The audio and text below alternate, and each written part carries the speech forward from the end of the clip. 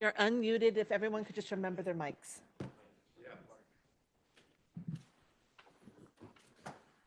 Okay, good morning, El Dorado County, and welcome to the Board of Supervisors meeting of Tuesday, January 27th.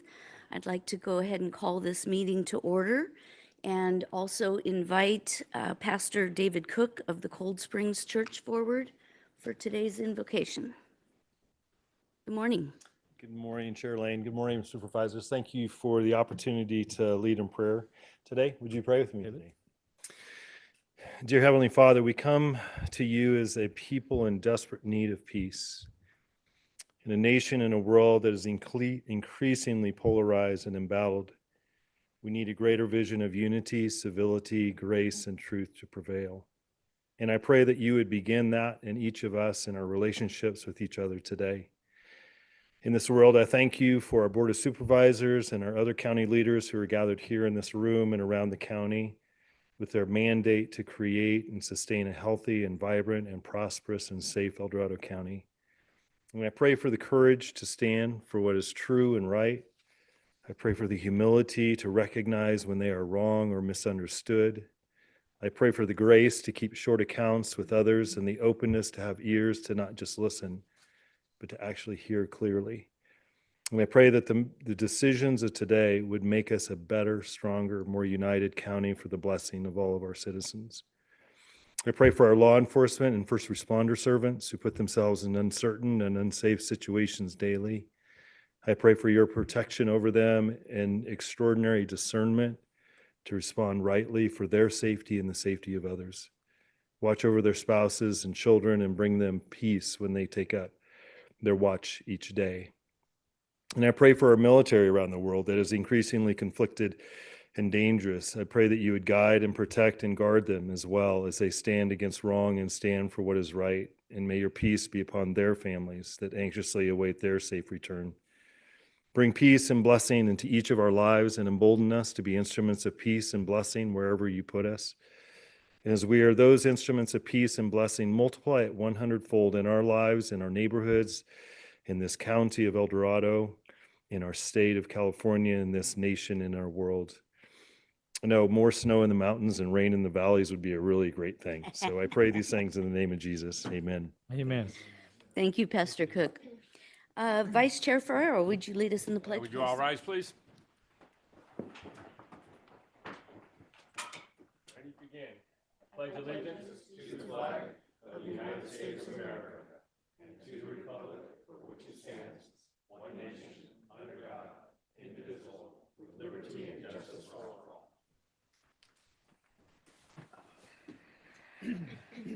All right. Madam CAO, are there any changes to the agenda that was posted on January 21st? No, thank you, Madam Chair. Okay, then I'll go ahead and deem the agenda approved as presented. That takes us to approval of the consent calendar. Are there any consent calendar items that my colleagues wish to comment on or pull for discussion? We'll start with Supervisor Ferrero. No, thank you. Okay. Supervisor Turnbull? No changes. Supervisor Veerkamp? No changes. All right. And Supervisor Parlin? No changes. Okay. And I have no changes as well. We will now take public comment on all matters on the consent calendar. Public comment on closed session items will also be taken at this time. Please identify which item or items you will be addressing to the board. So just to be clear, this includes closed session items 1 through 9 and consent items 10 through 36. Ms. Dawson? We are now taking public comment specifically on closed session and consent items. Each speaker will have 3 minutes to address the board. A timer will alert you when 30 seconds remain and again when your time has ended. We will begin with comments from individuals present in the boardroom, followed by those participating via Zoom. If you're joining via Zoom, please ensure you unmute yourself when called upon. If you're joining by phone, press *9 to raise your hand. If you're on Zoom, use the raise hand feature to indicate your interest in speaking. We ask that you voluntarily state your name for the record before beginning your comments. Good morning. Chris Payne, It's on. Diamond Springs. Good morning. Good morning, Chris. I'd like to speak to item 1 on the closed session. This is the Wanda Nagel 1999 revocable trust case. I made some notes on this back a year or two ago when the project was first starting. For those of you that don't know, it's related to a public works project on Newtown Road. So therefore, I said at the time, every access road or driveway approach to a county highway authorized by an encroachment permit issued pursuant to this chapter shall comply with the appropriate requirements of the subdivision design and improvement standards manual adopted by resolution of the Board of Supervisors. And then the code is cited. I won't go through that. What the design and improvement standards manual is a series of standards that are drawings found in the Department of Transportation website. The reason why that's important is because I wrote those 1989 and they still exist today.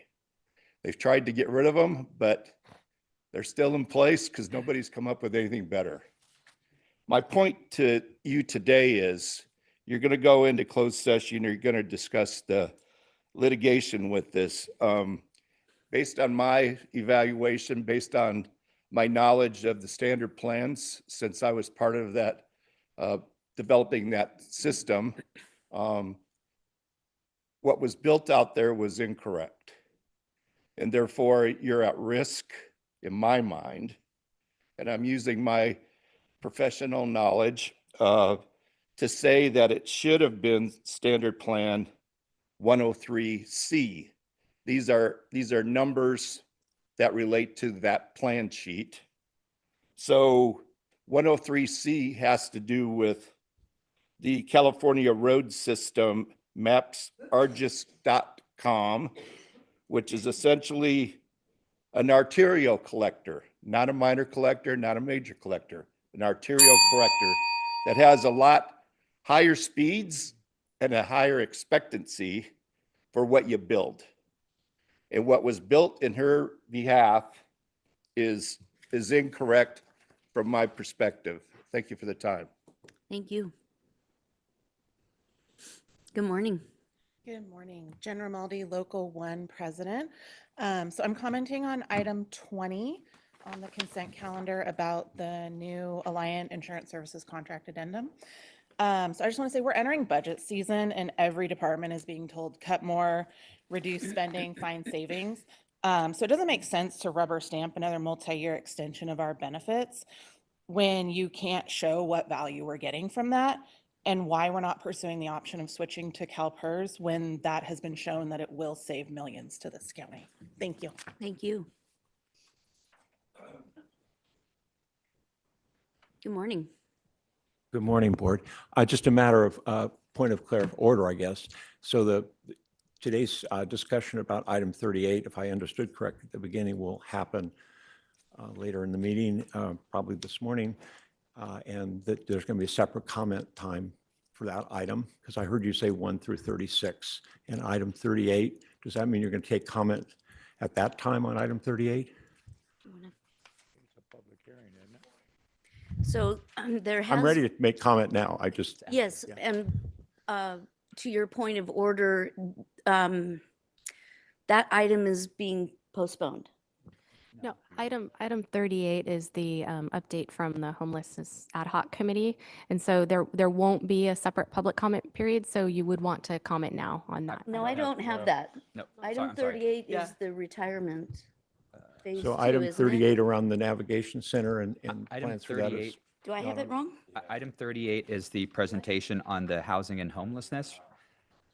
And so the Oh, I have board's it numbered protocol would wrong. have comments on items other than closed session and consent following this current comment period. So this is not the correct time to comment on that item. There will be a time provided momentarily. Shortly after. Yeah, really That's soon. Oh, I have those, That's I what have I'm those asking. two switched, Yes. so Thank you. there you go. Thank I'm you. sorry, I did too. We are now unconfused. Are there any other members present that would like to address the board at this time? Okay, may we go online, please? Now taking public comment from online participants. Now taking public comment from 525. Yeah, 38's the ad hoc.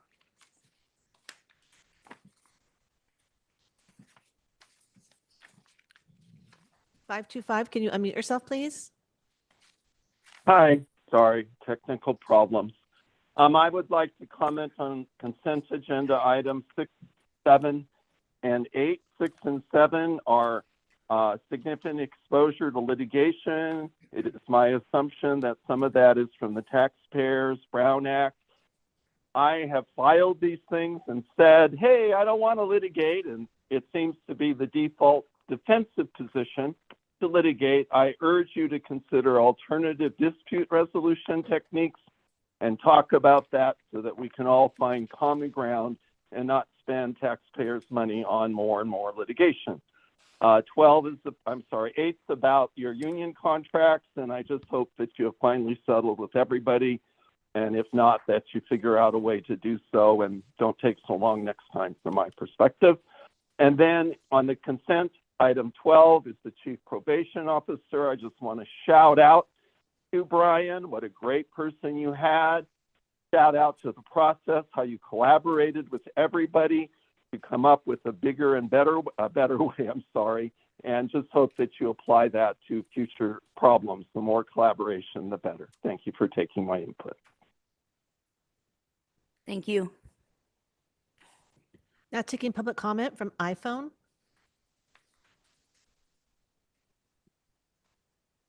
Good morning, board. Hi, it's Kelly Nelavaya, District 1 in El Dorado Hills. I don't have a direct comment on closed session. However, my comment regarding the numerous items, as the previous caller just mentioned in closed session, is I really hope as you're talking about these things that as a county, we need to really stop and pause and think to ourselves, what are we doing that is constantly getting ourselves in litigation? I understand, I'm in the legal field, that we are a litigious society. It seems people, file lawsuits over everything these days. And I appreciate that and I understand that. But looking back in our past of litigation and looking towards our future of litigation, I also, in my opinion, just really think we are either being misadvised when it comes to decisions that you're making, that we're truly not weighing and measure when litigation is appropriate. And there are times, as I mentioned last week, when it came to Deer Valley, there are times we have to fight for our county, and I understand that. But as I see things getting worse and worse, whether it's the simple right to public comment or working with our unions, I'm very concerned with our budget. And I hope as we move forward that we are doing a better job at listening to our council if he speaks out. Council Livingston, if you need to speak out because our board is leading us towards litigation, please be louder. There are times I scream from my phone and go, speak up, speak up. Oh, no, no, no, no, no, no. That's your job. So please, let's not have this many items on closed session. I wish you well on those issues today. In all honesty, I didn't read the rest of the agenda, so I'm just going to be following along organically, and have a great day. Thank you. Now taking public comment from Linda Campbell.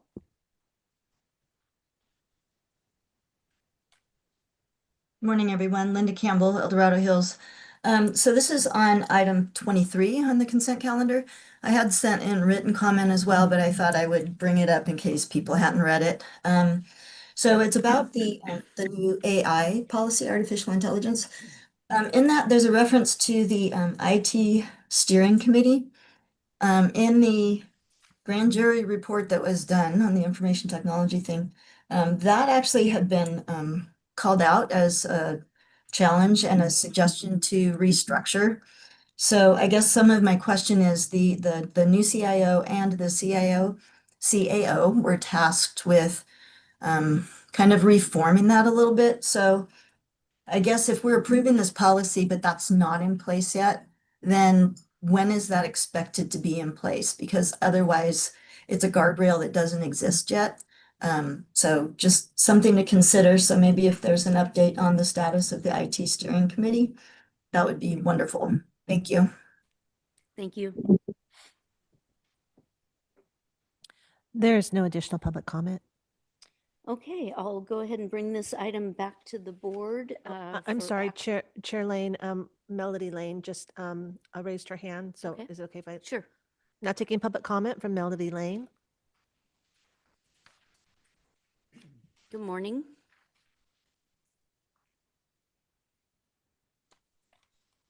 Miss Lane, did you want to give comments?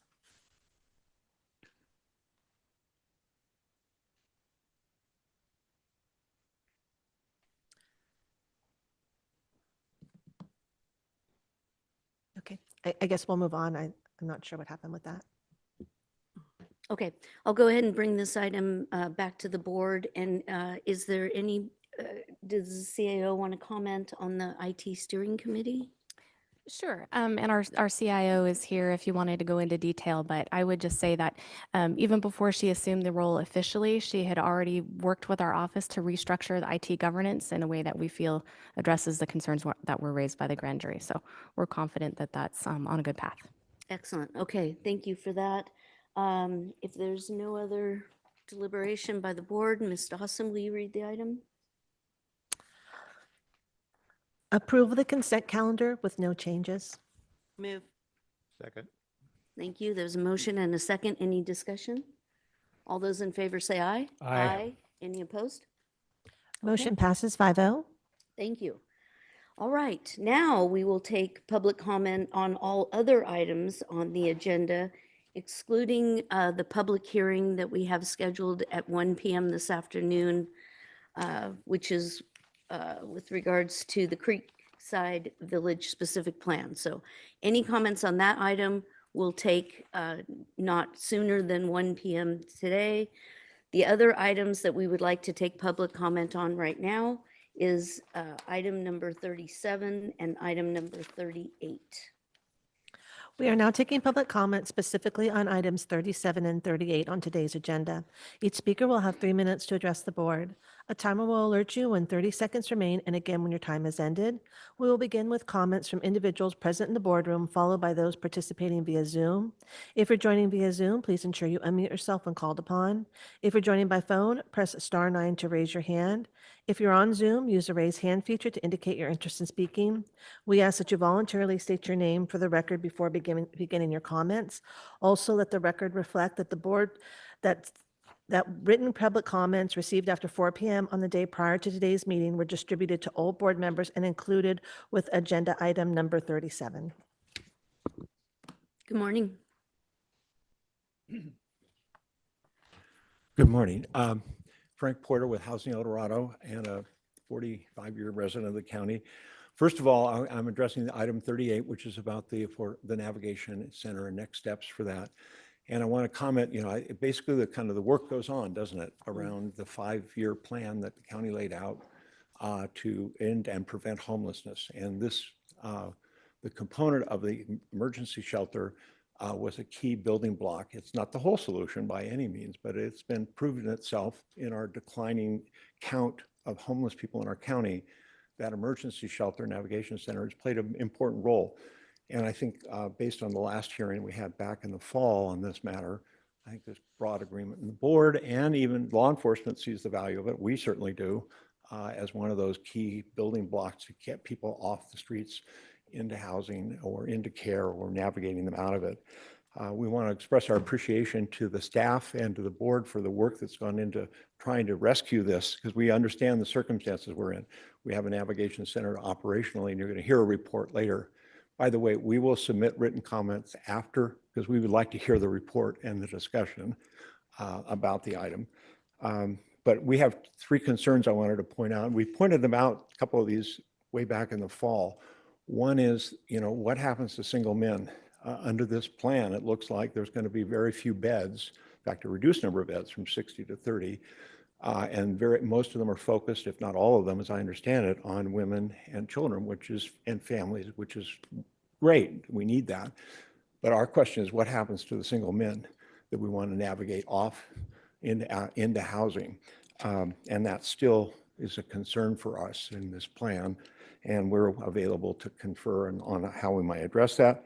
The other one is now this gaping 16-month gap when the current navigation center in the timeline closes in March of 2017, a year or so from now.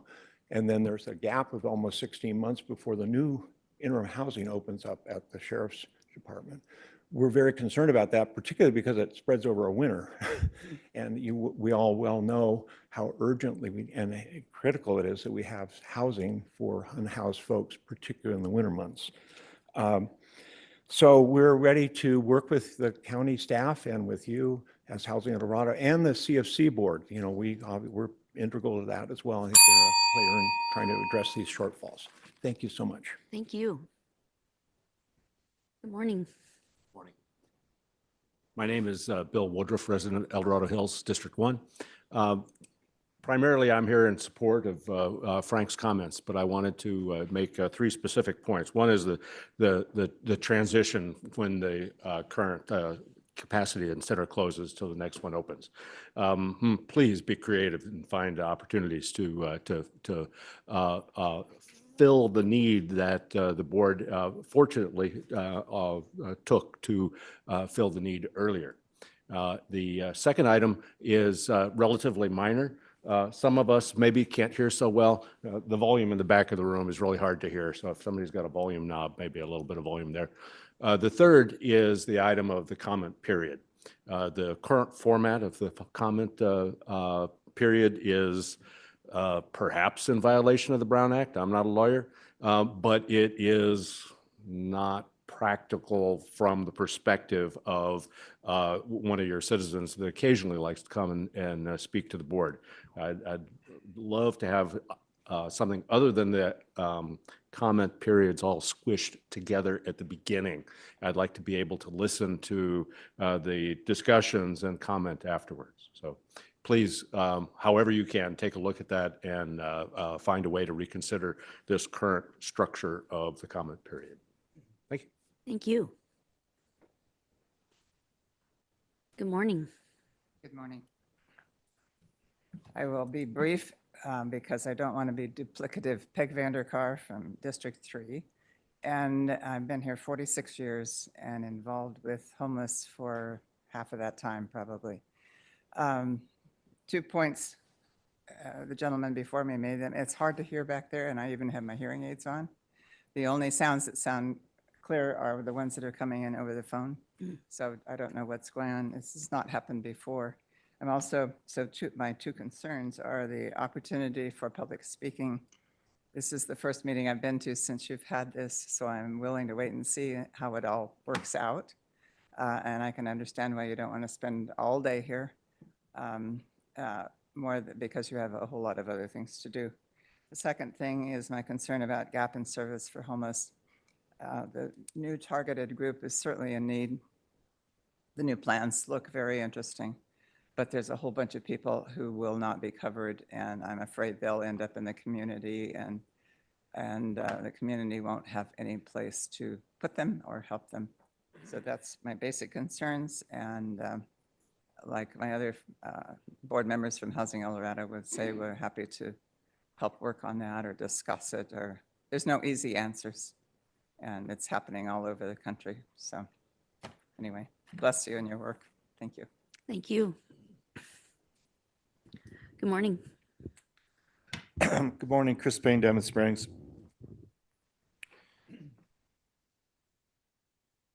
Today we have item 37 under department matters that's eligible for this time period. And we also have item 38. It's strange, it's after 9 o'clock, and so it's time specific. And it seems like crazy to be able to come up here and speak to an item before you have a discussion about that item. And when that item's not in the afternoon, but that item is just right now, you're going to have it immediately. It seems like you should have the ability to exempt this process that you've gotten us into, which you've heard me comment I don't like. But to the point, item 37 has to do with the Phase 2 retirement incentive plan, which you've already discussed previously. And it's going to be interesting to have Joey come and give us a update on how that's going in terms of our people taking advantage of the ability to have this retirement incentive plan. And so I'm looking forward to hearing that discussion shortly. Item 38, I feel for the people who would like to wait until this item has been discussed before they make their comments. But certainly the ability we have to write our comments down after the conclusion of the discussion makes it makes it available to us in terms of a system, a process. But it's kind of confusing, all of the homelessness discussions we've had and the fact that it seems to take forever to get our navigation center, our new navigation center established. I know you each have looked at this particular topic of homelessness over your time period here at the board, but even prior to that. And I appreciate that you definitely support the notion that there is a system that can function effectively, which includes any kind of treatment program. Because without treatment, homelessness continues. And therefore, thank you for the time this morning. Thank you. Good morning. Good morning, Supervisors. Maureen Dion Perry with Housing El Dorado. I am pleased that permanent plans are moving forward. That is really, really good. And I thank you sincerely for shepherding that along. It's not easy. But I am concerned that with the large expenditure of money for, it's going to be very small. 30 people, women and children, important group to serve, but it seems like it's just too small for the needs of our community. And I really encourage you to reconsider that. I understand the difficulty of mixing men and families together. But I wonder if the area couldn't have a separate section or something for men, because I think to exclude men from our plans is only going to put more people back on the streets in a way that I don't think our community wants to see again. We've made good strides at removing people from the streets, and Housing El Dorado continues to work with folks to get them housed, and we are getting a lot of people housed, and we want to continue to do that. But sending a whole group of people that are in, temporary housing now back on the streets does not seem to meet our goals as a community. So I really think this needs to get reconsidered in terms of how we configure the permanent navigation center. And we certainly are very interested in being involved in that. Thank you. Thank you. Are there any other members of the public in person that would like to address the board on either item number 37 or 38? Seeing none, may we go online, please? Not taking public comment from online participants. Not taking public comment from Ruth Michelson. Good morning, board. I hope you can hear me all right. Good morning. Yes, we can. Okay, excellent. First, yes, I would like to comment on item 38. I should say this is Ruth Michelson from District 4. I want to thank staff for putting together an excellent report. And I want to thank staff for giving us this heads up so far in advance of the March 27 closure of the Navigation Center.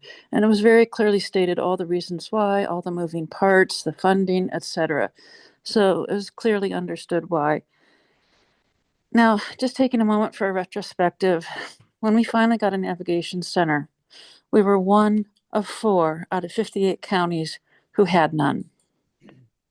It was a bad mark on our county, but thanks to the efforts of Lori Parlin, my supervisor, Wendy Thomas, and I believe John Hydall, may he rest in peace, we got a navigation center. And I'm sure other supervisors along the way helped as well. I don't mean to overlook anyone.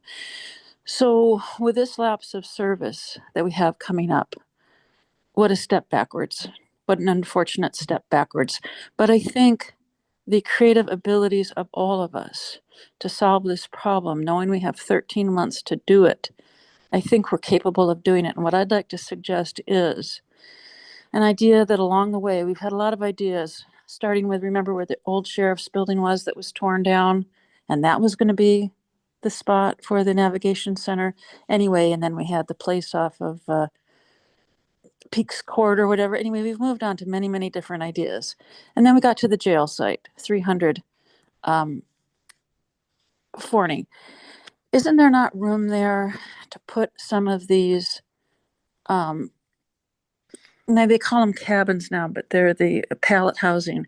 Is there not a way that we could put up some pallet housing in addition to this women and families center so that we could have something by 27 and that they could potentially just stay there? There must be enough land out there that we could put up some pallet housing, maybe an additional 30 to complement the 30 beds that are going to be in this new navigation center, and have those in place by March of 27.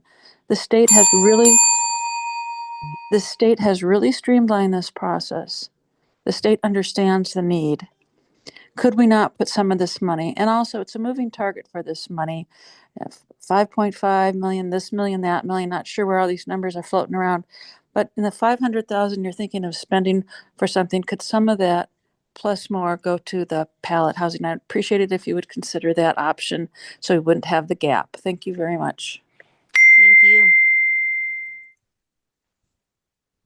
Now taking public comment from Linda Campbell. Hello, everyone. Linda Campbell, Eldorado Hills again. This is on item 38 as well. Looking at the presentation, the slide presentation, the funding part of it, it basically split the monthly costs based on available budget. So is that really the cost monthly, or is there going to be more or less? And then to the points that other people have talked about, are we closing the current navigation center only because of the funding going away? Or is there another reason for it? I didn't actually see that in the presentation. It was mentioned that new construction can experience delays. I think everyone knows that. So are we going to be without a navigation center even longer than potentially anticipated? So I guess those are just a few things to consider. And then in regards to this this comment period before hearing anything, some people have said that they're going to write in afterwards, but when I submitted my other public comment, the communication that came back was saying that no comments received after the agenda item would be included in the official record. So anyways, it's really not clear exactly how things are supposed to work, and I'm very hopeful that you guys will decide to change this back because it's not working. So thank you. Thank you.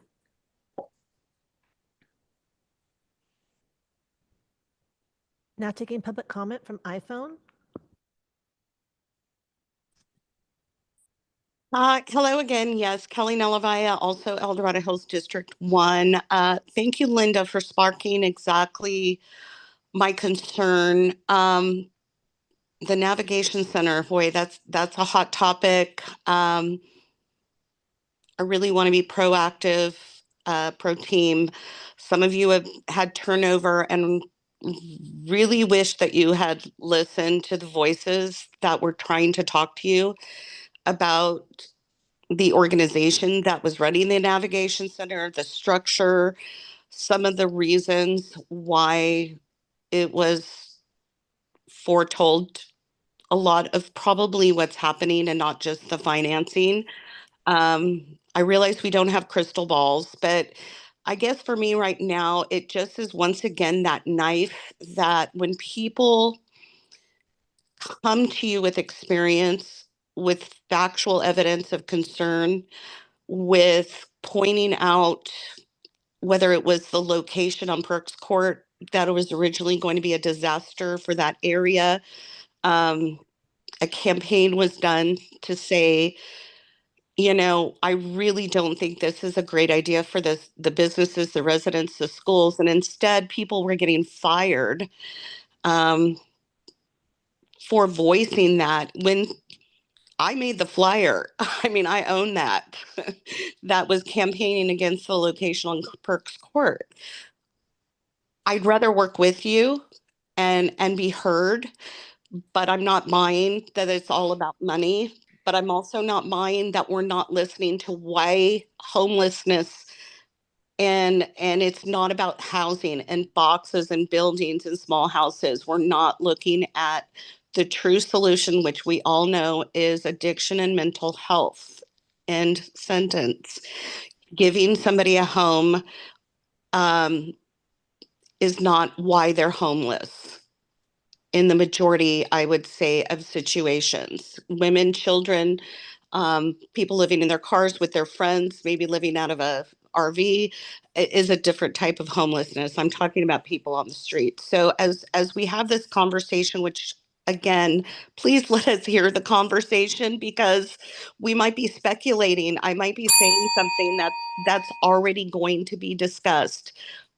And now I have to listen to a conversation that I can't participate in. That means a lot to me, especially in this new season of life, of helping people become their best selves, but doing things that work. So look forward to hearing the presentation. Thank you.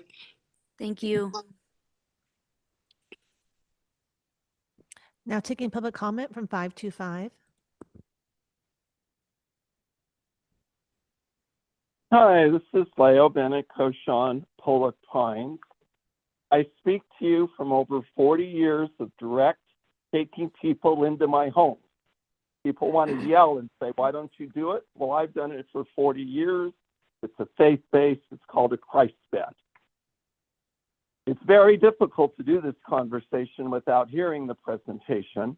And I echo the comments about honoring us. Other boards allow the comments to be recorded to the end of the business day, not to the end of the agenda item. I submitted my letter late before the agenda item, but 8:30, so hopefully you'll read it later. But perhaps you could address that little tweak. We got a wonderful clerk of the board, and I'm sure she can add letters that come in the rest of today. In my letter, I did not speak about the financial impact. That says it's $500K of pandemic-related funding. So first off, just curious, because you did cut back Four Bay, our wonderful park we would like to add. And I know you got to make trade-offs, but it sure seems to me that this might be one of the trade-offs. The state has contracts ready to go for these tiny homes at $30K a pop for a 2-bedroom. So for $100K, by my math, you could house any gap. You could put them like you did at the Caldor Fire in the parking ride close to the jail expansion. I built my own tiny houses for $400K to house people in when my home burnt down, and I moved them with a forklift. So there are so many creative solutions, and I just hope that you don't do anything today except ask your clarifying questions, give direction to staff, consult with Housing El Dorado, and bring this back.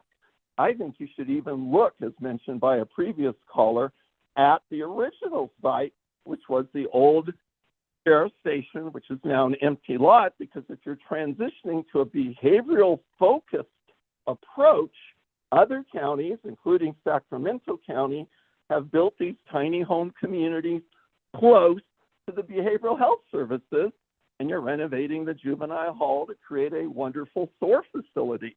To me, that seems like a really great fit and avoids all these fits.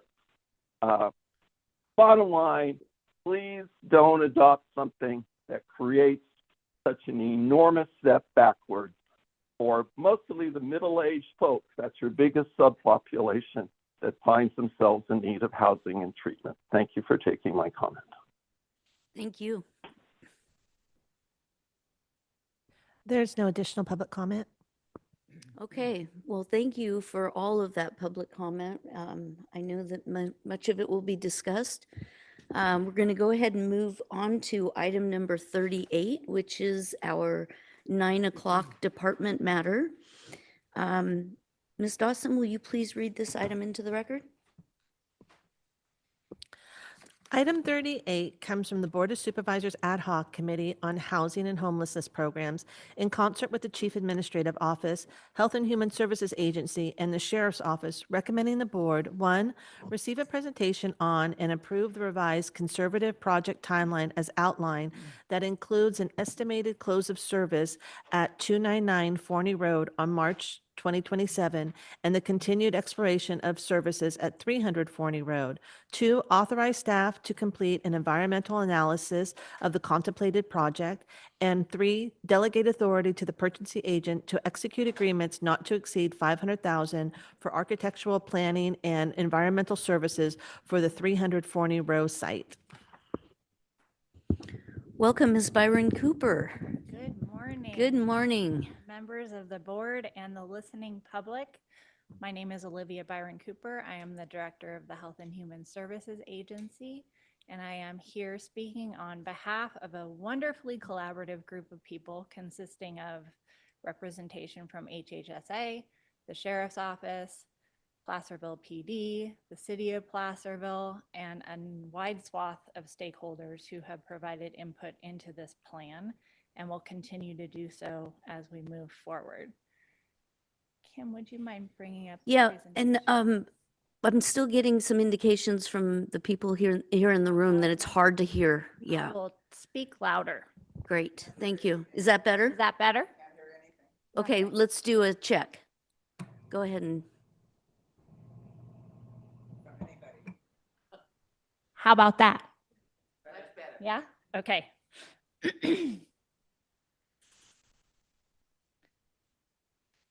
I don't believe I have a clicker up here, so I'm going to ask.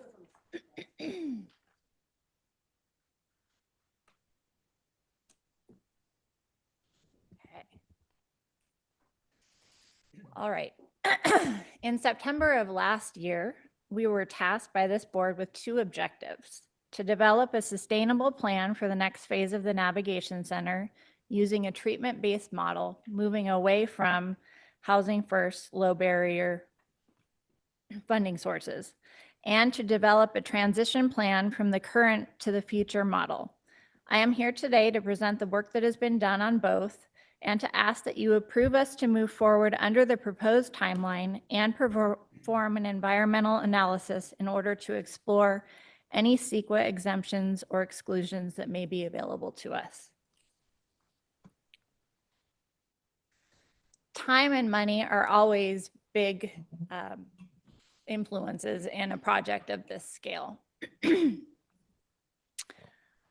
I'll address funding later in the presentation. The county has 2 capital improvement projects which influence the timeline of this particular project. The staging area for the jail expansion project, which is the top timeline that you can see on this slide, is on the piece of property that we plan to build on. We need to move some things off of the property before we can start construction. If you focus on the very bottom timeline, that's the B-CHIP SOAR project, which was approved by your board week before last. That project requires us to move out of the 299 Fairlane site by March of 27. The timeline for construction of this project, which is the second from the top timeline that you can see there, has an estimated completion date of mid-2028, leaving a fairly significant gap. And I will address what we're doing to minimize the impact on the community and the people we serve in a bit.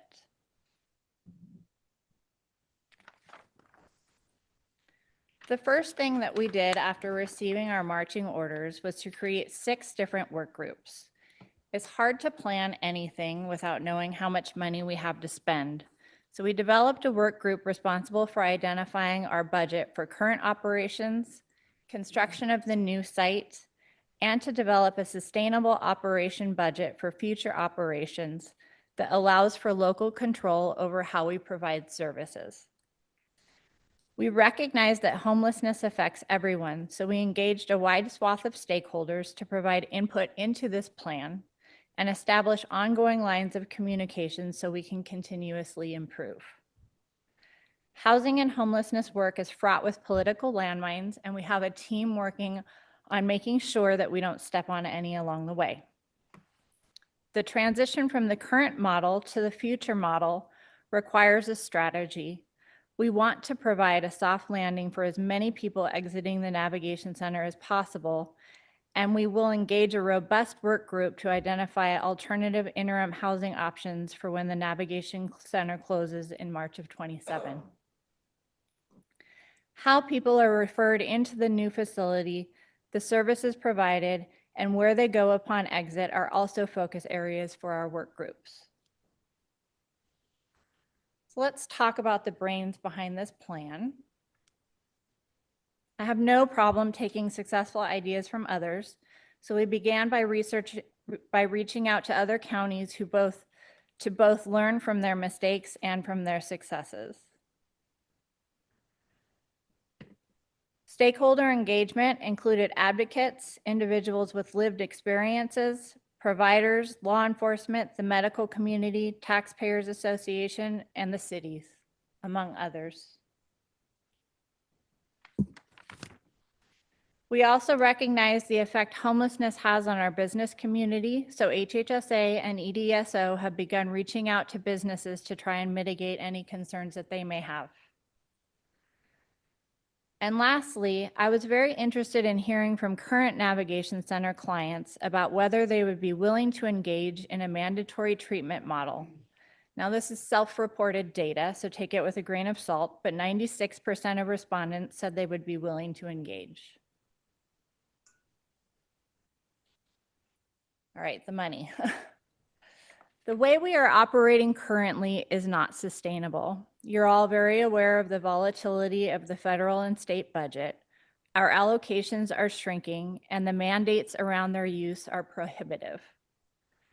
This slide outlines the various funding sources we are currently using for operations. We have just over $3 million, which buys us 17 months of operations. We have identified just under $6 million for the construction of the new facility. And this slide outlines our future operations budget, largely made up of behavioral health funding. Now, we were asked to create a sustainable plan, and I put that word in quotes. And while these funding sources are way less volatile than our current operation budget, they are subject to changes at the federal and state level. We are building as much flexibility into this plan as possible to allow us to bend in whatever way the wind is blowing. I think there's a little bit of confusion about the future model. The new site will house approximately 30 individuals and families with children. It's not exclusive to families with children. We are very excited to build a facility which can support families with children experiencing homelessness. This is not something that we can accommodate currently. There is a direct correlation between engagement and services and success in finding permanent housing. We feel it is prudent to put our finite resources where there is the greatest chance of success, so our focus will be on those willing to engage in services.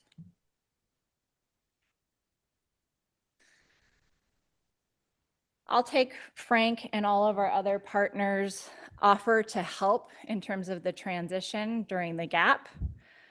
We are very dedicated in our effort to work with our community partners to identify soft landings for as many people as we can during the transition. But I do feel that I need to explicitly say that we won't be able to find housing for everyone exiting the navigation center. We just don't have the resources currently in the county to do so. And this may not be popular to say, but the reality is we can't find housing for everyone exiting the navigation center now either. It just isn't as visible because we're essentially housing people long-term inside of the navigation center, which isn't sustainable.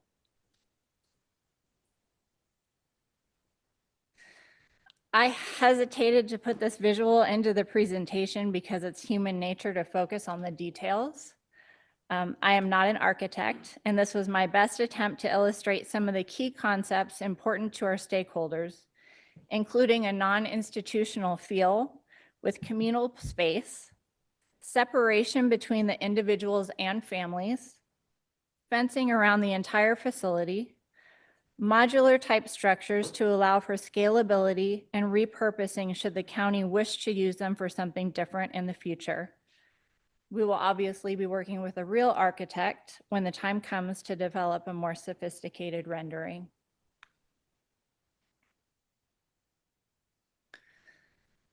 Since engagement in services will be mandatory, our goal is to provide a robust set of services to provide individuals and families with the tools they need to successfully move into more independent living.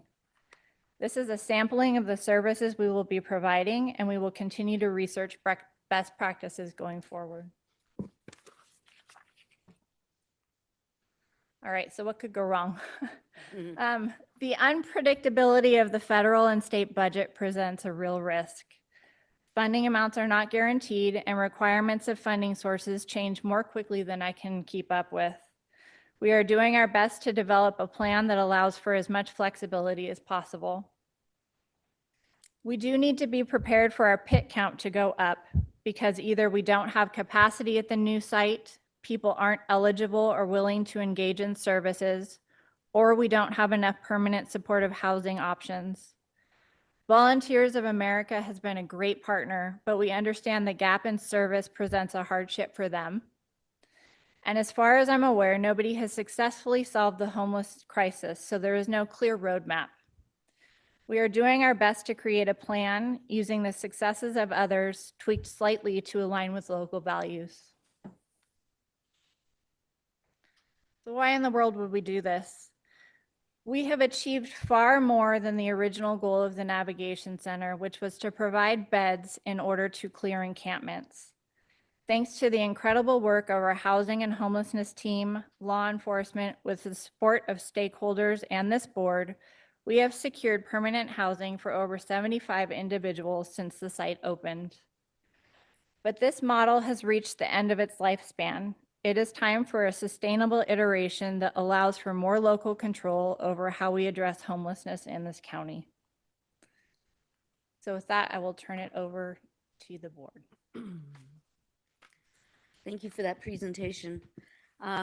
Ms. Parlin, you have been so involved in this, and I see that you would like to say something, so start us off. Yeah, thank you for that. And thank you, Olivia, for telling us some hard realities. I think that is always necessary. We need to hear our reality, but it's also quite sobering. And it makes me even sadder to hear that we're having to transition and pivot when we actually have been pretty darn successful. And I know to some folks it doesn't seem that way, but as you pointed out, there's not a perfect answer. There's no answer to end homelessness. And we've been doing a really good job. So I did want to further dive into, because I think the one thing that's really, I think, confusing, and I think Maureen said it earlier, it's the number. That's a big deal. And the way it's on the slide here, and then versus what you said, still to me is confusing. So I hope you don't mind. But it says on the slide, it says projected maximum of 30 beds. And then it says to include families with children. And so does that mean that there's 30 total and Yes. some of them are carved out for families and children? Correct.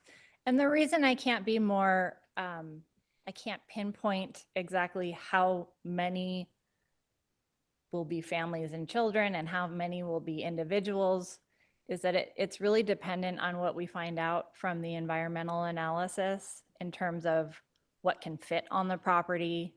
So a lot of the answers I can't give until we move forward with exploring the cost of the build, working with an architect to figure out how to map out the site appropriately to accommodate as many people as possible. Obviously, the budget is a limiting factor, but we will do our best to be as creative as possible to accommodate as many people as we can. Okay. And I just think that that's a huge concern because my understanding is right now in the navigation center, we have 60 beds and they are filled with only adults. We cannot accommodate families right now. And they're farmed off to different places. So this is going to push out our primary current population. And that is concerning. I also, understand from the board, and I get it, and I agree. We started off with the low barrier model because that was the funding we had available to us. Since, all these years we've been working on this, the funding has changed. And so we're switching models to help those that want to, for lack of a better word, and you guys know I just say things the way I'm thinking it, but get with the program. You need to get with the program and you want to take advantage of the services that we're providing. Because I think for a lot of counties specifically in our tax-paying residents, it's like, yeah, we do have compassion, but we expect the other person to meet us halfway. And that's another tough message, I think, but that's where our funding is heading in that direction for us. So the other big concern, and we don't have an answer, is that gap. That gap is just staring us in the face. It concerns me greatly. And I don't know what we're going to do with it. So, and I know that's the biggest issue right there because it's almost like we're starting from square one again. I don't know what to say. I don't have an answer either. Yeah. And I will say the top of my notes, I wrote at the very top, I use pink ink and it's all over my agenda, is that, I think it's really super frustrating for most of us in government, local government, that, we have a governor out there that keeps talking about this is like his number one issue. And yet his budget does not reflect that. Nope. And I will say that I appreciate that CSAC is really out there pretty hard and loud saying, Governor, you keep saying this, where's the money? Show us the money, because if he were funding what we're already doing and the success that we have in El Dorado County, we could continue on. So to me, it's really frustrating that our good work is not being acknowledged at the state level where the money comes from. So if anybody has a direct line to the governor, let's call him up. And then lastly, I just want to say thank you so much for your leadership on this. This is tough stuff. We have exceptional team all in the room here, and I'm just really appreciative. So thank you. Thank you. Thank you, Supervisor Parlin. Are there other comments that supervisors would like to make at this time or ask clarifying questions? Mr. Veerkamp? Sure. As part of the homeless ad hoc as well for the county, we have made great strides. It's a moving target, though, and that from the state, as Supervisor Parlin just pointed out, with not a lot of support. And yet now the expectation is you should do this. Well, if we would have started with that, maybe it would be even farther along, but I think the county's done a very good job given resources and the constraints that we have. The gap is a concerning element, but thanks to everybody that's working hard on it, including law enforcement, which we've got commitment and buy-in from Placerville Police as well as our current hot team and Sheriff's Department. They're treating things in a little different manner and coordinating with the district attorney and others to make sure that those folks that just want to live homelessly is not allowed. So that will be an element too that may help with some of that. And but then obviously we know that homeless element that they think is how they want to live is a mental illness. So it's a delicate fine line to work through. But I have confidence that with our people that we have involved, we will get there, and we are going to be as compassionate as we can be during this period. Unfortunately, some of these grants and so forth are, timelines are making this a little more complicated. Would hope to have the jail expansion pretty much close to being done by now. Certainly when we talked about it years ago, we sure thought it was going to be. Anyway, again, welcome to the state and all the complications there. So we're on the right path. Our ad hoc committee recommends approval of this direction. And when we get to that point, I'll be ready to make that motion. Thank you. Mr. Turnbull. Yeah, we've talked about this years ago when it first started, moving it up by the jail. The expansion there would have been perfect for that. But we decided on this right now for a temporary. But the problem is how much money has been spent on homelessness by our governor. And I've reached out to the governor's office, and I think everybody else has talked to the governor and their staff and talked about the serious problem that we have in El Dorado County, but also the funding. And it's just been crickets. We haven't heard nothing back from them, especially when they're talking about SB 35 projects, when they're put in high fire zones and they should be in walkable areas, and we're not getting any response from it. It blows my mind that here they're putting all this pressure on us, and we can't even voice our opinions. And when we do voice our opinions, we don't hear anything from them. I talked about Pallet Homes way back when, and Pallet is a manufacturer. It's like a tiny home, and they run anywhere from $5,000 to $12,000 each, and it's 1 to 2 bedrooms. And basically you can assemble these things in less than 30 minutes. And it's made out of polyurethane. The lifespan is up 10 years plus. And that's something I think that we could look into to expand that out, especially if we build this. We were talking about a lot of single males. They need a place to stay, and this would be a good thing to look into. But it just bothers me that all this money is spent by our governor, anywhere from, I think it's like $24 billion, and they still haven't solved the problem today. So anyway, that's all I have right now. Interesting. You're making me think about some things here. Supervisor Ferrero. Great thoughts to all of you. I agree with everything all of you said. I think our homeless problem is a success in this county. I mean, I think you look at us compared to other counties, and I think we're doing a great job. But I don't want to see us go backwards, and the gap, same issues. The gap is concerning, and the number of beds in the future NAV Center. I do like the plan, though, transitioning over there. Are you anticipating any challenges? And you probably don't know yet because the policy is not really complete yet with the new BHSA system that's implemented. It's going to be implemented in July. Right. So we're leveraging funding from BHSA to support this project. Absolutely, there are challenges around BHSA. Some we know, some we have yet to learn. But we have been consulting other counties about how we are proposing to fund this project, and I don't anticipate any challenges there. All right.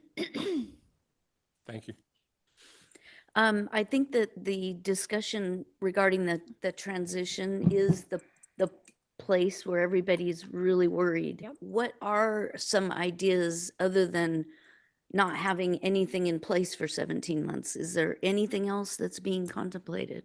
So we have resources within HHSA that we will try to leverage to provide interim housing for as many people as we can. And then I think leveraging our partners in the community is really important to figure out whether we can stand something up in an intermediary basis. HHSA does not have funding to create an intermediate site. So that's the limitation there. But I think that we have a lot of creative people in this county, and I think leveraging their ideas to the best of our ability to house as many people as possible is really the best that I can offer at this point for that gap. I find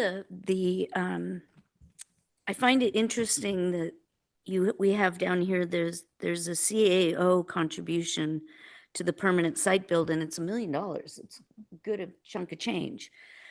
When you talk about the pallet homes and being able to stand them up temporarily somewhere between $5,000 and $10,000, if you built 60 of them, what are we talking about?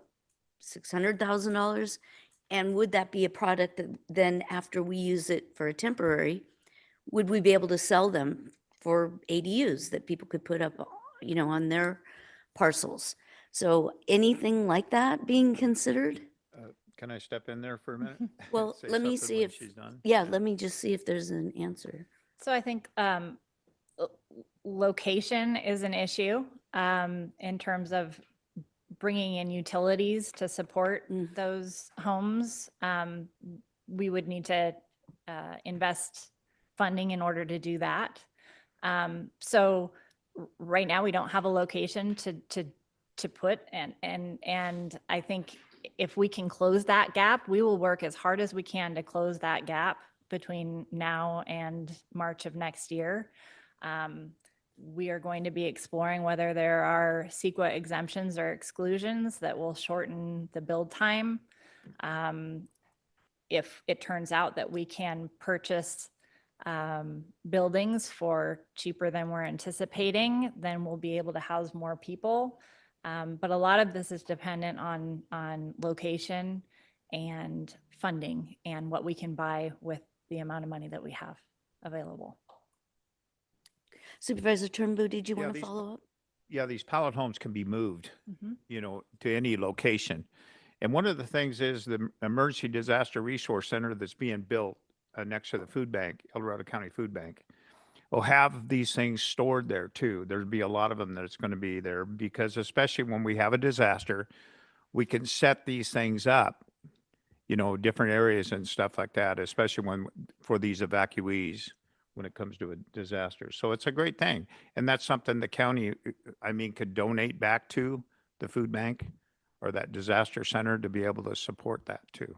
I am open to exploring whatever option is available to us. And I think one of the benefits is that we've got almost a year to try and work through some of these issues.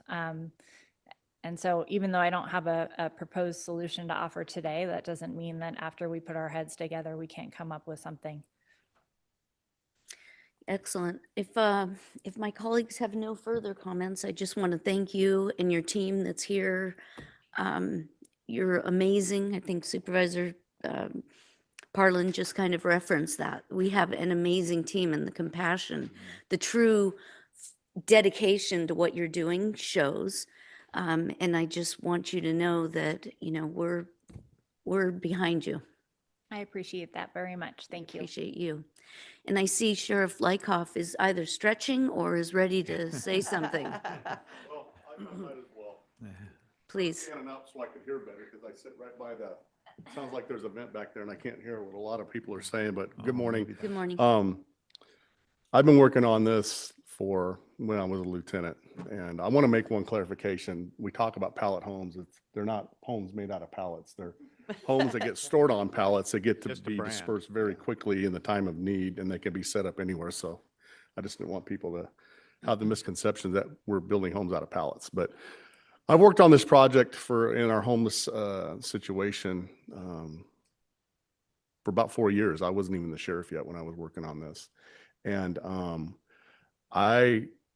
the relationship between the sheriff's office and HHSA, to say the least, was very strained, very strained. So enter fresh sets of eyes, Olivia, and the whole, I just want to, I take my hat off to her and her team, just to have a fresh set of eyes come in and look at the situation and building trust and being able to work through and then working with the board. This is we're not kicking the can down the road, so to speak. This is a testament to everybody involved in this, all the stakeholders, to include our community, to deal with a problem, to make our county better and serve everybody, including our most vulnerable population. And I know that there are other things going on within the county that we're all involved in that are addressing problems that are surrounding this population. And we're working to make El Dorado County a safer place for everybody. So I take my hat off to Olivia and her entire team and all the work that they put in on this, and all the work that our homeless ad hoc committee is doing, and everything that we're doing as a county collaboratively to address this problem. So I just wanted to say that. Thank you. Thank you, Sheriff. And thank you to your team too, because I remember, I wasn't on the board yet, but I remember watching many, many board meetings where there was a grave concern about putting a homeless shelter near or adjacent to the jail. And that whole mentality has changed, and that's due to a lot of credit on your team and your behalf as well. So thank you. If there's no other questions or comments, I'll bring it back to the board for action. Yeah, Madam Chair, I'll make one final comment. Last night, we were working on a community needs assessment with multiple people in the room and other members from El Dorado County. I'm confident that this item will continue to be right at the top of our list to help these individuals and those that need that lift up. And that commitment is there. And given that, I would move that we receive and file the presentation and move items 2 and 3 of item 38 forward. Second. So we can proceed ahead. Okay, there's a motion and a second, and I was remiss, I didn't pick up the fact that our CAO would like to chime in as well. So, Madam CAO? Thank you, Madam Chair. And it's just a small error that Supervisor Ferrero pointed out. We just have an error in item number 1. It should say an estimated close of services at 299 Fair Lane rather than Forney Road. So just wanted to read that, make sure we get that in the record corrected. Good one. Good job. Okay, perfect. Good pickup there, Supervisor. There's a motion and a second. Is there any further discussion? Okay, all those in favor say aye. Aye. Any opposed? Motion passes 5-0. Okay, great. Thank you. Thank you, for everybody. everybody that's here. Great team. Thank you.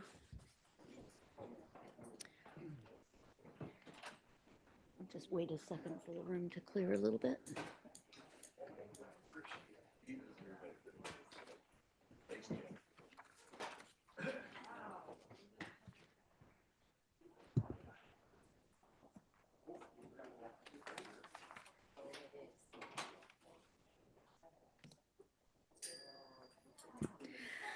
All right, we're going to go ahead and move now on to item number 37. Madam Clerk, will you please read this item into the record? Item number 30 comes from the Chief Administrative Office and Human Resources Department, recommending the board authorize the Director of Human Resources, with concurrence of the Chief Administrative Officer, to review and approve departmental requests to allow approved Phase 2 Retirement Incentive Plan applicants to extend their retirement date to no later than September 30th, 2026. And Madam CAO. Yeah, thank you, Madam Chair. After the agenda for today was published, we became aware that we weren't going to be able to conclude the meet and confer process on the changes to this program with one of our employee associations. So I would like to recommend that the board considers continuing this to February 3rd so we can conclude that meeting, which is scheduled for this Friday. Okay, that sounds good. Are there any objections, any concerns by the board? I'll move the Moving it to continuance. third? Second. Okay, motion and a second by Supervisor Ferrero. Any discussion? No, seeing none. All those in favor say aye. Aye. Any opposed? Okay, thank you. Motion passes 5-0. Was the second? I'm sorry. Supervisor Ferrera. Thank you. Thank you. Okay, then that leaves us with some time to do some closed session items. So, Madam Clerk, do you want to read that? I can go ahead You wanna do it? and do the announcement. thank you. So at this time, the board will recess into closed session to hear items 1 through 9 as more specifically identified on the agenda. Okay, and would my colleagues like to take a short break? We'll reconvene in closed session at 10:25. Perfect. Okay, Good. thank you. Thank you.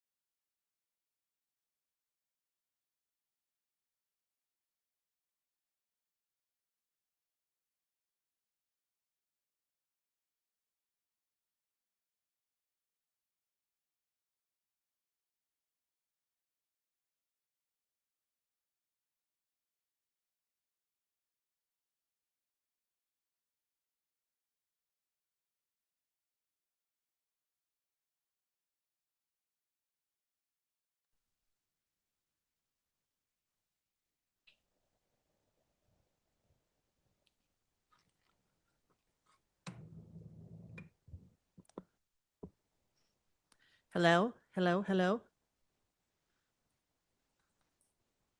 Go ahead. Testing, testing. Hello, hello. I don't hear it in the room at all. What? I said, I don't hear it in the room at all. Hello, hello. There it is. See, but you have to get like this close to it. There, go ahead. Hello, hello. Hello, hello. Yeah, you do have to get closer to it, I suppose. I don't know. Let me see if I can turn it down here. Hello, hello. Hello, hello, hello. Yeah, I mean, you have to be like right on top of it, which that doesn't make any sense, does it? No, I mean, Because I feel like if I'm over here, hello, hello, actually, though, they all seem to be kind of, you have to get right up there. yeah, they all do. They're all I that don't know way. what, someone said that it wasn't like it wasn't this quiet at the last meeting. I mean, I didn't change anything. Nobody Yeah, else no, did but I change mean, the only thing anything. that we updated was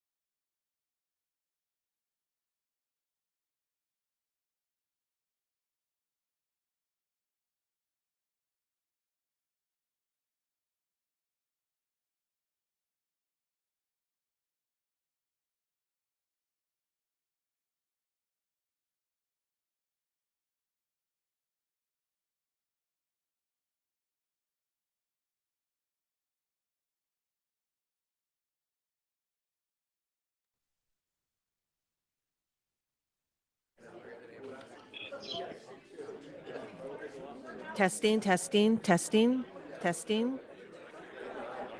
See, now you can't really hear it in the room.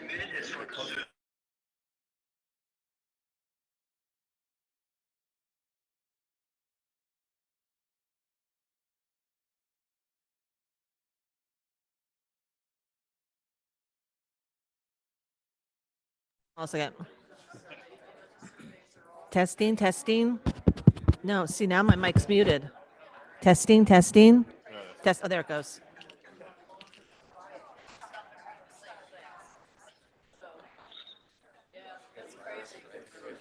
And we start back up at 1, so I don't know how much time we have or how long it'll take.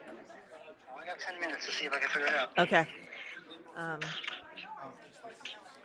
back to the desktop for there. Here. Uh-oh. Yeah, I think you have to log in, Scott.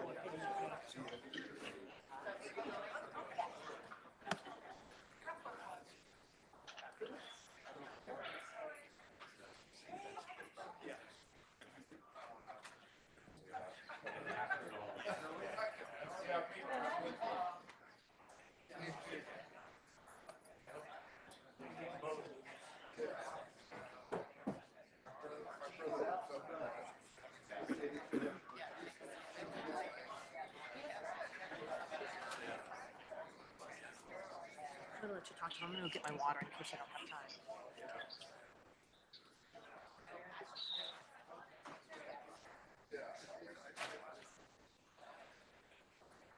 All right. Yeah, dude, I don't buy it, but whatever.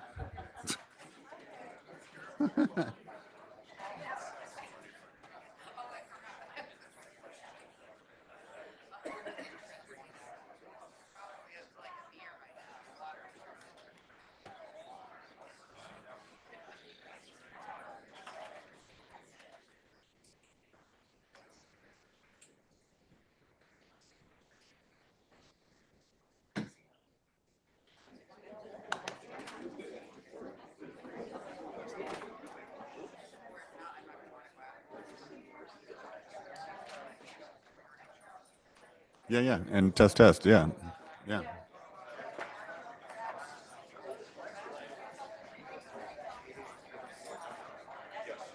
Right. There were 2 complaints.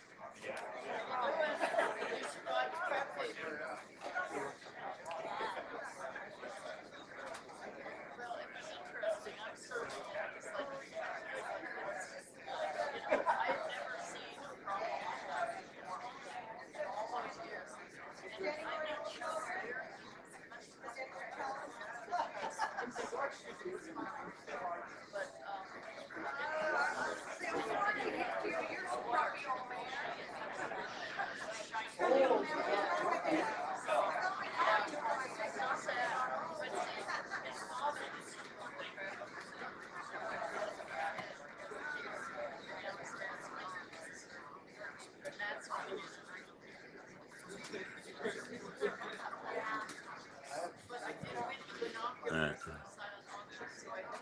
Test. Yes, that pumped it up pretty high. I didn't. Kim, did you hear it? Well, see, it's hard to hear because the room is. I swear to God, there's 100 people in here. Test. I heard that. I did. Yeah. But you were right up on it. Yeah. So I mean, the closer you get to the mic, the better it sounds in the room. I mean, I don't know how much gain we can turn up before it feedbacks.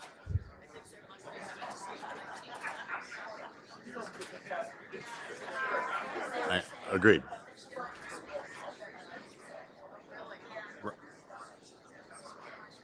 Right. Agreed.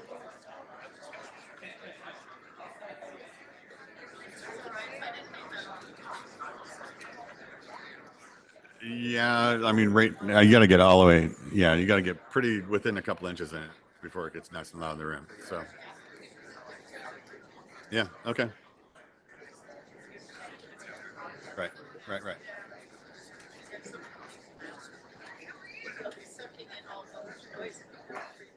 Yeah. Because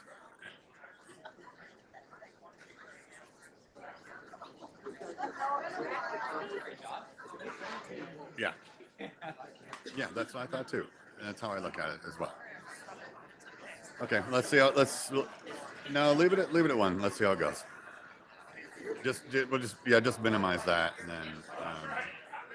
Oh, did you close it? Oh, no. Okay, I got it. Okay, perfect. All right, cool. We'll go with it with this, and we'll see how it goes. All right, thanks. Bye. Yeah, they're designed to be the closer to them because the further away. Like if it picked me up right now, it would pick up the room. It's got the noise canceling. So yeah, the closer the better. If we turn the gain up to pick up them talking this far away, then it would pick up the whole room. Pick up their neighbor, it would pick up tapping, it would pick up all the shit. So you gotta be within 6 inches talking into the mic.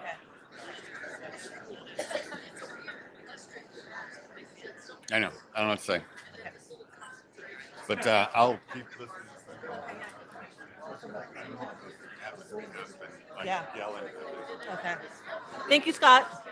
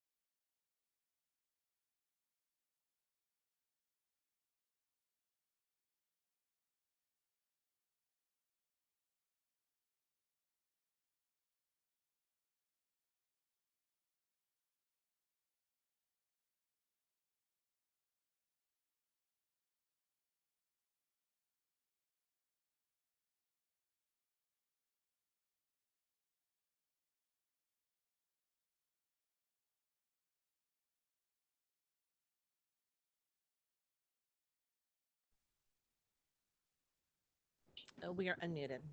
Okay, thank you. Well, welcome back, everybody from our lunch break. It's so good to see all of you here today, many new faces in the room.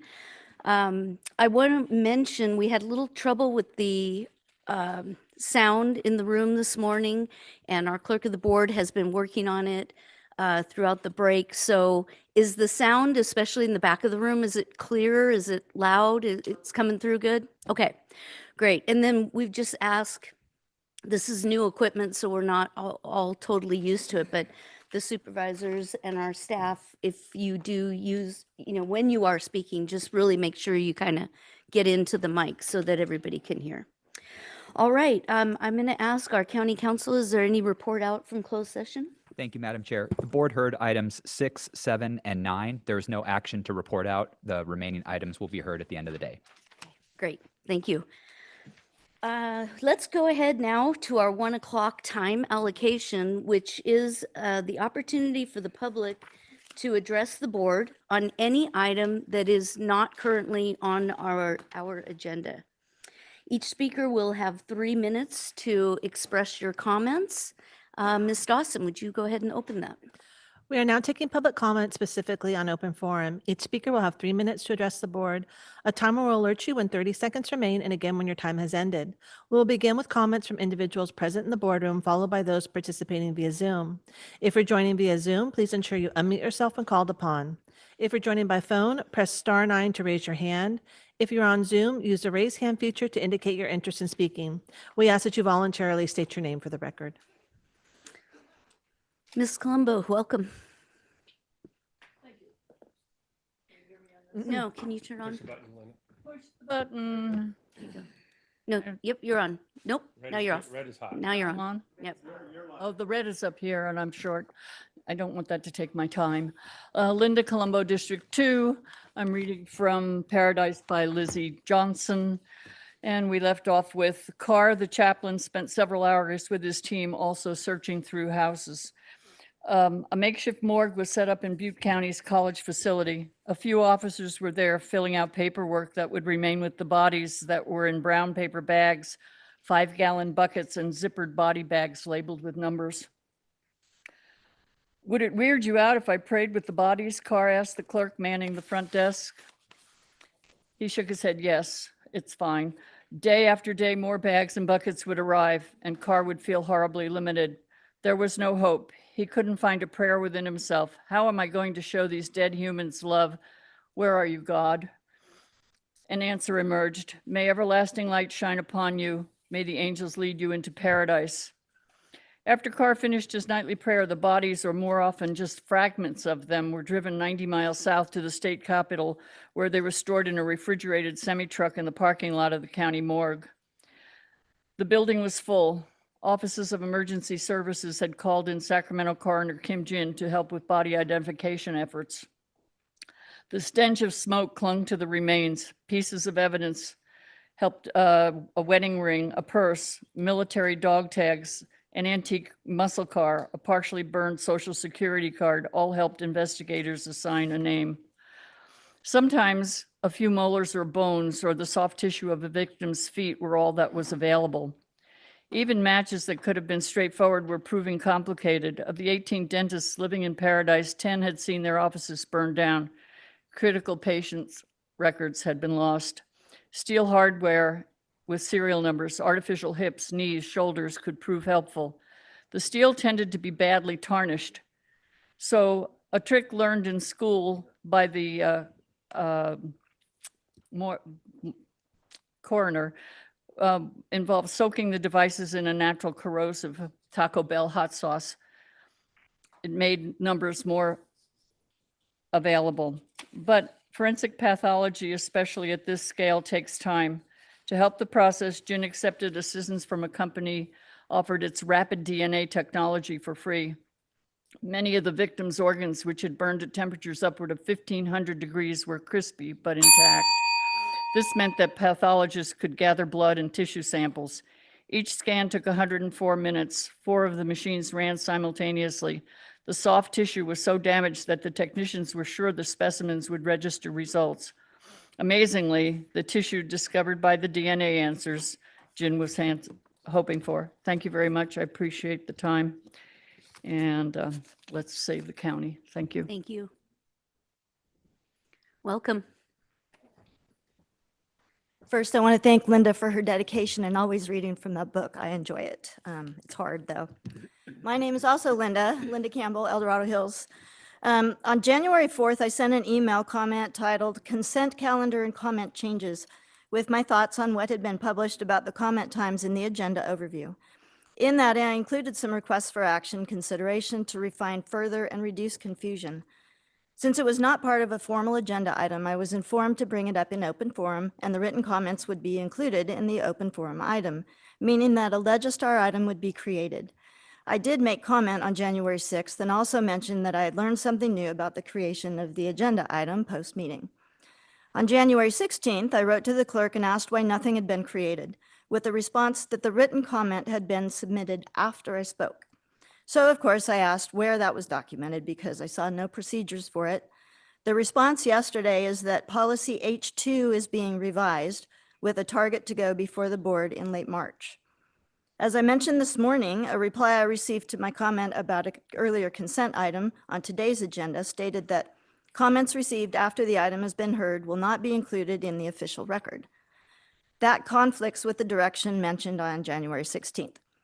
So because it's not documented clearly for the public or staff, it's really confusing on how to ensure that written public comments will be handled for open forum or on non-hearing agenda items if they will not be published after the item is heard.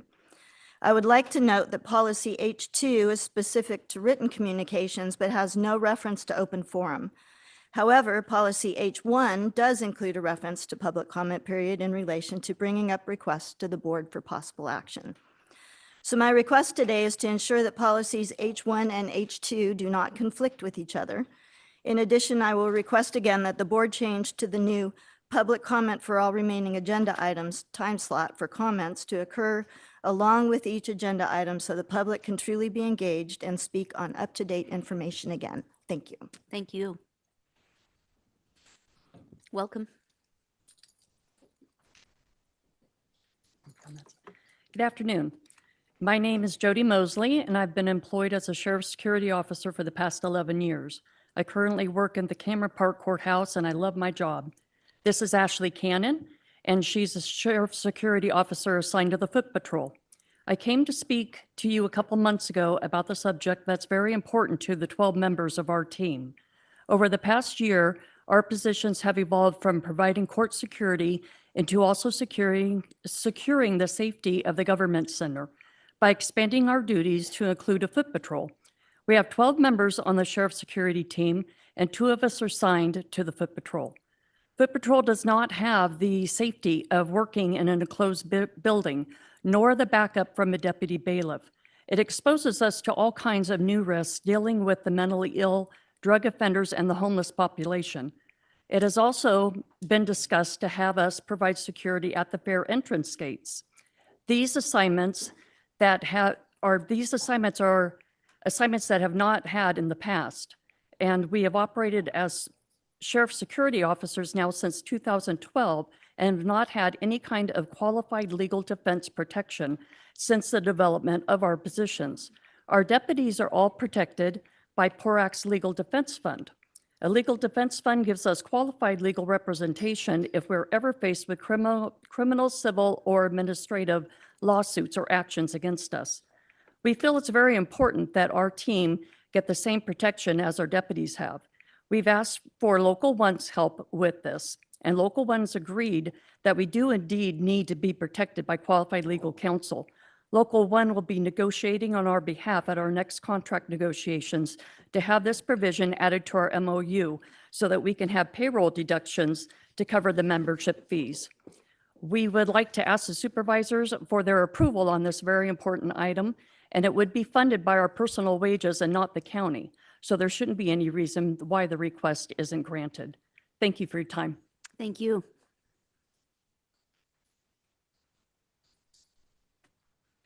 Welcome. Glad to be here. Leo Bennett Koshan, Pollock Pines. Just a process point. This is open forum, and you are allowed under the Brown Act to respond limited, give direction to staff.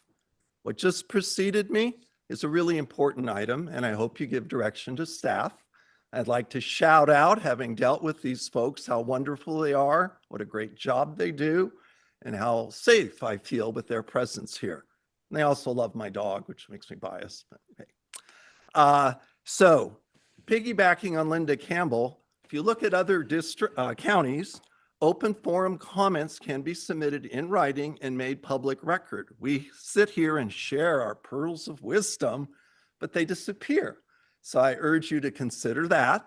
Other counties allow comments on agenda items to be stated now and also to be submitted in writing until the close of business day. If you're going to constrict a part of a public engagement, I would encourage you to expand it to other parts. My specific purpose for being here today is to address the great job you did on item 38, but to ask, since we can't hear the presentation, a few clarifying questions going forward. I'm not addressing the agenda item. I'm addressing the unanswered questions, which is how are we going to fill this enormous gap? And I urge you to give direction to staff. I know they spoke to stakeholders, but there's no written record. I went to the continuum of care. I went to Housing El Dorado. There's nothing in the minutes. You didn't get a report as to what those stakeholders think. So there's just things you can build on. And I urge you to consider, Supervisor Parlin brought up about the state and how they're conducting us to 50%. Well, the state is also saying, hey, everybody yelled at us over accountability. So that's why we're tightening it down. And the state did give you $6.5 million, pretty evenly spent between the county and the continuum of care over the past 6 years. Some of that went to site studies. And I would be fascinated to hear, what's out there, because in the past you would build on it. So I'm questioning that whole 500K and all of that. And there are just so many options where we don't need this gap. And I hope you get everybody involved so that we can close it. We build on what we learned. We move forward in different ways. We don't have to leave anybody behind. Thank you. Thank you. Are there other members of the public that are here with us today that would like to address the board on non-agenda items? Why are you all here? Okay, we'll go ahead and move on to our Zoom participants. Now taking public comment from online participants.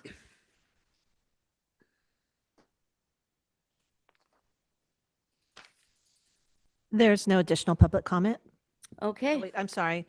Now taking public comment from 390.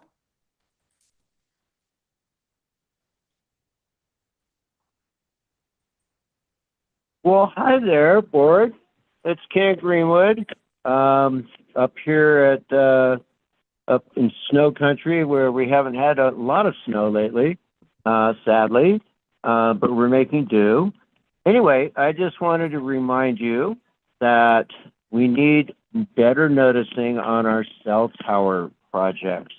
I think I've mentioned this once or twice or 100 times in the last couple of years, but please consider it. And noticing in general on your projects needs to be a little wider and earlier, because the more informed the public is, the more they can be involved in the planning process for various projects early on, so that we don't get ourselves too far down the rabbit hole before the public comment opportunities are done at the hearings and through the environmental review process.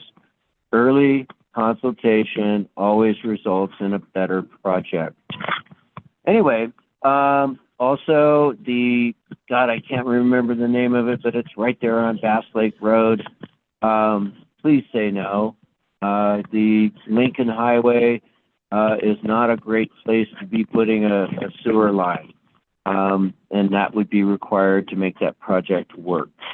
I guess I don't have all my notes here. I'm just on a break.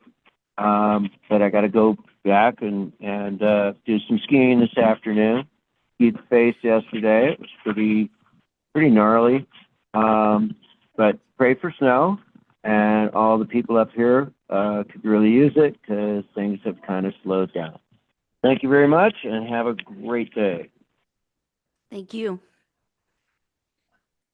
Now taking public comment from 013.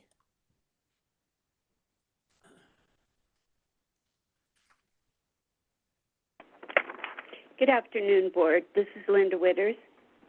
I want to talk to you today about the flock system. When this was put in, it was billed as a license plate reader system.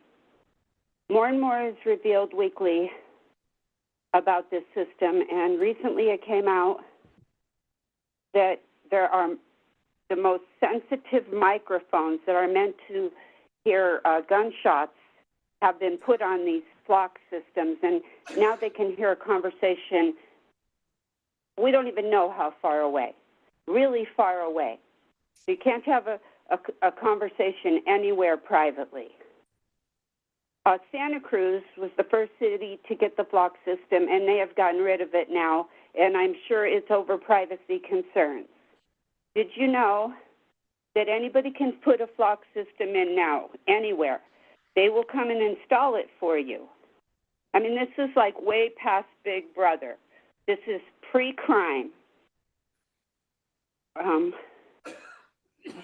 A court in Washington has ruled that flock data is available through public information requests under the Freedom of Information Act. How ironic. People in positions of governing like yourselves, law enforcement, public employees, as well as any citizen, should be highly concerned. Having had a couple of stalkers in my life, I know that knowledge of movement is how a successful stalker works. No one should have their movement tracked as though we were all criminals, and no one should ever have their data and saved, the data of their movement saved, and then put out there in the public. This is a basic human right, as far as I'm concerned. It's called privacy. This board needs to get rid of this system. Who will be held responsible when information gets out that causes trauma or harm or death? The county will be held responsible because they funded it. And I just want to say real quickly that we're not a flock. Humans are not sheep. We are pack animals like wolves. Until next time, thank you. Thank you. There's no additional public comment. Okay, thank you. Then we'll go ahead and close public comment. And before we move on to item number 39, I believe our Chief Administrative Officer would like to make an announcement. Thank you, Madam Chair. Due to the fact that my husband in his personal business has provided services to the applicant, I'm going to excuse myself from the item and ask that Laura Schwartz, our Assistant CAO, join you for the discussion. Thank you.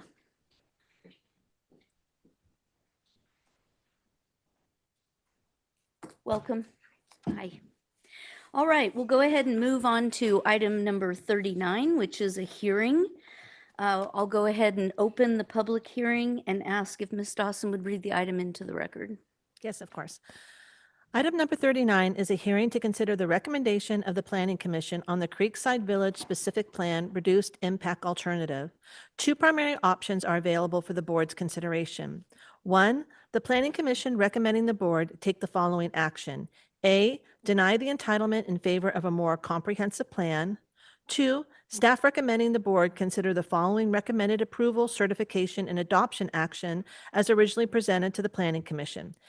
2A, authorize the chair to sign a resolution certifying the final environmental impact report and adopting the CEQA findings of fact and statement of overriding consideration and the mitigation monitoring and reporting program. 2B, authorize the chair to sign an ordinance adopting the Creekside Village Specific Plan Reduced Impact Alternative. 2C, authorize the chair to sign a rezoning ordinance approving the rezone. 2D, authorize the chair to sign a resolution adopting an amendment to the general plan. 2E, authorize the chair to sign a resolution approving tentative subdivision map. 2F, authorize the chair to sign a resolution approving the fiscal impact analysis. And 2G, authorize the chair to sign a resolution adopting the public facilities financing plan.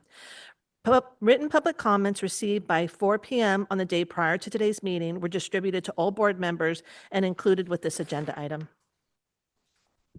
Thank you, and welcome to our planning and building staff. It's all yours. Thank you. Thank you. All right, good afternoon, Madam Chair and members of the Board of Supervisors. My name is Cameron Welch, Senior Planner for the County of El Dorado and the assigned County Staff Planner for the Creekside Village Specific Plan Reduced Impact Alternative.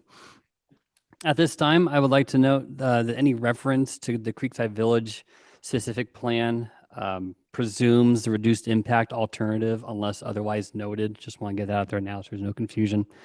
I would also like to note that the team from the consulting firm Dudek is present and online. They are an extension of staff working for and with staff on this project. They're here to assist with answering any questions the board might have, especially any environmental questions since they did the IR for this project. Also, after the staff presentation, I do want to note that the applicant, Wind Communities, has their presentation to make on their project as well as the designated time, and of course, they are in attendance as well. To speak in general terms about this project, the requested entitlements themselves would grant a subdivision of 763 single-family homes, primarily active adult, but up to 150 conventional homes, parks, open space, and an optional commercial site within a portion of one of the parks. They could use that for a commercial site instead of parks. That'll be an optional thing for them, that what they could do. The project site property is located approximately 3 miles south of US Highway 50 on the west side of Latrobe in El Dorado Hills. It is between two existing specific plan subdivisions, Carson Creek specific plan adjacent to the west and Valley View specific plan to the east across the Latrobe Road. Those are also known as Heritage and Blackstone, respectively. And to the north is the El Dorado Hills Business Park. For brief background on the project, Creekside Village was actually heard in concept by this board pursuant to Board of Supervisors Policy J6 on November 5th, 2019. And that plan and concept proposed between 700 and 900 residential units. This project, Creekside Village, has been processed as a specific plan instead of a standard subdivision or optional development agreement, so the county can regulate for and implement all infrastructure needs through full development. The 208-acre project site itself is undeveloped and currently consists of rolling grasslands and has historically been used for grazing, but it is not currently zoned or designated as ag lands and has not been identified by the Ag Commission as important farmland. The project site was originally part of the El Dorado Hills Business Park, but was approved for de-annexation from the business park in 2018. It is noted that business park formation, including annexations and de-annexations, are a civil process and it does not involve the county.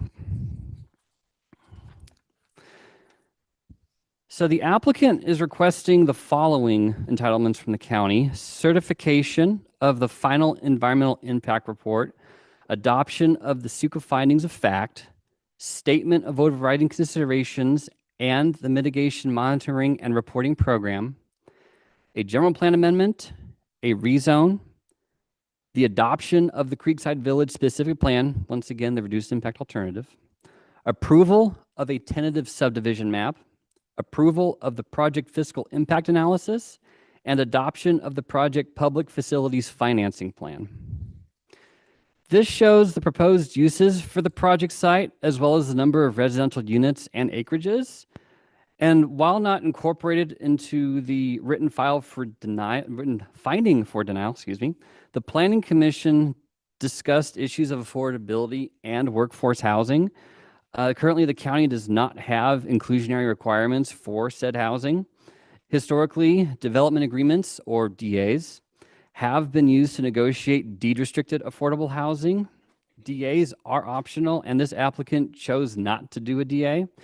The residential portion of the site occupies 138.3 acres with 763 individual residential units, as previously mentioned before. There will be approximately 14.1 acres of parks and 44.4 acres of open space and associated open space buffers. This slide is the actual requested tentative subdivision map. It, it shows the proposed lot by lot layout, including the individual residential lots, park lots, open space lots, and roads. And while the applicant may show in their presentation later where they will most likely locate the conventional and active adult housing, nothing within the proposed specific plan ties them to a particular location of age-restricted or conventional housing. This shows the proposed land uses for the Creekside Village specific plan. The yellow and orange areas are the areas that would be residential units. The creek corridor is shown by the blue line surrounded by designated open space buffer and the open space preserve in green, running through the north and west portions of the project site. Along the eastern site border with Latrobe Road, there is a parcel identified with land use of Creekside Village Park Planned Development, or CV-P-PD, and that's 1.6 acres in size. While that parcel is identified as park use, that is the parcel that could potentially be used for neighborhood commercial. And neighborhood commercial use would require a separate discretionary review for a planned development permit, subject to review and decision by the Planning Commission. And this shows the proposed main circulation routes of the site. There will be 2 direct access points to Latrobe Road, one at the intersection of Latrobe Road and Royal Oaks Drive, and the other in the southeast corner of the site off Wetzel Oviatt Road. Royal Oaks Drive, the main roadway through the project site from Latrobe Road, would ultimately connect to Heritage at Carson Creek to the west of the project site. Non-vehicular and emergency access would also be available, heading northwest from the site into the business park.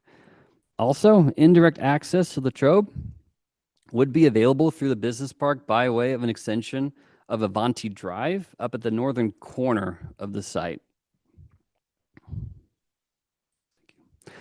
This shows the mix of bike paths and lanes that would be within the specific plan. The site has been designated so that these trails can connect with the adjacent regional trail system. This shows water lines throughout and adjacent to the project site, with the proposed water lines as solid lines and existing adjacent water lines shown as dashed lines. The project will be served by EID and will connect to existing infrastructure in Latrobe Road and in the business park, as denoted by the points of connection, which are, again, that northern tip of the project site, as well as that offsite piece in the business park. This shows the proposed new sewer lines needed for the project. As is the case for water, the project's sewer needs will be served by EID. There will be a point of connection around Latrobe Road. And the project also proposes a lift station along the western boundary and a force main from the lift station to the point of connection. The project will utilize the existing creek corridor as part of its stormwater plans. New drain pipes and outfalls will be installed, and the project will include 2 hydro modification ponds. Both ponds will be located in the western area of the site, one right there at the southwest corner and the one a little bit north of that. Let's see, the Creekside Village specific plan is proposed to be developed in 3 phases as depicted here and labeled. All phases will require a 404 permit from the Army Corps of Engineers for the creek crossings.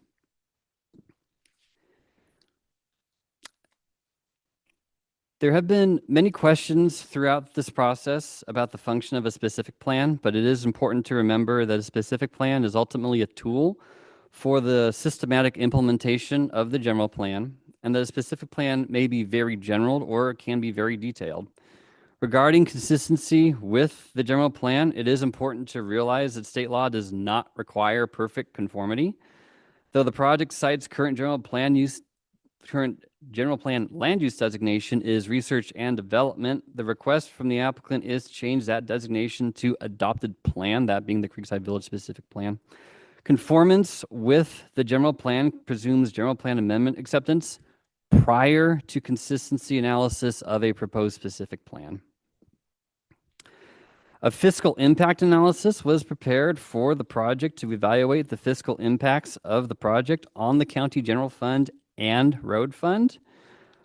For the general fund, at full build-out, the FIA determined that the project would generate surplus revenue of $1,150 per dwelling unit annually, or $877,641 per year. For the road fund, at full build-out, the project would generate surplus revenue of $289 per dwelling unit annually, or $220,281 per year. The FIA also evaluated fiscal impacts on affected special districts, including the El Dorado Hills Fire Department. The analysis determined that at full build-out, the project would result in a net positive fiscal impact of $438 per dwelling unit annually, or a total of approximately $334,092 per year. A public facilities financing plan was prepared for the project. This identifies strategies for how the project applicant will finance the necessary improvements to serve the project. There are various methods for potential funding, but the key takeaway here is that the PFFP demonstrates that no general fund revenues would be required to build the infrastructure and public facilities for this project. So now we go on to the environmental review for the project. As shown on this slide, the CEQA process began in November 2020 with the release of the notice of preparation of an EIR. Eventually, 2 scoping meetings were held, and the draft EIR was released for public review in June 2025. The final EIR, which includes all comments received during the comment period regarding the draft EIR and responses to those comments, was finalized and released on October 23rd, 2025. The EIR evaluated the project as proposed in 2023 and included mitigation measures to reduce potentially significant impacts. Many potentially significant impacts were reduced to a less than significant level through mitigation measures, but some impacts remain significant and unavoidable. As required by CEQA, the EIR included analysis alternatives to the project. The intent of alternatives is to evaluate alternatives that would reduce environmental impacts while meeting the project's objectives. The EIR for the Creekside Village specific plan, 3 alternatives were evaluated. The first alternative evaluated in the EIR was the CEQA mandated no project alternative, which assumed no development. The second alternative evaluated was a zoning compliant alternative, which assumed development consisted with existing R&D zoning. And the third and final alternative evaluated in the EIR was the reduced impacts alternative, or RIA.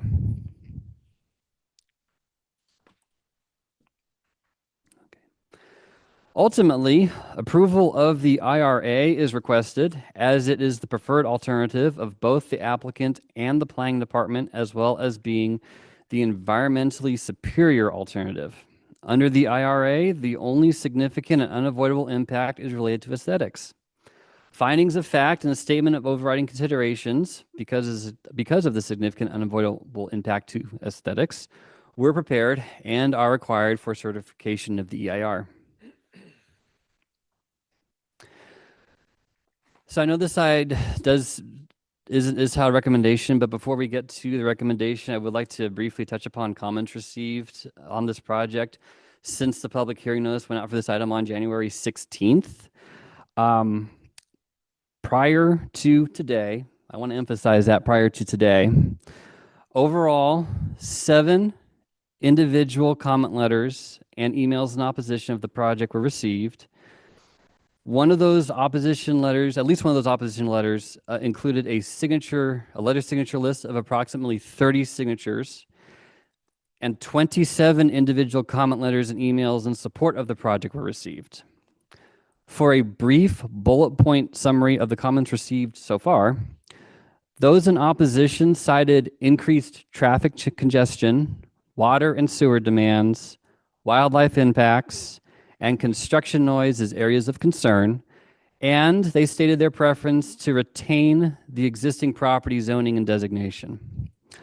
Those in support stated that they were happy to see that the project is not a warehouse or warehouses that could negatively affect or alter the community identity. The project proponent worked with and listened to local community to create the project before your board today. The additional housing is needed. The project will have parks, trails, and open space for recreational enjoyment. The project would grow but not overburden the local school district. That when developed, less traffic than normal would be generated because of the active adult community. There is plenty of land and vacant buildings in the business park for business, commercial, and research and development uses. The project would generate revenue and be fiscally beneficial for the county, and the requested project is a much better fit for the existing community. So on to the slide itself. There are two main options for the board's consideration for the proposed project. Option one is to go with the recommendation of the Planning Commission. At the November 12th, 2025 Planning Commission, with a vote of 3-2, the Planning Commission voted to recommend that the Board of Supervisors deny the requested entitlements in favor of a more comprehensive plan, better aligned with the existing general plan and zoning. This was the Planning Commission's exclusive finding for their recommendation of denial.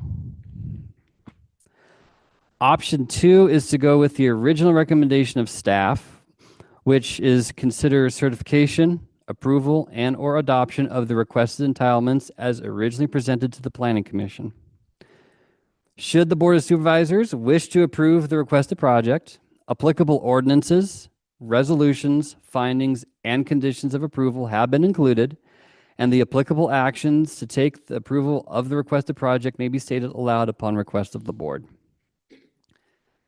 This project, since its filing with the county in 2020, has been vetted and reviewed, and staff believes that it does meet all necessary requirements, brings needed housing units to the county, and based on all information provided, staff still recommends approval. This concludes staff's presentation at this time and is willing to answer any questions your board may have on this project. Thank you. Okay, thank you. Thank you, Mr. Welch. Clarifying questions by the board. Who wants in? We've got one real quick, simple, Okay, but. we'll start with you and thank then Mr. Turnbull.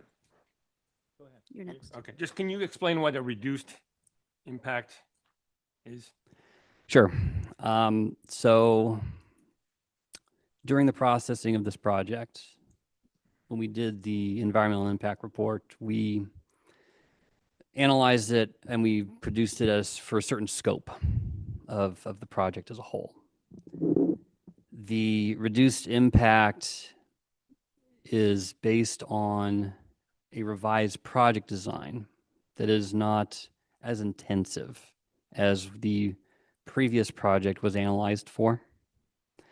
And therefore you have the name reduced impact alternative to the original project. Thank you. Mr. Turnbull. Yeah, let's just, can you hear me? You got to look back on this. Why are we here today because of this project? Let's go back to Project Frontier that was in my district. And I pushed that to get to the Planning Commission, which they have a right, they had to build by rights. But we pushed that, myself, to go to the Planning Commission, and basically they pulled out to not have that thing built because everybody was concerned about the large trucks going down Latrobe Road, especially for the warehouse. So George came up with a process and he reached out to a lot of the residents. I know there's some residents that are probably not in favor of this project, but a lot of people are. And he wanted to do something to satisfy the people that lived around there. That's why we're here today. I know there's some concerns that I have on this project, and especially when it comes to traffic. Traffic mitigation is one of the biggest issues that I have, especially when we had Lennar was going to build that road that was going to come in their project through George's project. And I don't think it was fair to him that he be responsible for building the road. I think it needs to be a joint effort if this project goes through. I'm just saying. But there's a lot of issues with that. Widen Latrobe Road. It should be widened all the way that part of that intersection.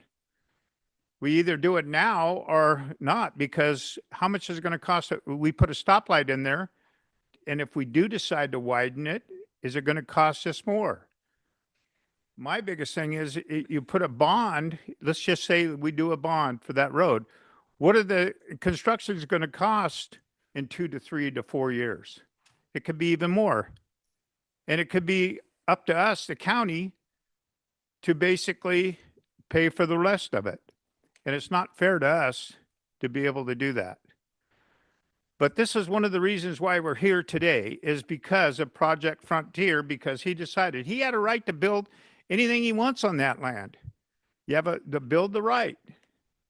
And that's why we're here today, to talk about this project. So I just wanted Supervisor. to kind of clarify that. Yeah, and we just want to do clarifying questions at this time of staff before we open it up to Well, this public is- comment. I just wanted to let everybody know that's why we're here.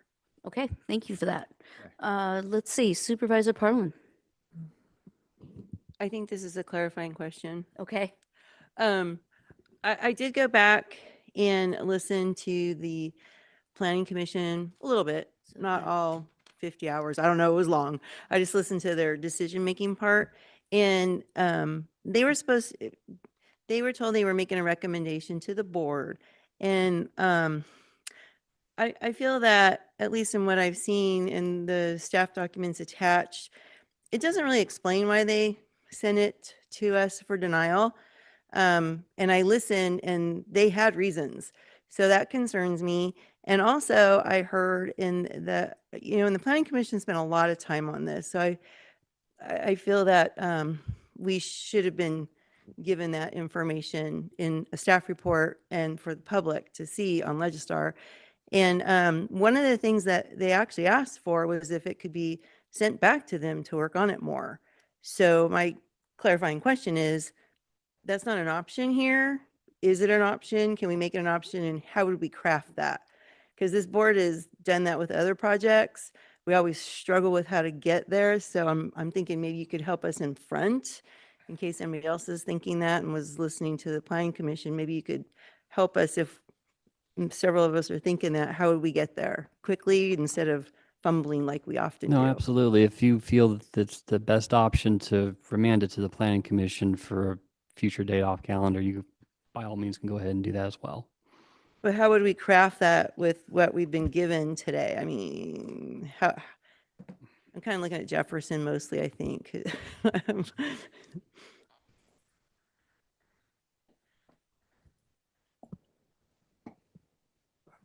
Thank you, Commissioner Park. That is an alternative in the staff report. So if you want to see any changes to the project, or for instance, anything that the commission did not look at, it basically is a requirement to refer it back to the planning commission. So you do have a choice for denial, you have a choice for approval, or if you want to see changes to the project, it most likely, depending on the scope of those changes, would have to be referred back to the planning commission to look at those changes and evaluate them. Okay, thank you.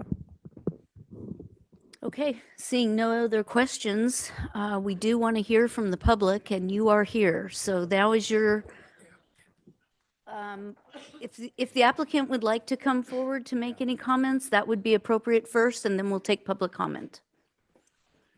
Welcome, sir. Sorry. Thank you, Madam Chair and members of the board. I'm George Carpenter with Wind Communities. I do have a presentation for the board. It's got about maybe 20 slides or so, and then I do want to call up Mike Diepenbrock to give the board a couple of comments as well. Is there a remote control for operation of the PowerPoint? Okay. Okay, that's fine. Well, thanks, Andy. If you'll do it, that'll be great. Well, once again, About how long do you think your it's about presentation 20 is going to minutes. be? Okay, so I wanted members of the public, if you wanted to sit back down, we're going to hear from the developer for about 20 minutes, and then we'll be taking public comment. I'm sorry to have gotten that out of order. Thank you. So, like I said, I'm George Carpenter with Wind Communities, and What, and so thank you for having me here today. It's good to be here. I'm here on behalf of Wynn Communities. The partnership that owns this property is Wynn Ridge Investments, and Tom Wynn of Wynn Communities and Mike Diepenbrock of Ridge Capital are both here. We have our entire project team here with us as well today. And so hopefully we could answer any question that might come up that that the board has or staff has that I may not be able to cover. I also I want to start, if we go to the next slide, Supervisor Turnbull reminded us that this property is the property where Project Frontier was proposed in 2022 and eventually withdrew in 2023. And that was widely discussed as being a potential Amazon facility with 4.5 million square feet distribution center with heavy truck traffic. And that project eventually withdrew. And what followed on that was a process that that culminated in what's here today. And I want to start by just showing this map right here. And what's highlighted in yellow are where all the support is coming from on this project. And it's you've got Blackstone. There's residents in Heritage Carson Creek. There's the business park owners that voted to de-annex. There's the town center that wrote a letter in support. There's the Montano Center who gave me their verbal support. So the community came together to support this. El Dorado Hills APAC let me spend a lot of time presenting to them and giving their feedback. The El Dorado Hills Chamber of Commerce, the County Chamber of Commerce, and Latrobe Unified School District all supported us. And so I just want to start by thanking everybody who came today and who wrote a letter one way or the other. It's good to have input, and I think that's what's going to ultimately create a good project. My presentation is going to cover a few project details that staff didn't cover, a little bit about the process, because I do think that's important, why this is good for the county, why it's good for the community, and how it benefits other stakeholders. I first want to start with the business park, and this all comes down to what's going on in the business park, and that's really the genesis of this project. The business park's been there since 1982, but when we first looked at this property, it was only about a third built out, which meant it had enough land to absorb until the 2090s. And it struggled because it's in a tough location. There's a lot of good, strong regional competition. And in 2016, the Board of Supervisors recognized that and held a special study session trying to come up with ideas about how to help the business park. And there was no silver bullet there. There was talk about changing the types of uses and the architecture limitations, but there wasn't a good answer. The business park owners themselves in 2017 recognized that the business park was too big, that was really the problem, an oversupply of land. They did their own revisioning process where they hired a consultant to come in and give them advice on what's the best strategy, what other land uses would be appropriate. And the business park owners themselves concluded that our particular 200 acres would be best as housing. And so eventually the business park owners themselves in 2018 voted, 92% of them, to de-annex this property out of the business park in favor of housing. And that's what they knew was coming. And so that's when we bought the property in 2018. Next slide. So we submitted the original project in 2019 and got pushback from residents in both the Heritage and Blackstone communities. And so we said, okay, maybe we ought to take another look at this. We connected to a national warehouse developer, industrial developer, and they had interest in the property immediately and were quickly under contract to sell it to them. And that was another developer, and they moved forward with Project Frontier, which everybody knows what happened. That project was withdrawn by the applicant in 2023 after significant community opposition. When that was withdrawn, the neighbors approached us and said, this site is much better as housing. We do not want to see warehouses here. We don't want to see the type of R&D development that could come back. And we need to know that it's going to be housing here. And we said, at the time, we were like, well, we've already received opposition. We need to know that we have the community support if we're going to spend the money on the entitlements to bring this back and see it through. And the community representatives said they would support us, and we committed and said, okay, we'll see this thing through. And we told them we would take the property off the market and we wouldn't entertain any more options to sell it. And we honored that, and we honored it all the way through here today, even though we did have inquiries as to the availability of the site. Next slide. But what I want to do is I want to address what ended up happening since 2023 is this is good planning. This is the kind of process that you want to see if you're the county. Supervisor Ferrero just asked just a minute ago, well, what's the reduced impact alternative? Our original project had impacts on traffic and air quality and schools and cultural resources. And so in 2024, we looked at all of those things. We talked to all the stakeholders. We talked to the community. We talked to the APAC, and we came up with a different project. We went from 918 units down to 763 units. We maxed the conventional housing to 150 units to minimize the impact on the school district. And we made the rest of it active adult. And the other benefit that came with is a significant reduction in traffic. We went from 10,000 trips a day from our original project down to 4,000 trips a day. And so if you were going to do a general plan update, you know, the kind of thing that we often hear is the way you should amend a general plan, not just on like a one-off project by project basis. We think this is the process that would have worked. Take community input, be transparent, take what the stakeholders give you, and try to craft a project that meets what everybody would like. And so that ended up in this property essentially being a down zone from the R&D uses, which could have tens of thousands of trips a day from warehouses and trucks to a nice residential community with about 4,000 trips. And so we really think we honored a good planning process of what a general plan update would have looked like. And if you'd done a comprehensive general plan update, we think this is what the land use would have been on this property. And that's why we came up with the reduced impact alternative, and we think the process really followed the way it was supposed to. And the other reason we think this is good for the county is it ended up being a fiscal surplus to the county. And I know staff talked about that a little earlier. The next slide. So then there's a question about, well, what about roads and traffic? And we know that's an important issue. A minute ago, I talked about how the project had a significant reduction in traffic. What that meant was intersections and road segments in and around the project south of the Highway 50 area had less impacts. The offsite road improvements that we're going to be required to do are lane striping and intersection timing.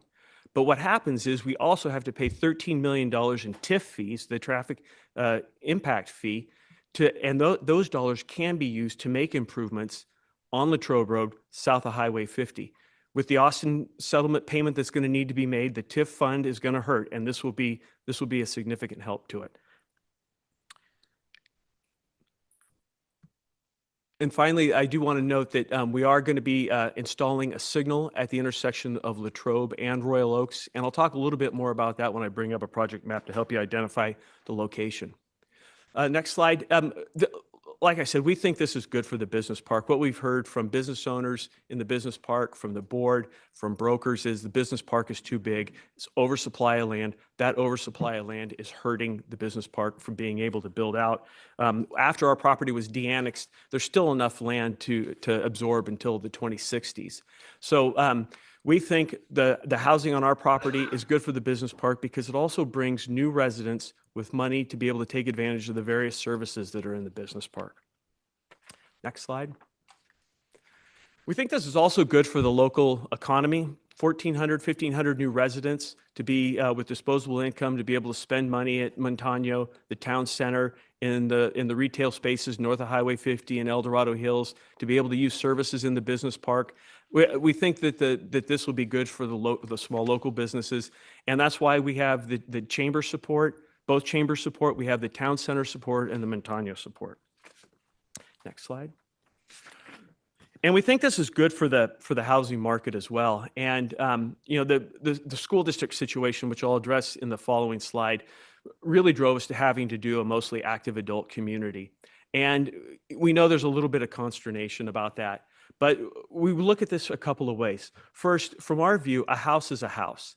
If somebody moves into an active adult house, that means they're vacating another house that can either be sold or rented to somebody else. So we do think active adult housing does help the overall housing supply of the region.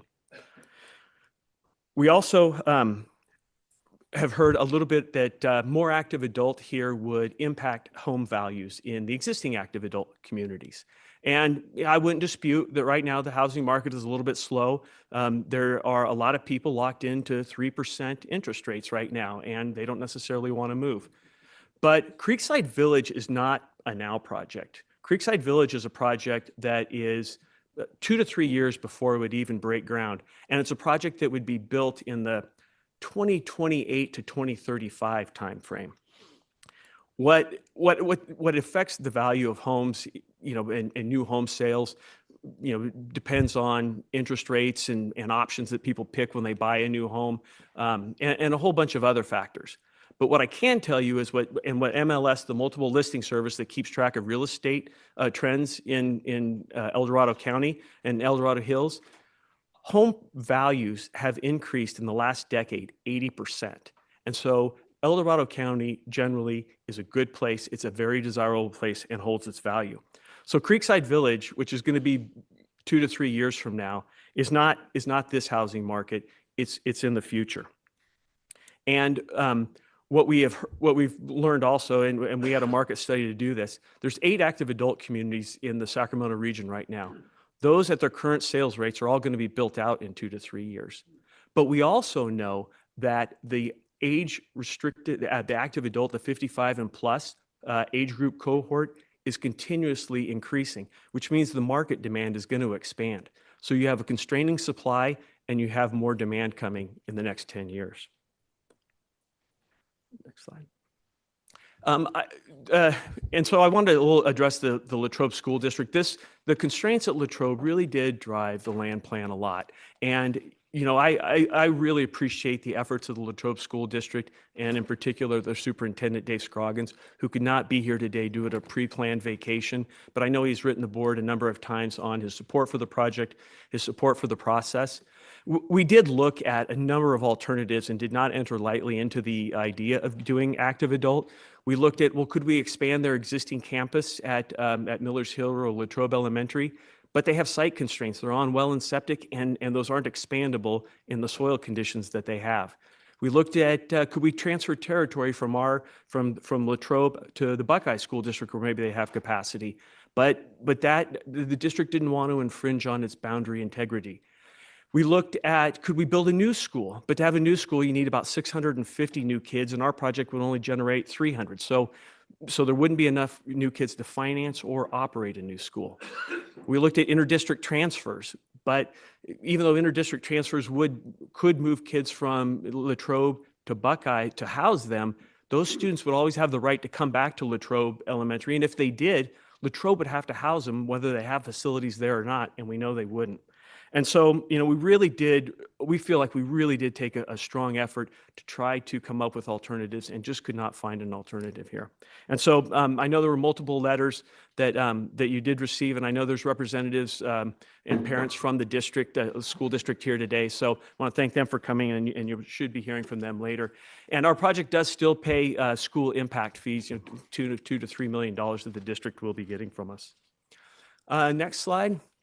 So, that in our view, that this project is good for the surrounding communities. Having housing on this site is a much more consistent use for people who would live at the south end of Blackstone, or the people who live in Heritage, whether Heritage Carson Creek or Heritage El Dorado, as opposed to having warehouse buildings. Under the current zoning, we could build 50-foot buildings there that are 20 feet from the property line. And we know that's not what anybody wants on this property. They don't want the noise, the lights, the 24 hours of operations that go along with that, or the trucks. We also think that, in particular for the residents in Heritage Carson Creek, they'll be driving through a residential community with landscaping, curb gutter, and sidewalk, as opposed to driving through an industrial park with trucks. And so the final thing I'll say, and it's the last bullet on the slide, is what I heard over and over and over at the community group meetings, especially in Blackstone, was that people want certainty as to the land use on this property. They want to know that there's not warehouses coming back, that Frontier is not coming back, that it's going to be a land use that they can appreciate. So next slide, please. There's been a lot of questions about what happens if the rezone's not approved. Well, this site's been vacant for 40 years. It'll probably stay vacant, and that's not the case. This property was owned by DST for a long time. When it came on the market, we purchased it, and we've been able to get offers on it. So we know this property is going to be able to move. But what I'd like to do is have Mike Diepenbrock come up. Mike is he'll give you a quick story on his resume. He is our partner and has extensive experience in developing industrial properties, and is going to tell you why our 200-acre site is different than the rest of the business park. After that, I'll come up and I just kind of have a summary slide and a few final comments. Hi, good afternoon. Welcome. I'm Mike Diepenbrock, and I represent the Ridge component of Win Ridge Investments, the applicant. My background includes being a developer of quite a lot of commercial office buildings, warehouse buildings, and I was also a branch manager of one of the local brokerage firms for a while. Over the past 30 years, I've developed about 100 buildings in the greater Sacramento area and about 250 buildings in the western United States, with a total development value of about a little over $2 billion. So the most significant local regional property that we have been involved in was Southport Industrial Park, which we bought in 2013 and sort of took it through a revisioning and redevelopment process, and we're now built out there. As part of the Creekside project, my role in the partnership is to position the property for non-residential uses should that become the business plan. It was in this role that I was responsible for bringing the 4.7 million square foot Project Frontier to the table. I made a phone call to existing contacts, and that's where Frontier came from. Since Frontier was withdrawn, we've had other inquiries, but we remain committed to Creekside Village, as that has been our commitment to the community. It's important to understand that, so as George mentioned, the Creekside site has been zoned and entitled for about 44 years. For 36 years, nothing has happened. But it's the key issue there is it was not developer owned. It was an orphan site owned by a corporation, a rounding error on a balance sheet. Today it's developer owned. Our entire system is highly incentivized to make things happen in a shorter period of time. So I respectfully, the question isn't whether the property will be developed. The question is how it will be developed. I would like to just talk by the way, I am on the board of directors of the business park, and that gives me a little bit of insight there, whether in case anybody has any questions about that. I would like to talk about a few things concerning the evolving demand for non-residential development nationally and locally. It's gone through massive structural changes over the last 20 years, and they directly impact what we can expect would happen at Creekside. The major structural changes start with there is zero demand for office space. I mean, outside of major urban areas, office buildings are not getting built anywhere in the country. There's a long story as to why that is. I'd be happy to address some of that if anybody has a question on that. But the demand for land in the region and nationally is almost exclusively industrial manufacturing, data center, and warehouse related. And this demand has been turbocharged post-pandemic by certain key drivers. So let's just talk about some of the big things that are occurring in the industry. Obviously, e-commerce, it's a complete game changer. It's changed the nature of buildings. It's changed how much square footage people occupy, and space has moved from brick and mortar retail to warehouse. That's just I think everybody's familiar with that. The other issue is the emergence of automation and technology. New buildings today are highly robotic, have very complex material handling systems, and in many cases, existing buildings are not retrofittable to accomplish what needs to accomplish in those buildings. Supply chain resilience. Thanks to COVID, distributors and manufacturers in the United States have figured out that instead of having 3 or 4 days worth of inventory sitting in a warehouse, they need weeks worth of inventory sitting in a warehouse. We all went to the grocery store looking to buy things that we thought we needed, and we couldn't get them because the supply chain was not set up to deal with the shock that it took. And so today, manufacturers and distributors are making serious efforts to prevent that from happening again, and they've increased their on-demand inventory. The last thing that I was going to mention in terms of a driver is there are very large data centers which have now emerged on the scene. We have one that is now being planned for Woodland on 130 acres, and lots of other ones around the country. They're very complex projects, but they use big sites and they do very big buildings. So how is that actually shown up in, what does that affect? How does that affect a warehouse building that might be built on Creekside? Number one, the average warehouse size in the US has tripled in the last 2 decades. It started in 2000, it was about 65,000 feet. Today, the average warehouse size is now over 210,000 feet. And all you have to do is take a drive through through Metro Air Park, and you will see buildings that are 750,000 feet or 1 million square feet. And they have become, once an aberration, today they're very typical. And as we saw with Frontier. Clear Heights, buildings are taller. To handle the typical material handling systems, buildings have had to get taller. It was very typical 10 years ago for a building to be 24-foot clear. That was sort of state of the art. Today it's 36 to 40 to 44-foot clear. So buildings are taller. You can imagine what the visual impacts may be of that. The other thing is that I mentioned it earlier, the existing stock in many locations cannot reasonably be retrofitted. These buildings require very thick slabs, very flat slabs, very tall ceilings, and much bigger sites for lots of truck traffic and both staging and trailer storage.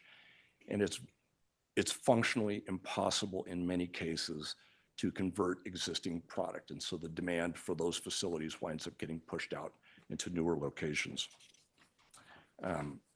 We are also seeing, as a result of that, a lot of older warehouses just becoming obsolete. And so when you are in that smaller size range, 50,000 feet, 75,000 feet, 24-foot clear, your user base has gone past you, and that user is now in a 200,000-foot building, if not larger. Let's see if I can give some examples, just to try to, how does that, what have we actually seen locally? What are some examples of what's occurred locally? Virtually all non-residential land sales in this region over the last 15 years, and I had to really think about this, but virtually all non-residential land sales have been industrial manufacturing, data center, or warehouse land uses. Again, I think it's correct to say there has not been a spec office building built in the region in more than 5 years, could be 10. So land uses, land demand has been warehousing, manufacturing, and data centers. 3 simple examples. The 3 largest sites in the region, there's 180 acres off of Athens Road in Placer County. That was purchased in 2024 by Procter & Gamble, where they're going to be doing about a 2 million square foot manufacturing and warehousing operation. The next largest site is 130 acres in Woodland. That site's presently under contract by a data center developer who's going to build a very large data center. The only other large site in the region is Creekside at 200 acres. And we know when it was briefly available to the commercial market, Project Frontier pursued it. So anyway, what can we expect for Creekside should it be developed for non-residential uses? We think the trends are very clear in terms of the nature of industrial uses going forward. They're going to look very different than the uses that have historically been in the business park area. They're going to be much bigger, much more modern. They're going to look a lot like Metro Air Park or Southport Business Park, because that is where the user demand lies. For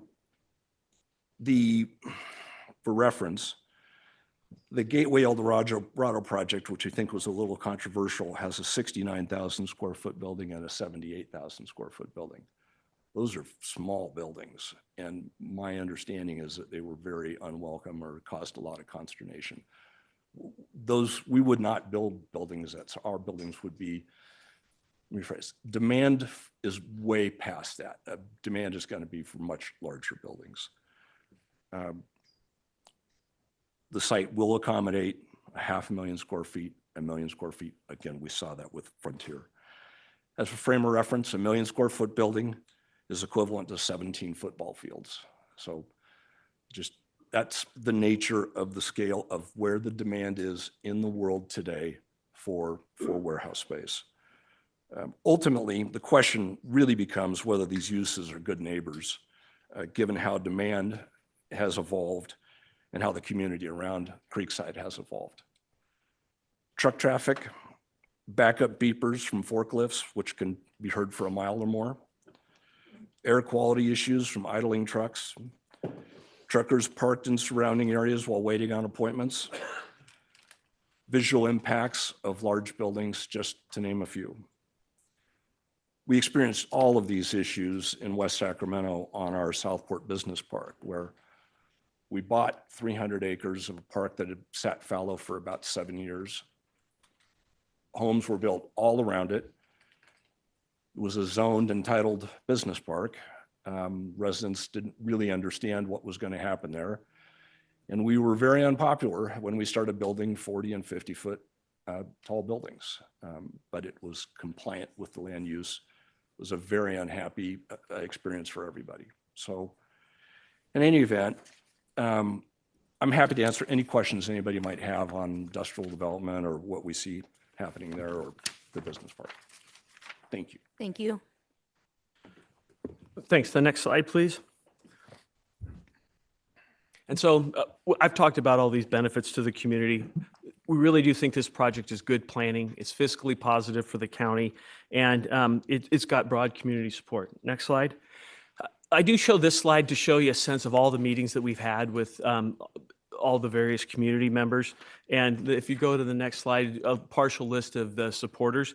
And what did that get us? If you go to 3 more slides here, I just want to show a project that we're actually really very proud of. There's an 8-acre park here that's going to be accessible to the entire community. It's going to be programmed for the type of uses that the community is going to want to be around.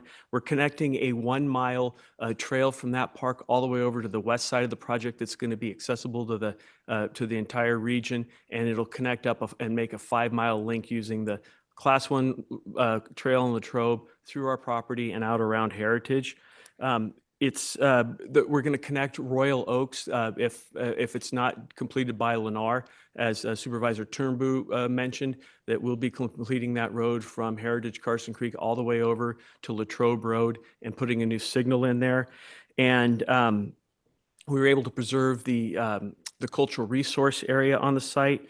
We've got a range of home sites. The conventional housing would be the light blue, which is up in the upper part. Andy, if you could show that for us right there. That would be the conventional housing. The balance would be active adult and be gated.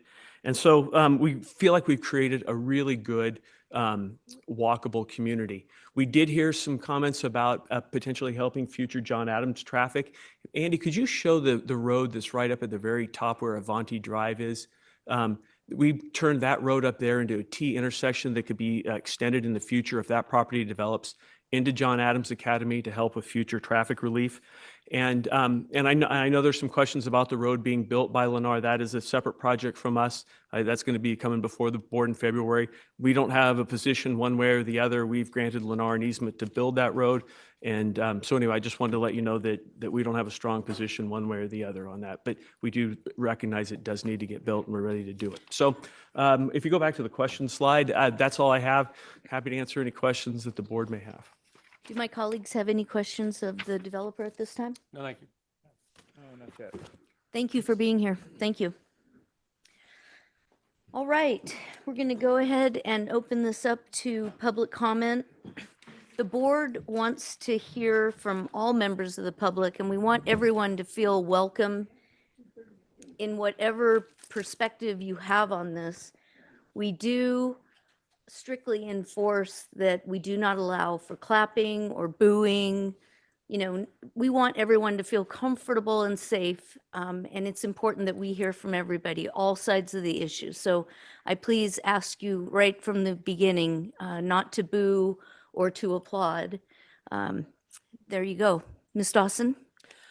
We are now taking public comment specifically on item 39. Each speaker will have 3 minutes to address the board. A timer will alert you when 30 seconds remain and again when your time has ended. We will begin with comments from individuals present in the boardroom, followed by those participating via Zoom.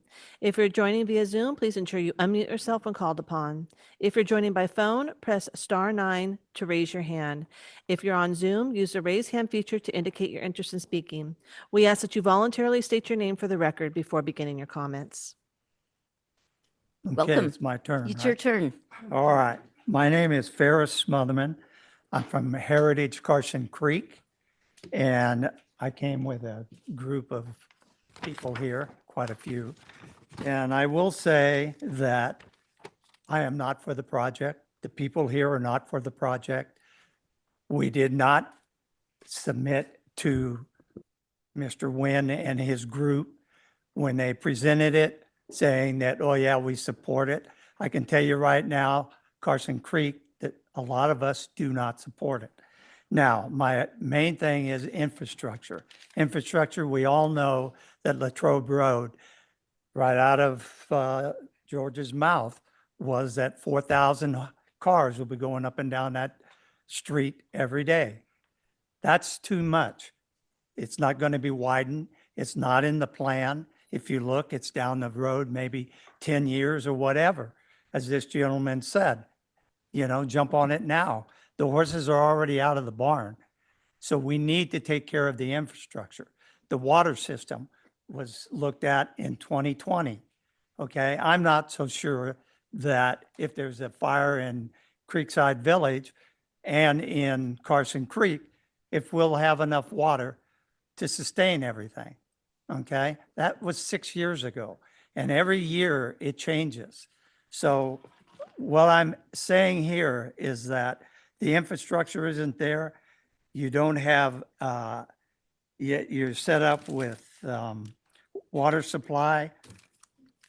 The drought, we've had 4 major droughts in the last 10 years, okay? And they don't just happen 1 year, they prolong 3 years.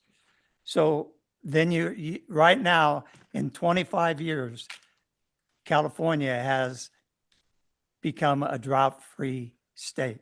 It took 25 years for us to become drought-free. Everybody here knows that once a drought hits, what do you go? You get on monitoring water, drip system, whatever. So I don't think the infrastructure is there for ambulance, for healthcare, for any of that. And I will go back to the slide here that the way it was presented to us at Carson Creek was that if it is not approved, that Wynn will sell. And they tried scaring people saying they were building sky rises on these development of all these buildings, a 5-story building, 7 feet tall. Hey, we know that business park has a school, it has a church, it has doctor's offices and so forth. So it's not an industrial area. Go to Riverside if you want to see an industrial area. So thank you. Welcome. Hi, thank you. My name is Rhonda Journay. I live in Blackstone community. I have a formal written statement that I will give to the clerk. I just, based on what I've been hearing, wanted to speak more personally about the project. I personally like what's being presented because they've really gone out of their way to work with our community. Our representatives for Blackstone have been very specific about the type of development we want and totally not against development. We just want to stay within the structure of what is currently there and add to that. I think when you mentioned aesthetics, when you live in the communities that surround that area, aesthetics are huge. If that's the only block, well, it should be considered because nobody wants to look out their living room window and see a bunch of industrial buildings versus nice homes and parks and greenery and everything else. So I think that should be considered impact to the whole thing. I believe that any kind of reasonable business that goes up there is going to attract people from the community. Housing is a very reliable source of revenue for the county and definitely something that's always needed. So the balance of their project is what I like about it, is that they've been very good about talking about having those parks and trails and walkable and, you know, just a nice area that fits within the current structure of the community. And, yeah, basically, I think that the board should consider going with that. If there's, I get that there's a lot of operational and probably procedural stuff that has to be dealt with, but, you know, we want to maintain the level of life that we currently have there. So I hope you will consider approving the developer's project. And that's all. Thank you. Thank you. Welcome. Thank you. I appreciate being able to be here. I've been a resident of El Dorado County since 1989, El Dorado Hills specifically since 92. I've seen a lot of stuff happen in this area as well as everybody else. A lot of stuff I thought was a dumb idea. A lot of stuff that I wish, like, why hasn't it been done yet? Both sides. One, Bass Lake Road, my pet peeve. I just moved from up there. But we now live in Carson Creek, and we live by the new gates that are supposedly someday going to open, and hinders my ability to get out of that area because we live in that little pocket.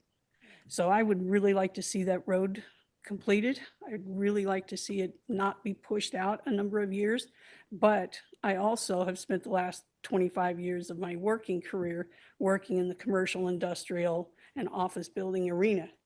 And everything this gentleman said to you, and everybody listened, is not a line of BS. The commercial industrial building growth is everything he said it's going to be. So I do not, and I know for a fact, a 200-acre parcel will be one huge complex because they're few and far between. There's too many little buildings out on the market that are sitting empty. And if you come in this state and you're going to build big. I don't want to live next to that.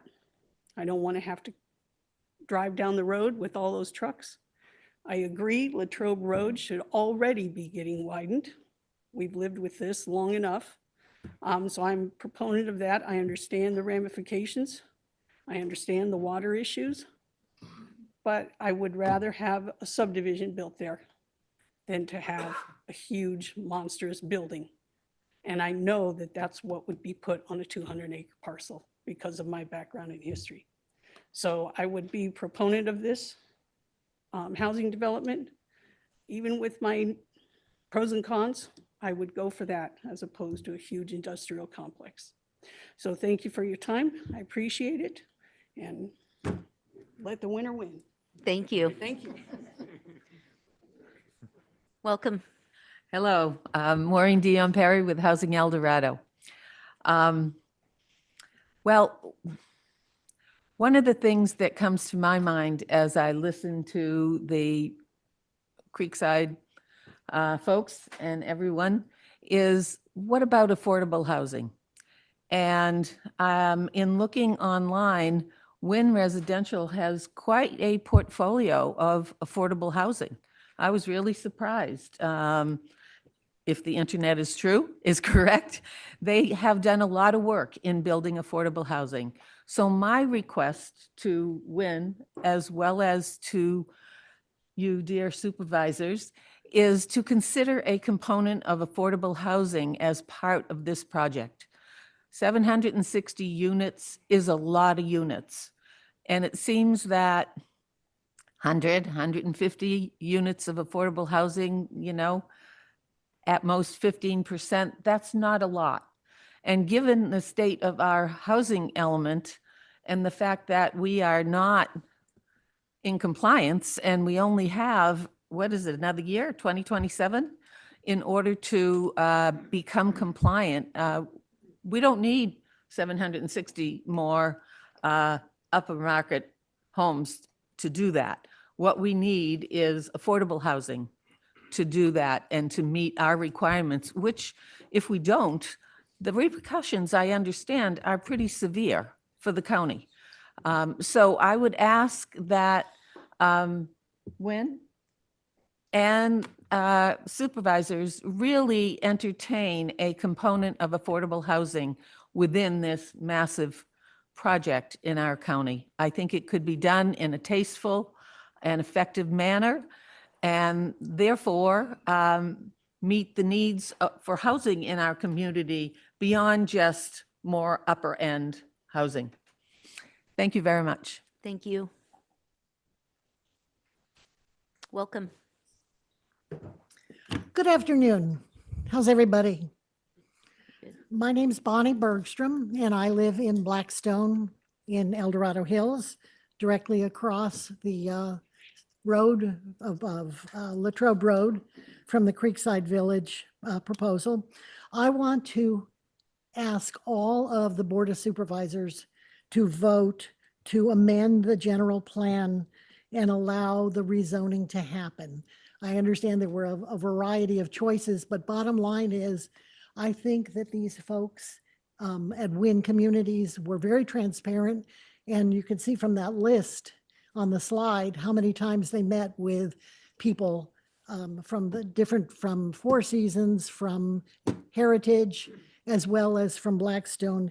They really did their due diligence, and they were sincere about wanting to have a development that fit in and that the other residents, the other constituents would approve of.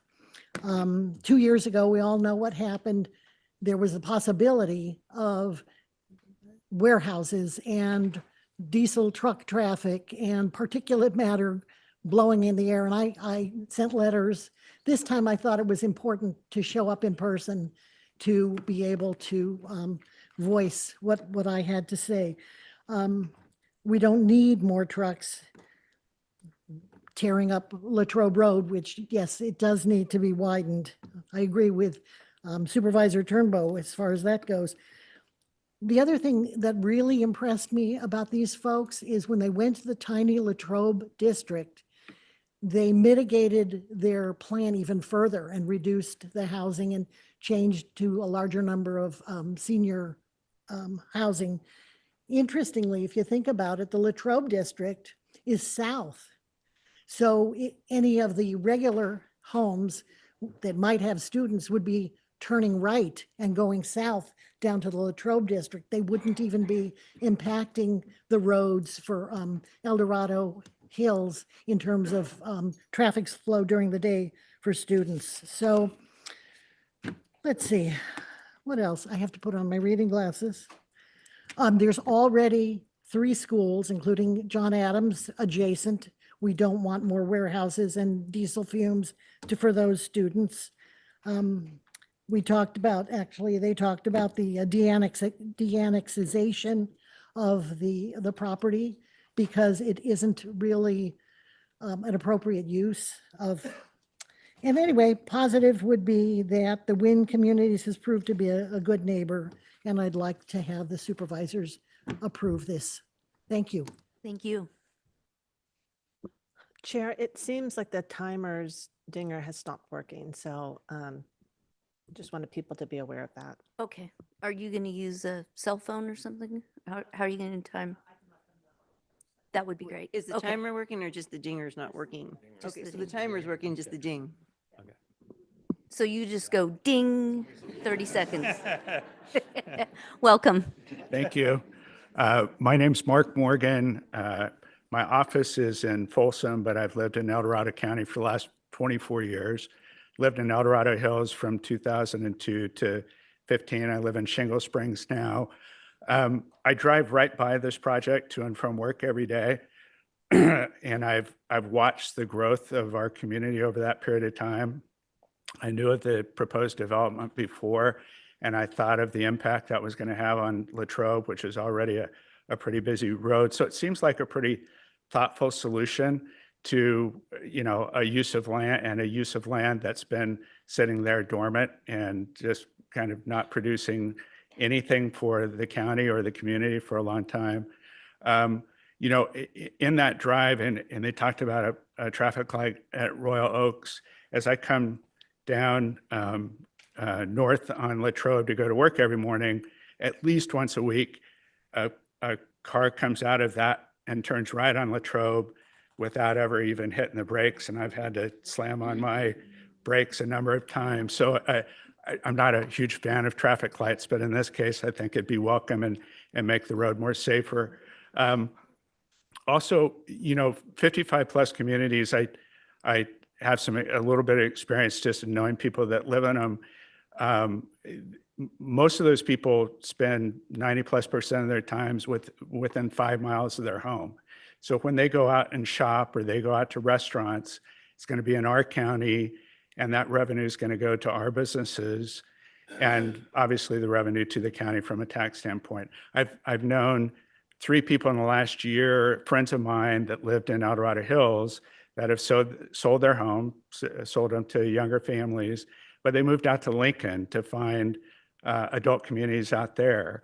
And so not only do I have to drive an hour to see them, but they're now spending their time, their money, and their tax revenues in Placer County, not El Dorado County. So again, I think it's a thoughtful, plan and one that will support our community, bring in revenue, and really make the use of that land probably the best possible in every regard. So I would strongly support this development. Thank you. Welcome. Welcome. Good afternoon. My name is Sherman Haggerty. I've been a resident in El Dorado Hills since '96. Participated quite a bit in the development in the early 2000s in El Dorado Hills. I've known Tom Wynn for 30 years, first as a competitor, then as we both worked for the same firm for a period of time. So my perspective on this is that property is going to be developed in some form or fashion in the next 7 to 10 years. And the real consideration should be what is the best use of that property and what's going to make the best sense for the values of the surrounding property. And I firmly believe that residential development makes a lot of sense. I think we all know that the fastest growing segment of our population is the elderly over 55. And just as fast as these communities are being built, they're being occupied. And you're still looking at several years before this is going to enter the fray as a potential place for seniors to live. So I think it's much needed. I think it's well done. The last thing I'm going to say, and I intended to be brief, is, if you want to judge the work that a person does, just look at the history of the work that they've done. I knew Tom Wynn when he was the CEO of Windcrest Homes, and I was a division president for US Homes. So we were competitors.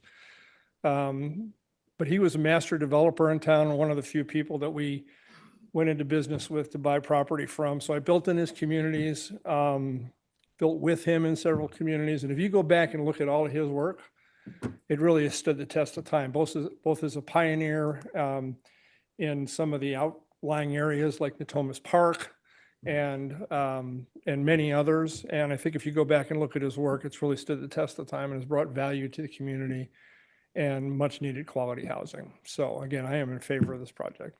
Thank you. Thank you. Welcome.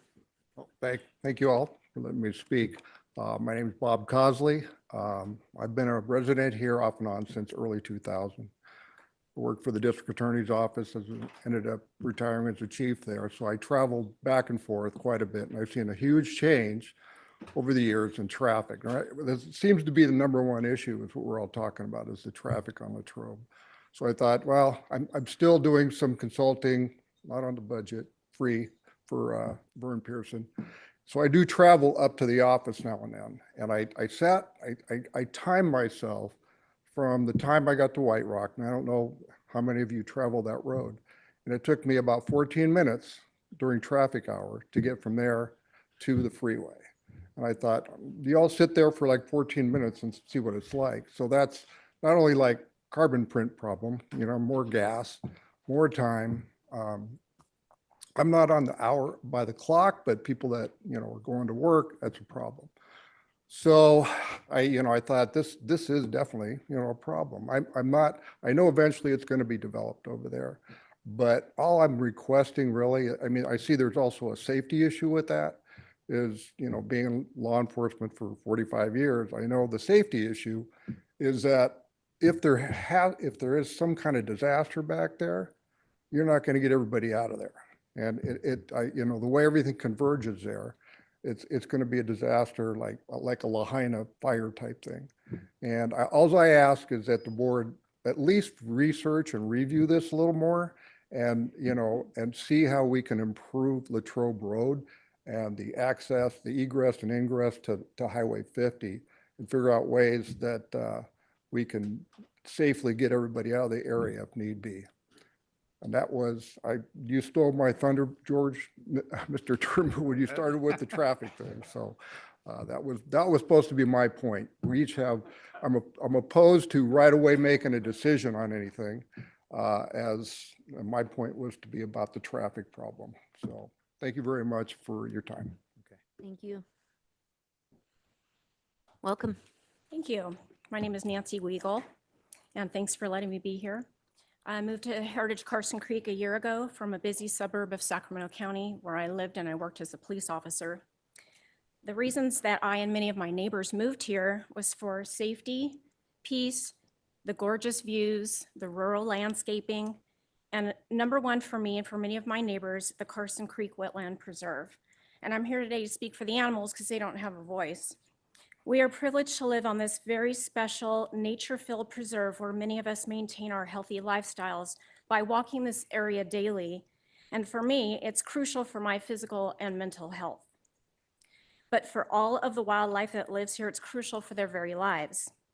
Many of us are concerned about the impact that the construction of 763 more homes and the 8,000 homes that we were told were slated to be built south of Creekside Village will have on these beautiful creatures who reside here, some of who are of conservation concern, like the western pond turtle and the white-tailed kite, the tricolored blackbird, the burrowing owl, the pallid bat, the Swainson's hawk, and the northern harrier raptor. Other animals that live in our wetland preserve that will be affected are the great blue heron and other herons, the great egret. Over 50 species of birds live in the creek area, including seven different species of hawks, raptors, ducks, and owls. Reptiles like various snakes, Pacific chorus frogs, California toads, and mammals, deer, raccoons, bobcats, rabbits, skunks, coyote, beaver, the western badger. And during this past big rainstorm, I got the privilege of watching 2 river otters frolicking in our creek. It is our responsibility as good humans to protect our wildlife and our environment. It is our desire today to share with you our concerns that addition of 763 homes will have on our rural landscape, our incredible views, and our wildlife, among the many other concerns that our neighbors are here to present to you today. We are concerned that the more high-density homes will take away from everything that rural El Dorado County stands for. We are concerned that the process is not complete enough and has been rushed to make sure that we are complying with the general plan. We would ask today that the rezoning of the 280 acres remain as research and development, as you have already voted for, and that 30 Creekside seconds. Village be denied for all of the vital reasons that we have presented today. And I want to thank you for your service to our community, for your time, and for your consideration as well. Thank you. Thank you. Welcome. Thank you. My name is Vladimir Volosenko. I'm a resident of Blackstone community. I'm a parent of kids that actively go to John Adams Academy School, and I'm also a medical community representative. Today I would like to point out one of the topics that has not been mentioned yet, briefly touched on carbon emissions, and I would like to talk about the impact of that in our lives. Land use decisions directly affect public health and housing neighborhoods consistently produce better health outcomes than warehouse developments. Residential areas generate lower levels of fine particulate matter and carbon oxide, which are strongly associated with asthma, cardiovascular disease, and premature mortality. They also reduce chronic noise exposure, a known risk factor for hypertension, sleep disorders, and stress-related illness. Warehouses concentrate heavy-duty diesel truck traffic, major source of particulate matter and black carbon. Peer-reviewed studies link long-term exposure to these pollutants with impaired lung development in children, increased hospitalizations, and shortened life expectancy. I looked at how much emissions is produced by 700 plus homes and their cars compared to one Amazon distribution center. What I found was that 700 plus homes and their cars, approximate emission is about 9,500 tons compared to Amazon distribution center between 1 and 500 plus tons per year. How does that translate into everyday life? I looked at warehouses and life expectancy where warehouses most concentrated, and I found that life expectancy is shorter in those communities that have more warehouses. For example, it was between 67 to 69 years life expectancy compared to our current El Dorado County is about 81 years. If we are wanting better life for our children, for us, longer, healthier life, I would recommend two modifications to the current planning development in benefit of public health. First, 30 seconds. Is to rezone to the proposed Creekside Village for it to be a residential area instead of a warehouse, and to implement review of zoning to the remaining land that is within 10 miles of each populated community to accommodate for public health. Thank you. Appreciate your time. Thank you. Welcome. Hey, how you guys doing? Can you hear me? We can hear you. All right. Hey, my name is Mikhail Venikov. I am a former military guy, served in the 2nd Ranger Battalion, came out of the military, started a nonprofit organization. I work with disabled veterans and their families. Currently, I'm a police officer, and we're building our house in El Dorado County now. I was listening to some of the stuff that some of the folks were saying. I agree. There's a lot of most of everything that was said was correct, and I agree with most of it. And it just depends on what perspective you're looking at it. I have 2 kids that go to John Adams. We're on Latrobe Road all the time, and I strongly support, building more homes. If it was my choice, without any jokes or all jokes set aside, I would take all those homes and give it to the veteran community. But homes are needed, and if it was my decision to build homes versus warehouses and commercial buildings, I would say homes all the way for. I'm all the way for that.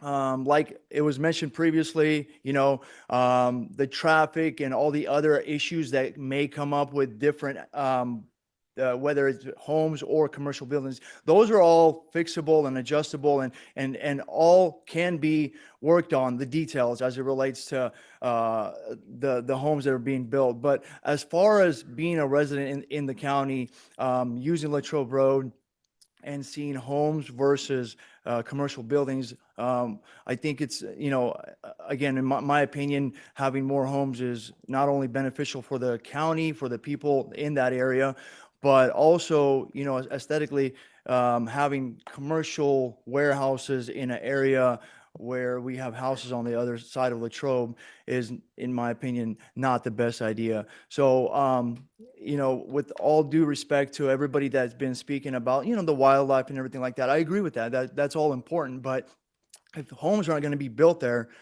something else, the warehouses and big warehouses and trucks and all this other stuff is going to be there. And, I'd rather have homes, families, parks, greenery, and a place where we can drive and feel comfortable in. That's my opinion on it. I appreciate your guys' time, and thank you for listening to me. Thank you. Welcome. Hi, how you doing? My name is Don Neer. I am a resident of El Dorado Hills and Blackstone. I've lived there a couple of years. Prior to that, I was in Toronto. And I've seen a lot of this development. And we've lived in the county about 15 years now. So I'm kind of a newbie, but I've seen a lot of development. One thing I want to point out to Supervisor Turnbow, that my career was in law enforcement, and I did a lot of traffic management. And to your point, sir, Latrobe Road needs to get widened. I don't know if any of you guys ever have a chance to go down there during commute times. It's a mess. So unlike what I think happened in a prior development in El Dorado Hills, the developer said that they will widen the road after they got to 50 houses or something like that. And so they built 49 houses. And then that was it, right? So I guess that's been since resolved. But I've looked at this development, and I'd like to thank the WIN people for their summary and everything. I see 44 acres of open space. That's pretty nice. Actually, I live on Royal Oaks Drive on the other part of it, and I happen to see the beautiful birds. I see a little skylight, mainly black light, but I see, in fact, frequently every night I almost hit a coyote running across the street in our neighborhood. So that development's been nicely put together, and we see wildlife. And people look at our house, they walk in the house and they go, oh my gosh, this is incredible. And I see this same development with this plan here. I see a blend, I see a balanced approach to this housing and the commercial aspect. I see it being very reasonable. And I see an ongoing flow of revenue to the county, which apparently we need. I don't want trucks barreling down Latrobe Road. Nobody wants that. The sound goes all the way up the hill, and it's going to affect everybody. You know, maybe somewhere else, but not there. And I also see this, when I say a balanced approach, I see it blending in with the area over there in Heritage, as the senior development area. So I see that as a plus. And I am concerned about the wildlife, but I think we can 30 seconds. maintain that. The noise, we need to adjust that. And I guess that pretty much sums it up. But I strongly support the project, and I hope you do too. Thank you. Thank you. Welcome. Good afternoon. My name is Fernando Diaz. I'm the Executive Director of Marketing and Community Relations for Marshall, the county's largest not-for-profit healthcare system. I'm here representing Marshall, not to take a formal position on this project, but rather my goal today here is to simply share information about our capacity to serve any increase in the local population to the El Dorado Hills community. As some of you are aware, Marshall recently opened a new facility at Town Center West, just a few miles from the proposed site of this development, with over 25,000 square feet of care space, offering residents increased access to primary care services, orthopedic care, cardiology services, physical therapy, and other high-quality healthcare services. If this development does move forward, the Marshall system does have the ability to care for additional residents in this community. And Marshall has actually planned for general growth throughout this part of the county for some time now. In fact, our leadership is in discussions for an expansion of the second floor of our new building, which will add an additional 25,000 square feet of care space for the community. So from an operation standpoint, we have the staffing, space, and care models in place to absorb this growth without impacting access for current patients. If the project is approved, healthcare access would not be a constraint for this area. Thank you for your time. Thank you. Welcome. Thank you. My name is Matty Keard. I live in Blackstone in El Dorado Hills, and I'm here in support of the Creekside Village development on Latrobe Road and Royal Oaks. Ideally, I would like to see nothing built there, and as many of us would, and I respect the people that are against the project for feeling that way too, but that's not reality. You know, that's not going to happen. Something is going to get built there. I was very involved in the Fighting the Frontier project, Project Frontier, and I attended lots of meetings and I saw lots of reports and I learned about particulate matter from diesel trucks and so on. And I don't want any of that in my neighborhood. You know, it's this neighborhood, when I moved here, you know, it's obviously things change in business, right? Office space is no longer needed like it once was. When I moved here, I had an office. It was in my house. I worked from home. My other office was Sacramento Airport, unfortunately, because I was in sales and marketing, and that's what I did. There's no demand for office space, which is why industrial developers want to come in and build warehouses. The way I see this is we either have a choice of building residential development here or warehouses. And we don't want warehouses in the middle of this location. There is a residential community to the west, a residential community to the east. John Adams Academy is to the north. The property just south of this is actually owned by a school district, and it's a future site of a high school. So why would we want more warehouses built in the middle of a residential neighborhood? I think, you know, if you guys could do the right thing, work out whatever details need to make this residential project work, but it makes much more sense than opening the door to a warehouse and God knows what would come here. Thank you. Thank you. Welcome. Welcome. Thank you so much. Good afternoon. My name is Debbie Martino, and I'm a resident of Creekside. And I came here today just to, voice my opinion about a few things. I've been a resident in El Dorado County for quite a few years. I lived in Shingle Springs prior to moving to Creekside. I am not retired yet. Hopefully soon, but we are a working class community, but we also have quite a few retired people there. My concern is I do absolutely love what El Dorado County represents, and that is a rural community. It's beauty. It's, just absolute, just serenity of what it is. And it's always been that. It's what I've had for many years and why I chose to move there. Unfortunately, I didn't do my due diligence as I should have, and I had asked the builder several times what was going to be behind there, and we did not get clear answers. My fault for not getting that clarity, but I do back up to that, and I will be the closest house to that development. So I do have a vested interest in what happens and how it's configured. Probably one of my biggest concerns is the density and the amount of 55 and older community that is slotted to go in there. Currently, we have close to about 2,000 homes within our close proximity that are 55 and older. About 50% of El Dorado County is over 55. We are an aging community.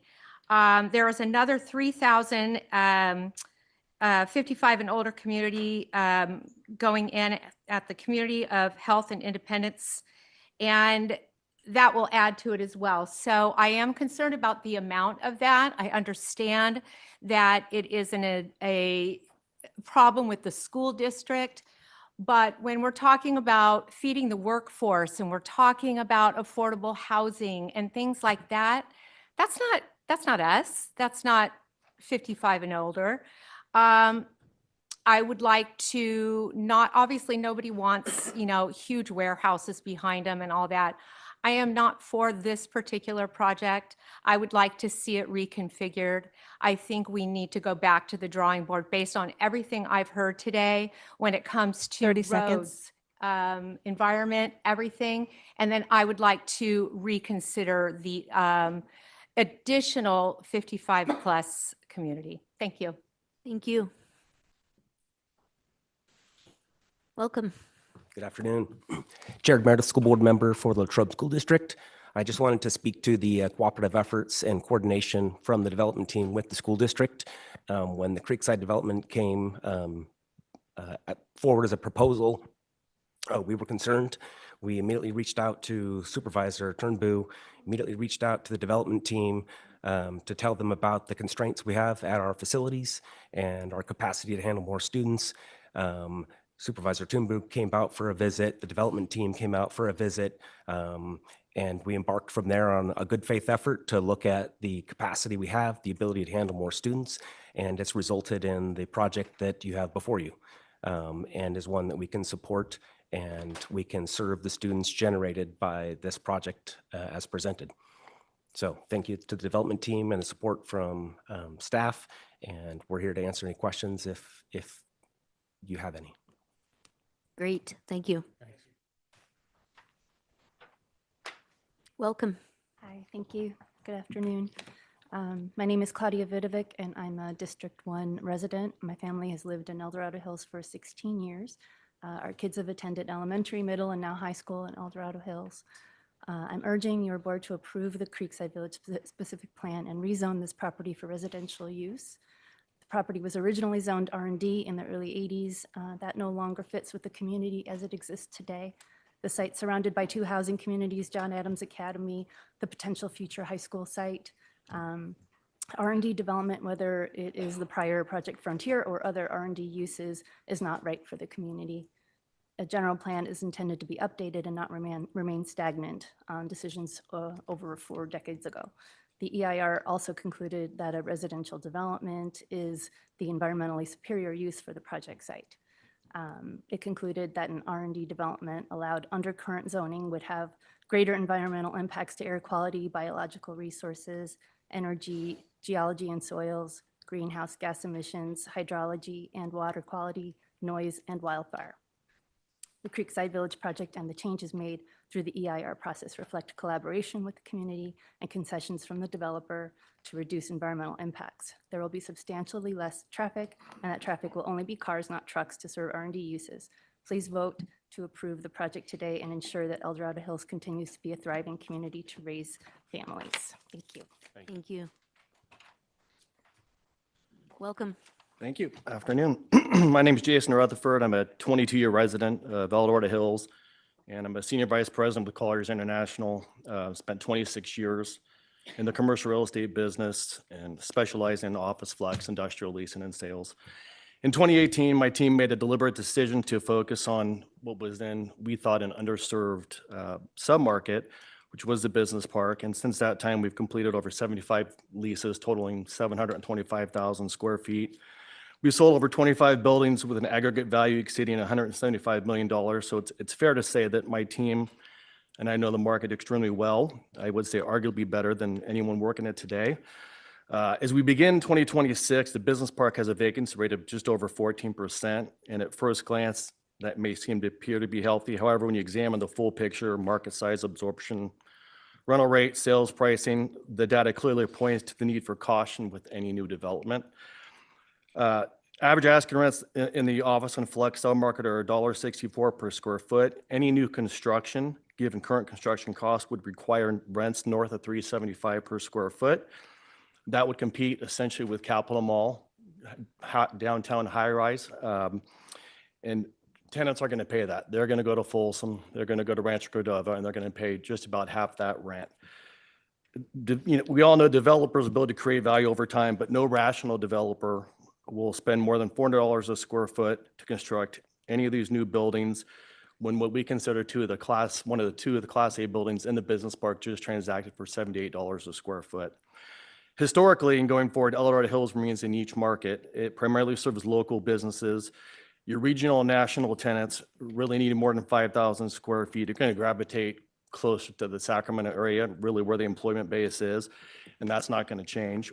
Compounding the fact that our broader region is experimenting an all-time high in office vacancy, we're hovering just above 21%, which is to say that's not healthy in the entire region for any speculative development. As I said, I'm a resident. I dislike the traffic. I commute from Malcolm-Dixon to the business park every day. It used to take me 8 minutes. It takes me over 15 minutes, is what it is.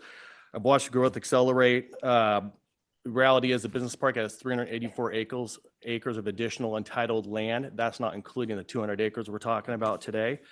And removing 30 seconds. Removing the furthest land from the freeway, from the business park, and allowing residential development, frankly, is the right move. More housing will also support the existing businesses, not harm them. So as I said, I'm 100% commission-based to make my living off representing property owners and tenants, but the data is clear. The path forward is to have the homes and the development. Thank you. Thanks. Thank you. Hello, welcome. Good afternoon. My name is Jennifer Guan. I'm a District 1 resident. My youngest daughter attends John Adams Academy. My family has lived in El Dorado Hills for 15 years, and my older daughters attend Oak Ridge. I ask that the board approve the Creekside Village specific plan today and rezone this property for residential use. John Adams Academy is a thriving school that provided a critical opportunity for my daughter. The school continues to grow, and El Dorado County should be proud to have this charter school there. Creekside Village, which would connect the two surrounding residential communities, is the best way for this site to develop, especially next to an adjacent charter school. One of the main reasons my family moved to El Dorado Hills was because of the schools and the thriving residential communities connected through trails and parks. Creekside Village will continue this tradition by finally providing a connecting trail through Blackstone and Heritage. My daughter participated in the cross-country team, and that trail can also be used by John Adams Academy for cross-country and PE classes to provide a safe trail off Latrobe Road for students. As compared to an R&D project, Creekside Village will have substantially less traffic, and that traffic will be residents, not semi-trucks with truck deliveries. Your board is trusted to protect our community and residents, and your decisions must be made with recognition of how our community has developed. The EIR for the project also determined that the project before you is the environmentally superior project and will have significantly less environmental impacts than an R&D project. Please protect our schools, residential communities, and the environment by approving Creekside Village today. Thank you. Thank you. Welcome. Thank you. Good afternoon. My name is Scott Bennett, and I am speaking today as a citizen and commercial real estate agent with long-standing experience in the business park. I've worked in and around the park for many years, dating back to 1998 in my first career at International Billing Services, or more recently known as DST Systems. In 2002, I started my career in commercial brokerage and have spent a large part of my brokerage career representing owners and tenants here. I know this park well, its strengths, its challenges, and its long-term trajectory. The business park has been under development for more than 43 years. Even today, after removing the Creekside property, it is only about 50% built out. That is a critical fact. This park was planned on a scale that far exceeds realistic commercial demand, not just today, but for decades to come. I was actively involved with multiple owners during the 2018 de-annexation vote. The consensus among ownership at that time was clear and consistent. The park simply is too large, there is too much land relative to demand, development has been slow, and land values and rents have reflected that imbalance. The de-annexation vote itself was fundamentally tied to the understanding that Creekside would transition to residential use. That was not incidental, it was central. In 2018, 92% of the business park owners who voted were in favor of de-annexation, and the official ballot reflects that overwhelming support. Importantly, that sentiment has not changed. The same concerns exist today, and the same conclusion remains. This parcel is better suited for residential use, while the remaining business park has more than enough land to support future commercial development for many decades to come. This is a professionally managed, well-run business park with sophisticated long-term owners. These are not speculative voices. They are informed stakeholders who understand the market realities and support Creekside Village as a rational and balanced outcome. In short, the business park has ample capacity for commercial growth, and rezoning this parcel for residential use aligns with history, market demand, and the clear will of the property owners. I respectfully urge the board to allow this rezoning to move forward. Thank you for your time. Thank you. Welcome. Good afternoon, Supervisors. My name's Jim Perman and I live in Blackstone. I support the Creekside Village development. Number one, for the revenue addition to the county. Number two, any other development will have the same demands on water and sewer, will affect wildlife, and definitely would have just as significant traffic impact as would this housing development. As such, that's why I'm in support of it. Thank you. Thank you. Welcome. Hello, good afternoon. My name's Steve Simmons. I'm a resident and member of the board of Blackstone. I'm here in 100% support of Wynn Properties and moving forward with their development. I moved here 8 years ago from the Bay Area, and we did it kind of like we wanted to because we want to get out of the Bay Area, but we absolutely love it here. And the part of it we love it is that the community is so wonderful. Obviously, the environment is great. And it's funny because I go home to my wife and I kind of play little tricks with her. I go, "You're not going to believe how many people are up here up on vacation from the Bay Area." And she goes, "What?" I go, "No, they live here. They moved up here." People are moving up here because it is fun and it's a great place to live. Let's accommodate them. There's going to be more housing required, okay?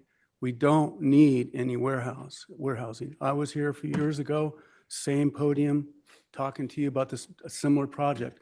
Get rid of Project Frontier. You did. It was great, okay? Now we want to do something that's going to be good to the community, bring quality people, have great community to live in because it's really fun.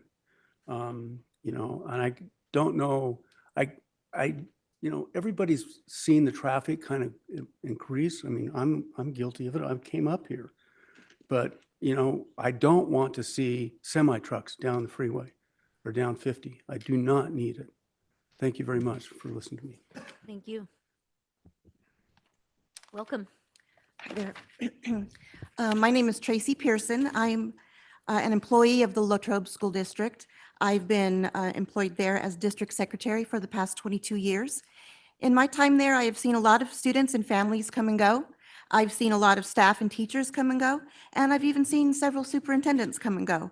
But one thing that has always remained the same and has not changed is our special culture, our small school vibe that we have there. It's a special place, and the people who live there and work there are very passionate about that, and we want to keep that small school culture. To give you a more in-depth picture of our schools, we have two very small schools. We're located about 5 or 6 miles south of the business park at the intersection of South Shingle Road. So we're quite a ways away from Creekside. We employ 9 classroom teachers. They work in 9 classrooms, teaching 9 grades. That's the space we have. Our board has prioritized for many years to keep our class sizes at 20-1. So if you do the math out, we could accommodate easily up to 180 students.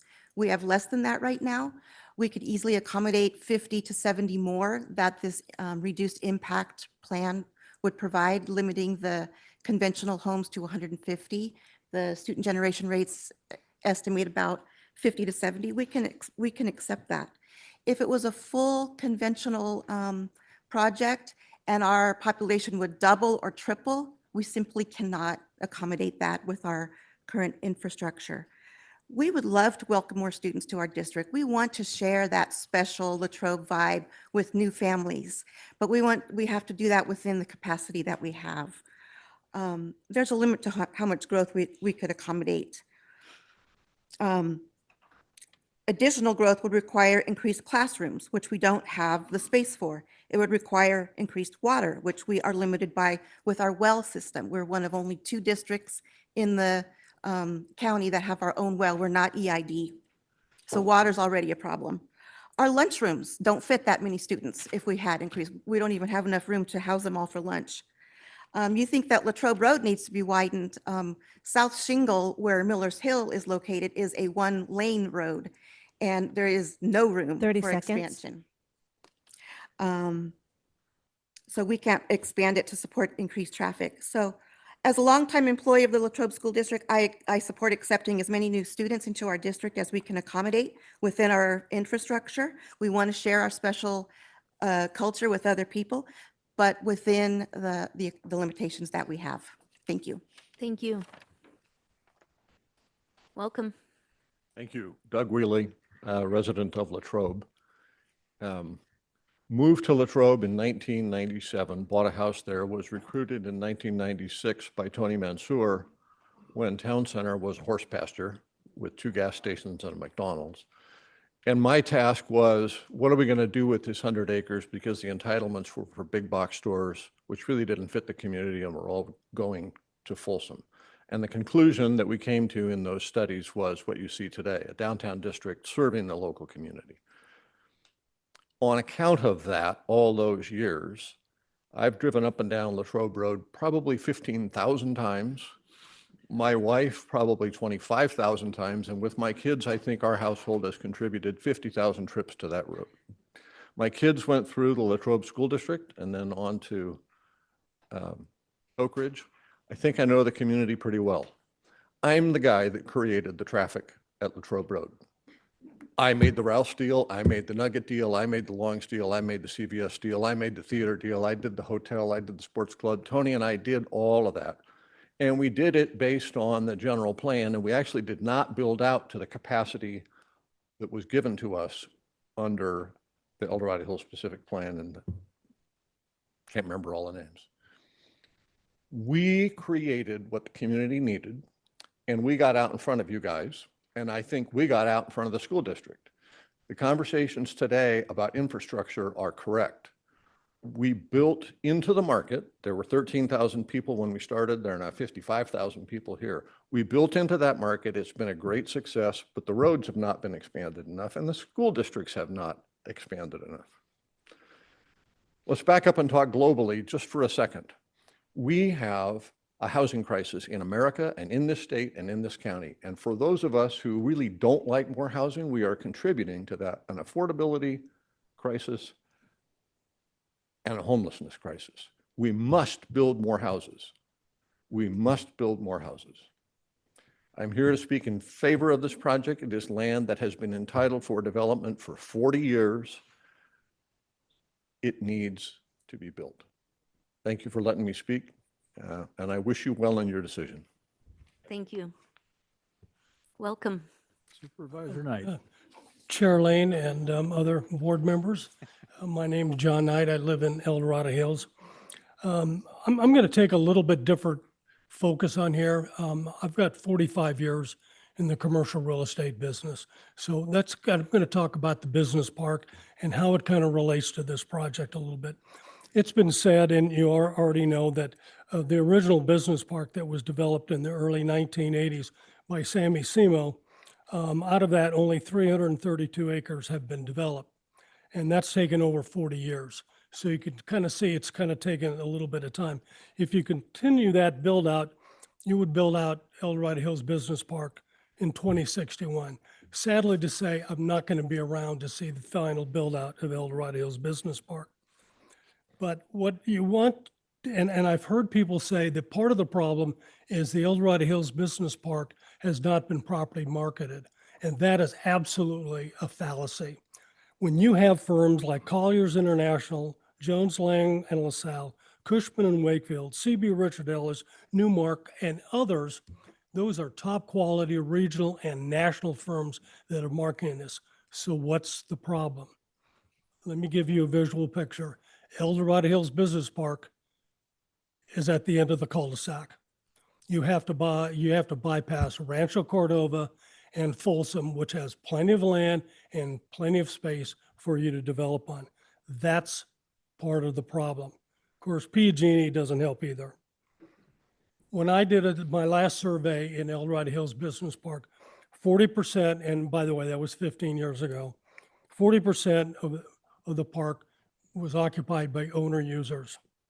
Roblin Construction. Why did he build there? Hans Roblin lived off Salmon Falls Road. Kirk Harriet's family, they live in El Dorado Hills.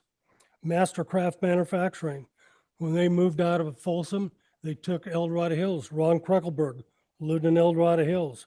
Kevin Nagel had his business. He lives in El Dorado Hills. That's the business that you have. With the current occupancy and the rates, you cannot make a decent investment in El Dorado Hills. I'm going to end with this figure. If you leave El Dorado, this current land the way it is in R&D, you would be able to 30 build seconds. out 2,178,000 square feet. Based upon an absorption of 25,000 square feet and last year the net absorption was 17,000. It would take 85 years, and again, I will not be around for that. It would take that long for it to absorb. That's why I strongly recommend and feel comfortable with staff's recommendation number 2. Thank you very much for your time. Thanks, John. Thank you. Welcome. Hello, Linda Campbell, El Dorado Hills. So I did a little search about the uses of R&D zoning in California.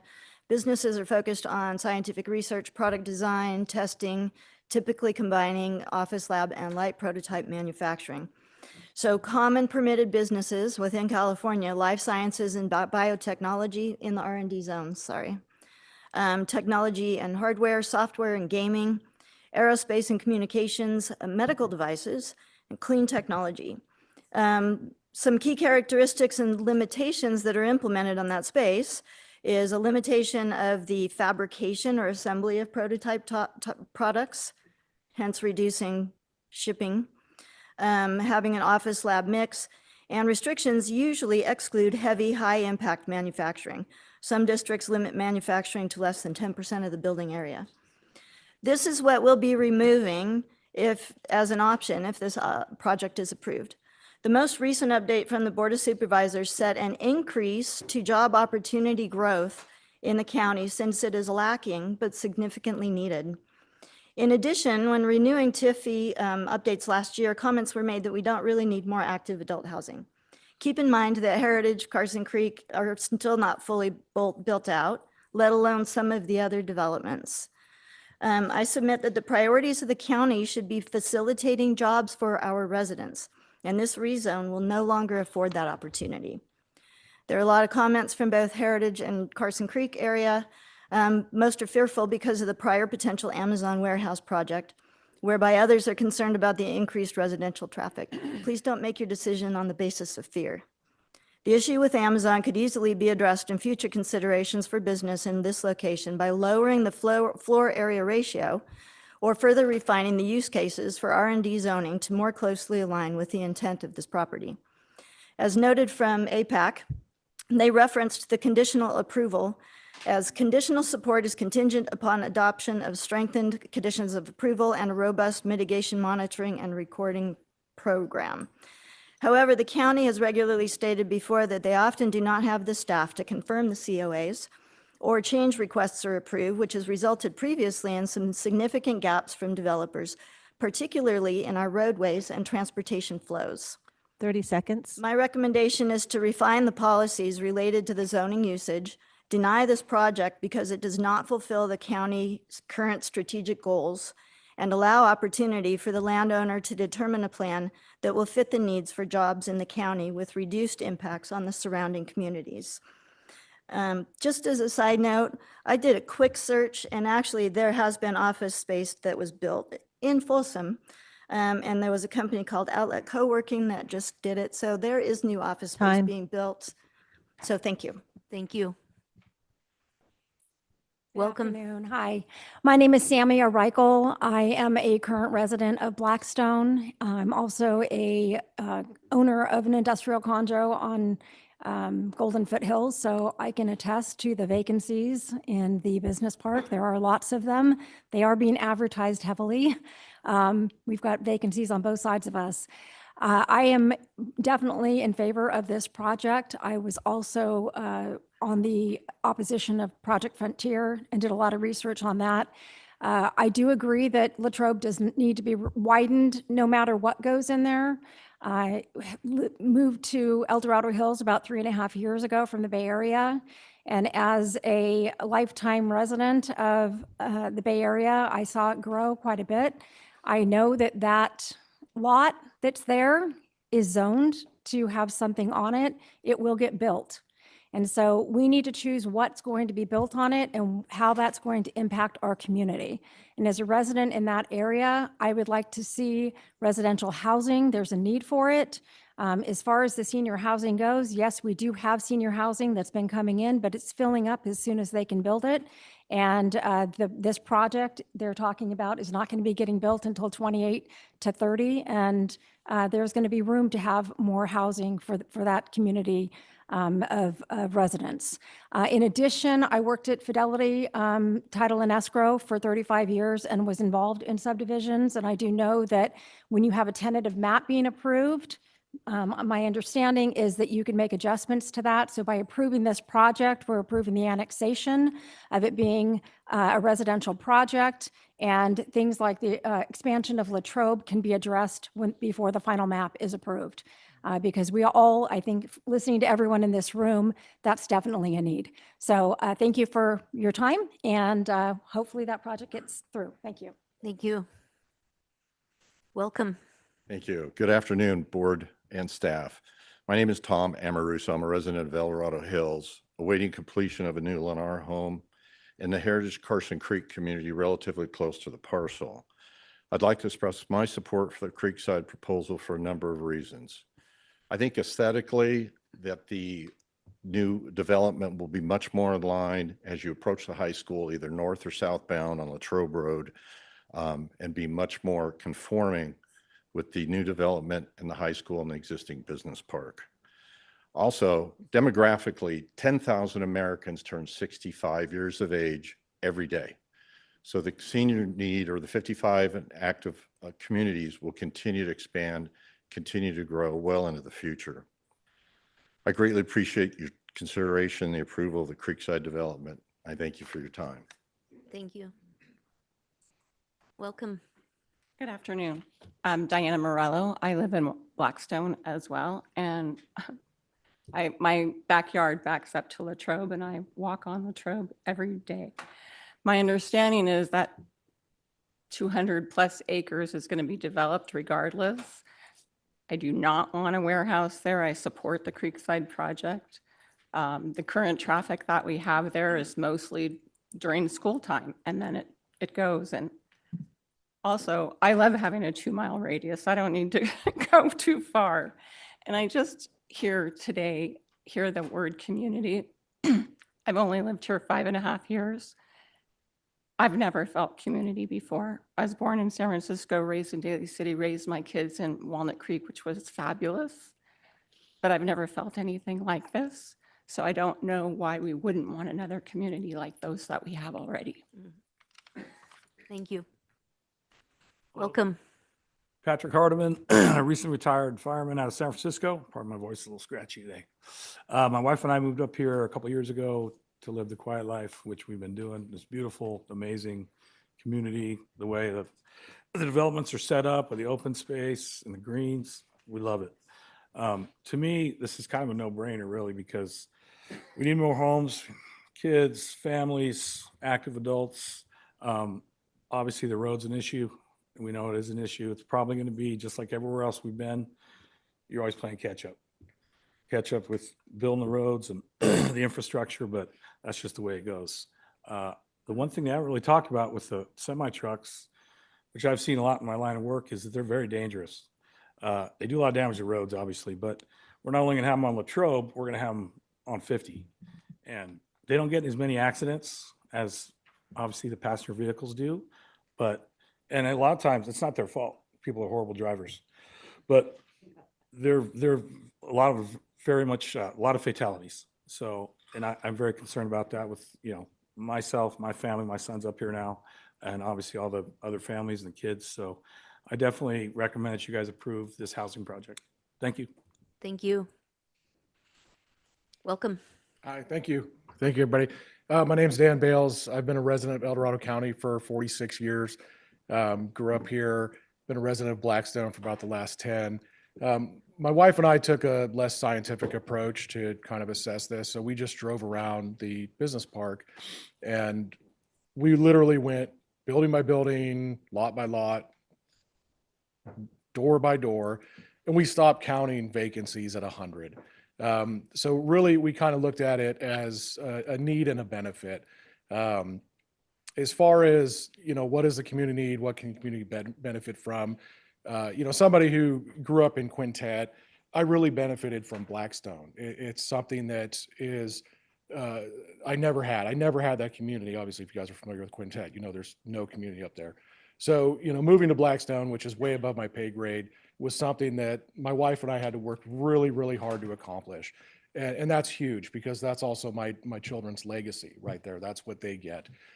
My concern is that if warehouses go in, there's no need and there's no benefit, right? Because as so many people have already explained, there's a practical issue with that, and then there's the logistical issue. Again, I've accepted growth is going to occur in El Dorado County. There's nothing I can do. As much as I'd love to see it stay vacant, that's just not going to happen. So I am here in support of, the Wynn community going in. And again, somebody who does enjoy community. That's something that I've really learned in Blackstone, been a part of. I've actually met most of the people that live there through different community events and everything. Blackstone's a very opening and welcoming community to its neighbors with the various events that they put on. And it's just really neat to have that, and it'd be nice to have that as well. Adding more warehouses and buildings that are going to sit vacant, I'm not sure what the need or the benefit for that's going to be. There's a lot of existing businesses. There's a lot of existing vacant buildings where I think that a residential community could definitely provide some assistance to them right now. So thank you. Appreciate your time. Thank you. Welcome. Good afternoon. How are you all today? If you guys need to stand up and stretch while I'm talking, I got no problem, man. You guys are troopers. Get going. But anyway, Chuck King from Blackstone. Most of you know who I am, and I want to, number one, thank you for taking the time to listen to all these people, and I'm unbelievably proud of everybody that's come up here, whether it's for or against the project. It's a great showing. Back in 23, when Project Frontier came out, I obviously found out about it, and myself, Tom Fox, and a whole bunch of other people got involved very quickly, and we built a defense against it. We didn't want it where it was going to be, and it didn't take long for that to take effect.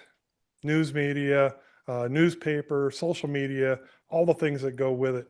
The thing I want to remind you is in that 2 short months that we fought against this, that we had over 10,000 people sign our petition that said they didn't want that to go in there. Not all of those people were from Blackstone or from Heritage or from Four Seasons, but they were the other side of the freeway as well. And it's because it affects more than just the people right there. So it's very important.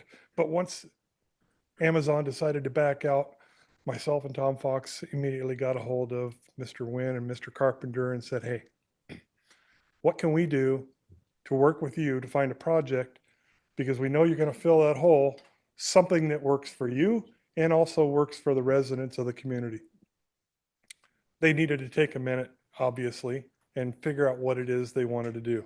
They came back to us and said, hey, you know what, we had this project, but you guys as a group, meaning all the residents, shot it down back then. What can we maybe think about doing with that?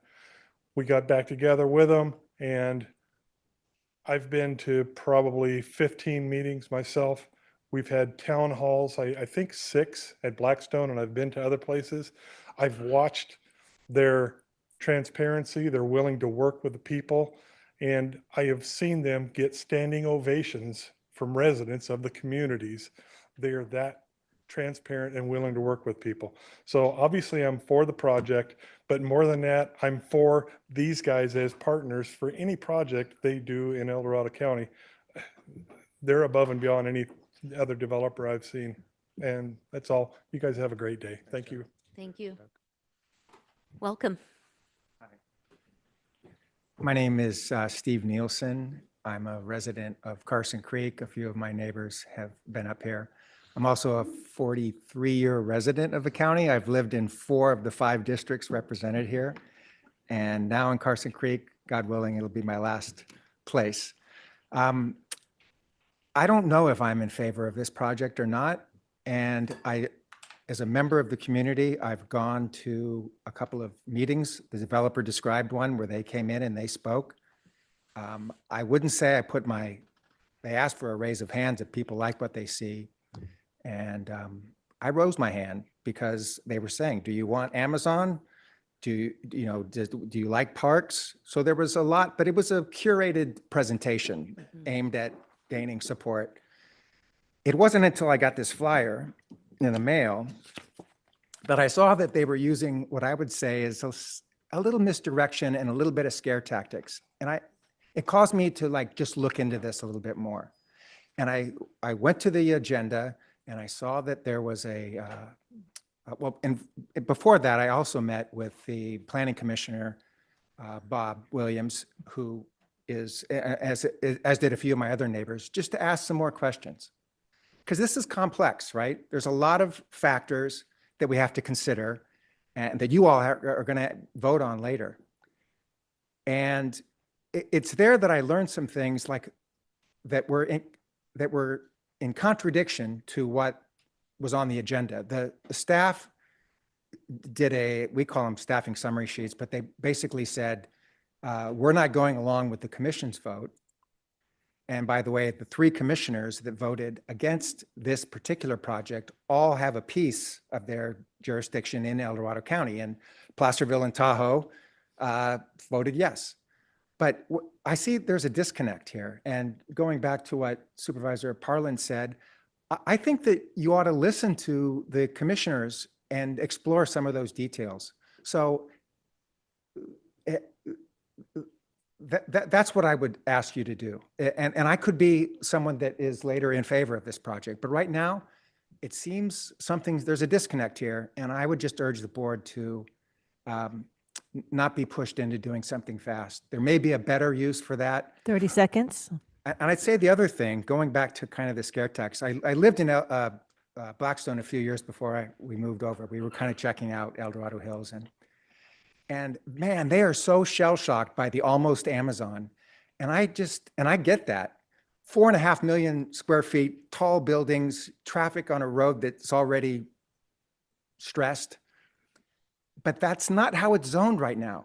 And they keep, even in this presentation, R&D is not a big, huge warehouse distribution. Your time's up. Thank you. Thank you.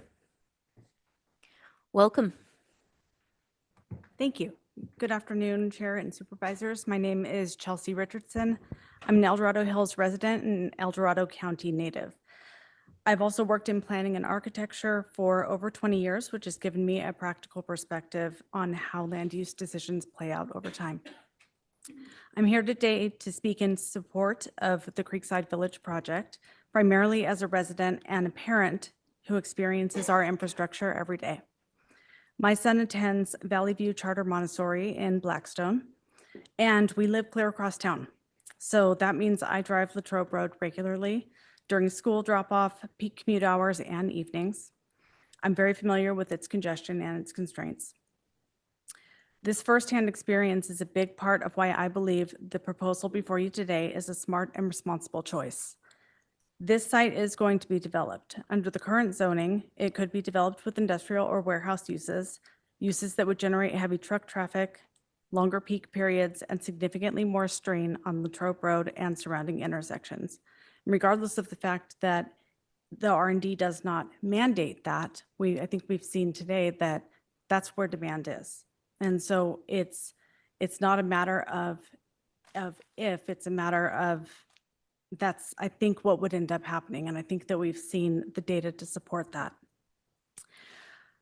From a real world traffic and community impact standpoint, Creekside Village represents the lowest reasonable impact outcome that residents could realistically hope for this site. I followed this project over time, and what stands out to me is how much it has evolved. The project has been reduced in intensity, refined through public outreach, and fully evaluated through the environmental review process. County staff has concluded that the reduced impact alternative is environmentally superior and continues to recommend approval. From a community perspective, this project generates substantially less traffic than industrial development, includes primarily active adult housing, which reduces school impacts, provides parks, trails, and open space that integrate with surrounding neighborhoods, and replaces long-term uncertainty with a clear enforceable plan. I understand that there are concerns about general plan consistency, but staff has been clear that this specific plan is a lawful and appropriate tool, and that the project systematically 30 implements seconds. the general plan and with the proposed amendment. Ultimately, this decision isn't about whether growth occurs here. It already can. The real question is what kind of growth best serves the existing residents and the county as a whole. From my perspective as a longtime resident, a parent, and someone who works in this field, Creekside Village is the better alternative. I respectfully urge you to follow staff's recommendation and approve the project. Thank you for your time. Thank you. Welcome. Good afternoon. My name is Sarah Milton. I am a third-generation Latrobian. I've had my children go through Latrobe. My last one is sixth grade. But I want to offer my support to the Creekside Village. I'm currently proud to be the secretary at Latrobe Elementary School.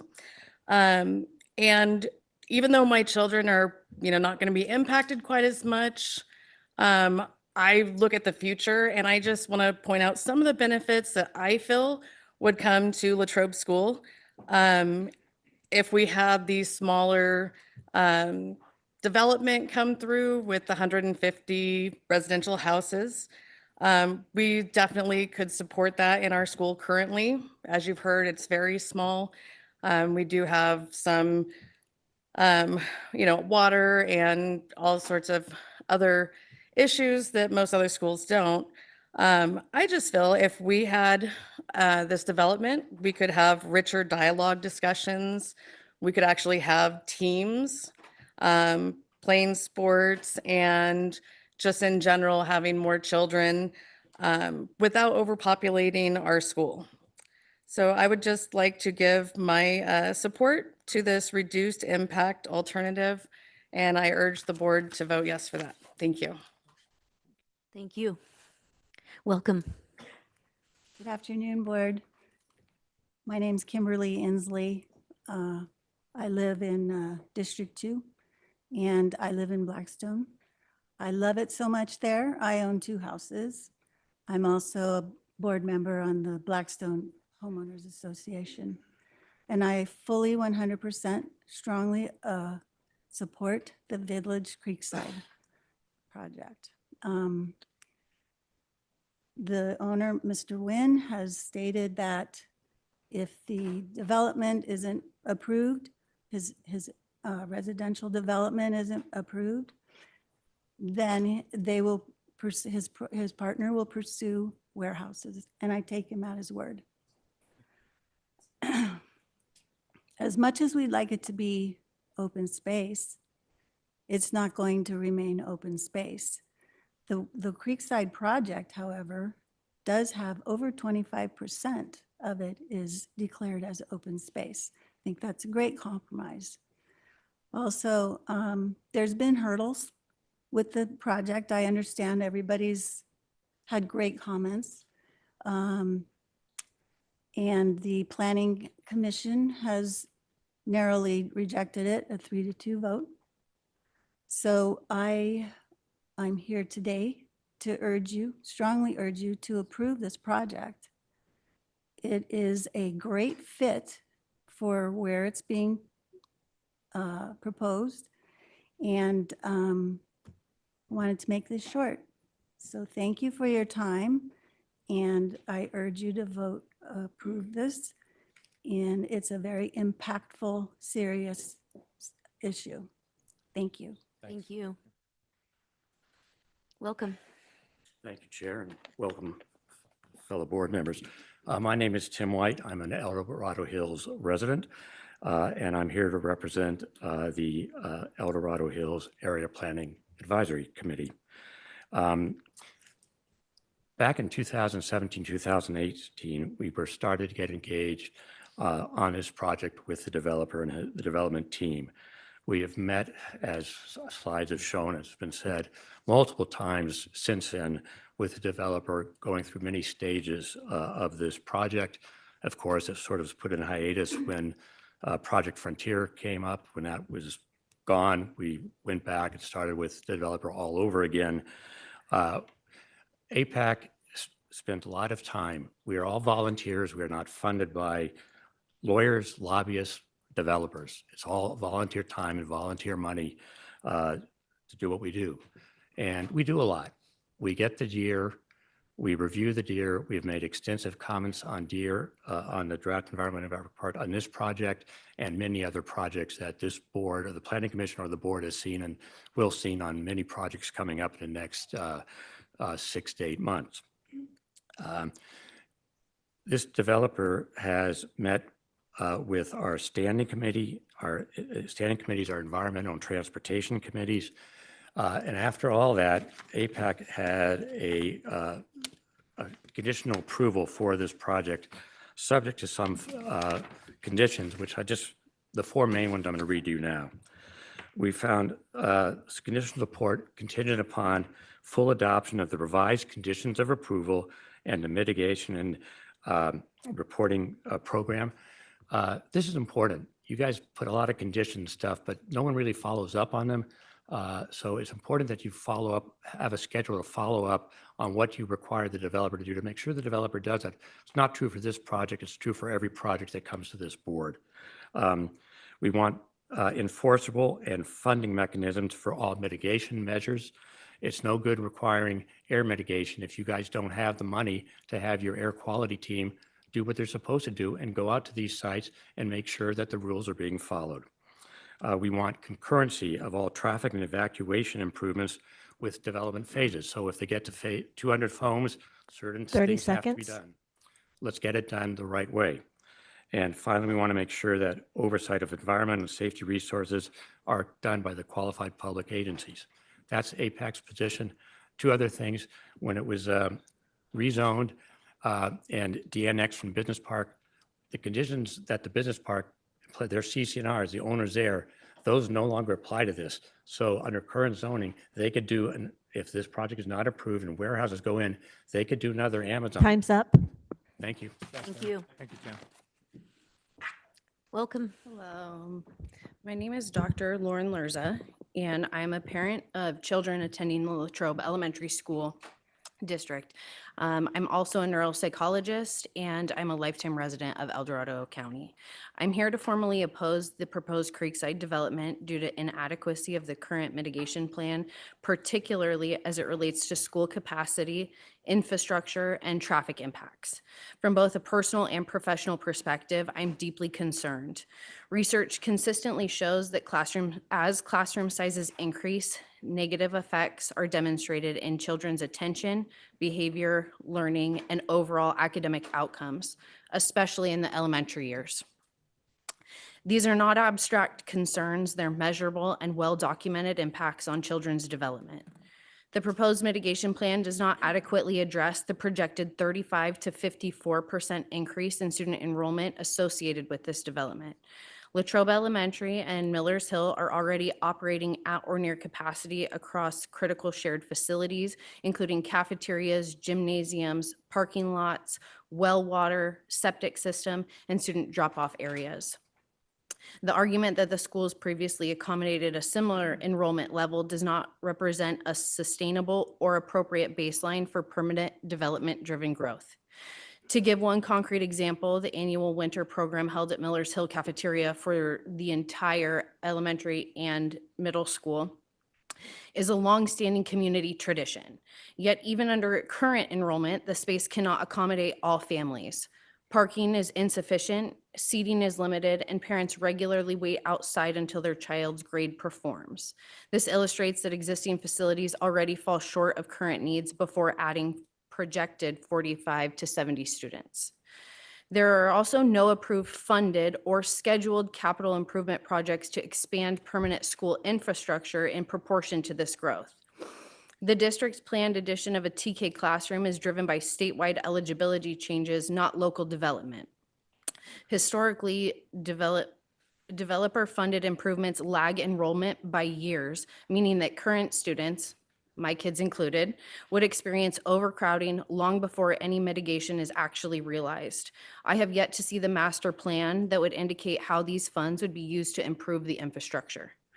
Finally, 30 traffic. seconds. Traffic mitigation is insufficient. Latrobe Road, as we have already heard, a lot of concerns regarding that.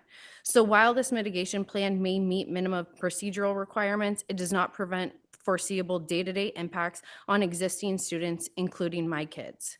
I respectfully urge the board to deny approval of this Creekside development. Thank you. Thank you. Welcome. Good afternoon, Board.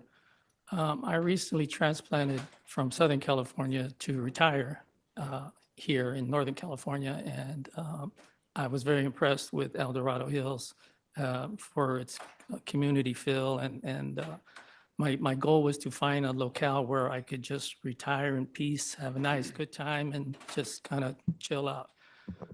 That being said, my thoughts did not incorporate having to deal with industrial complex warehouses being right next to my community I just purchased within the last 7 months at Carson Creek. So this is going to be right in my back door. That was not in my plans when I moved out here from Southern Cal. Obviously, being from that area, traffic is no stranger to me. But that being said, and with all the points that were brought up, regardless of whether this community gets built or a warehouse gets built, the same traffic issues are still going to be present. With that being said, would I rather have a Amazon-type environment or a community with parks and houses that allows people like me to be able to hopefully afford retirement communities in this area? Obviously, I'm going to go with this development as opposed to that. I'm 100% for being an advocate of maintaining the ecosystem. But the reality is, the only way to keep the status quo as it is right now would be literally to not build anything on that property. The prospect of that happening sounds very dismal. Something is going to go in.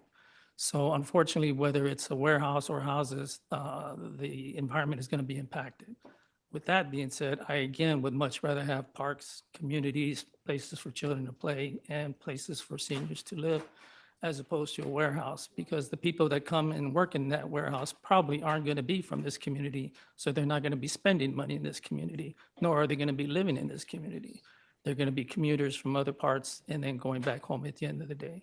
So with my retirement dreams in mind, I definitely would prefer and hope that you will strongly consider going with the Carson Creek project as opposed to any type of warehouse that would be most likely in there in the event that this project doesn't happen. Thank you. Thank you. Welcome. Thank you.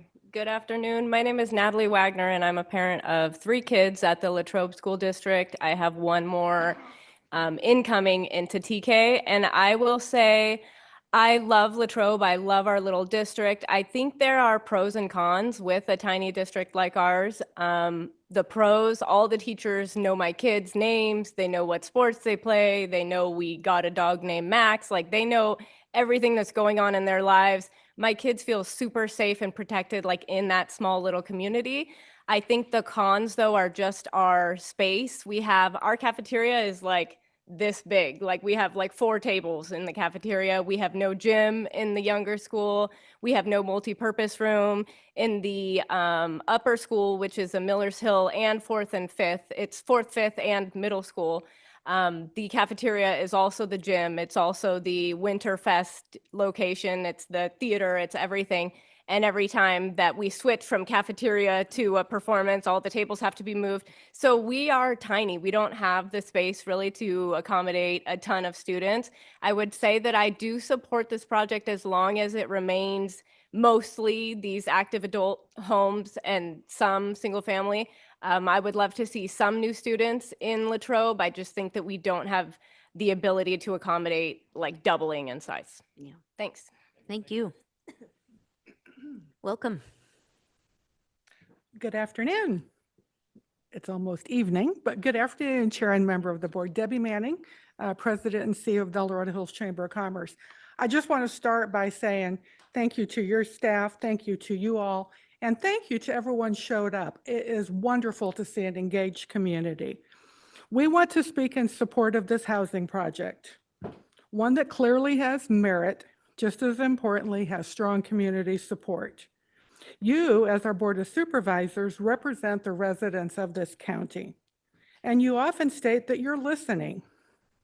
In El Dorado Hills, we've not seen an approved housing project in decades, the last one being the apartments in Town Center. That fact alone underscores how significant this moment is.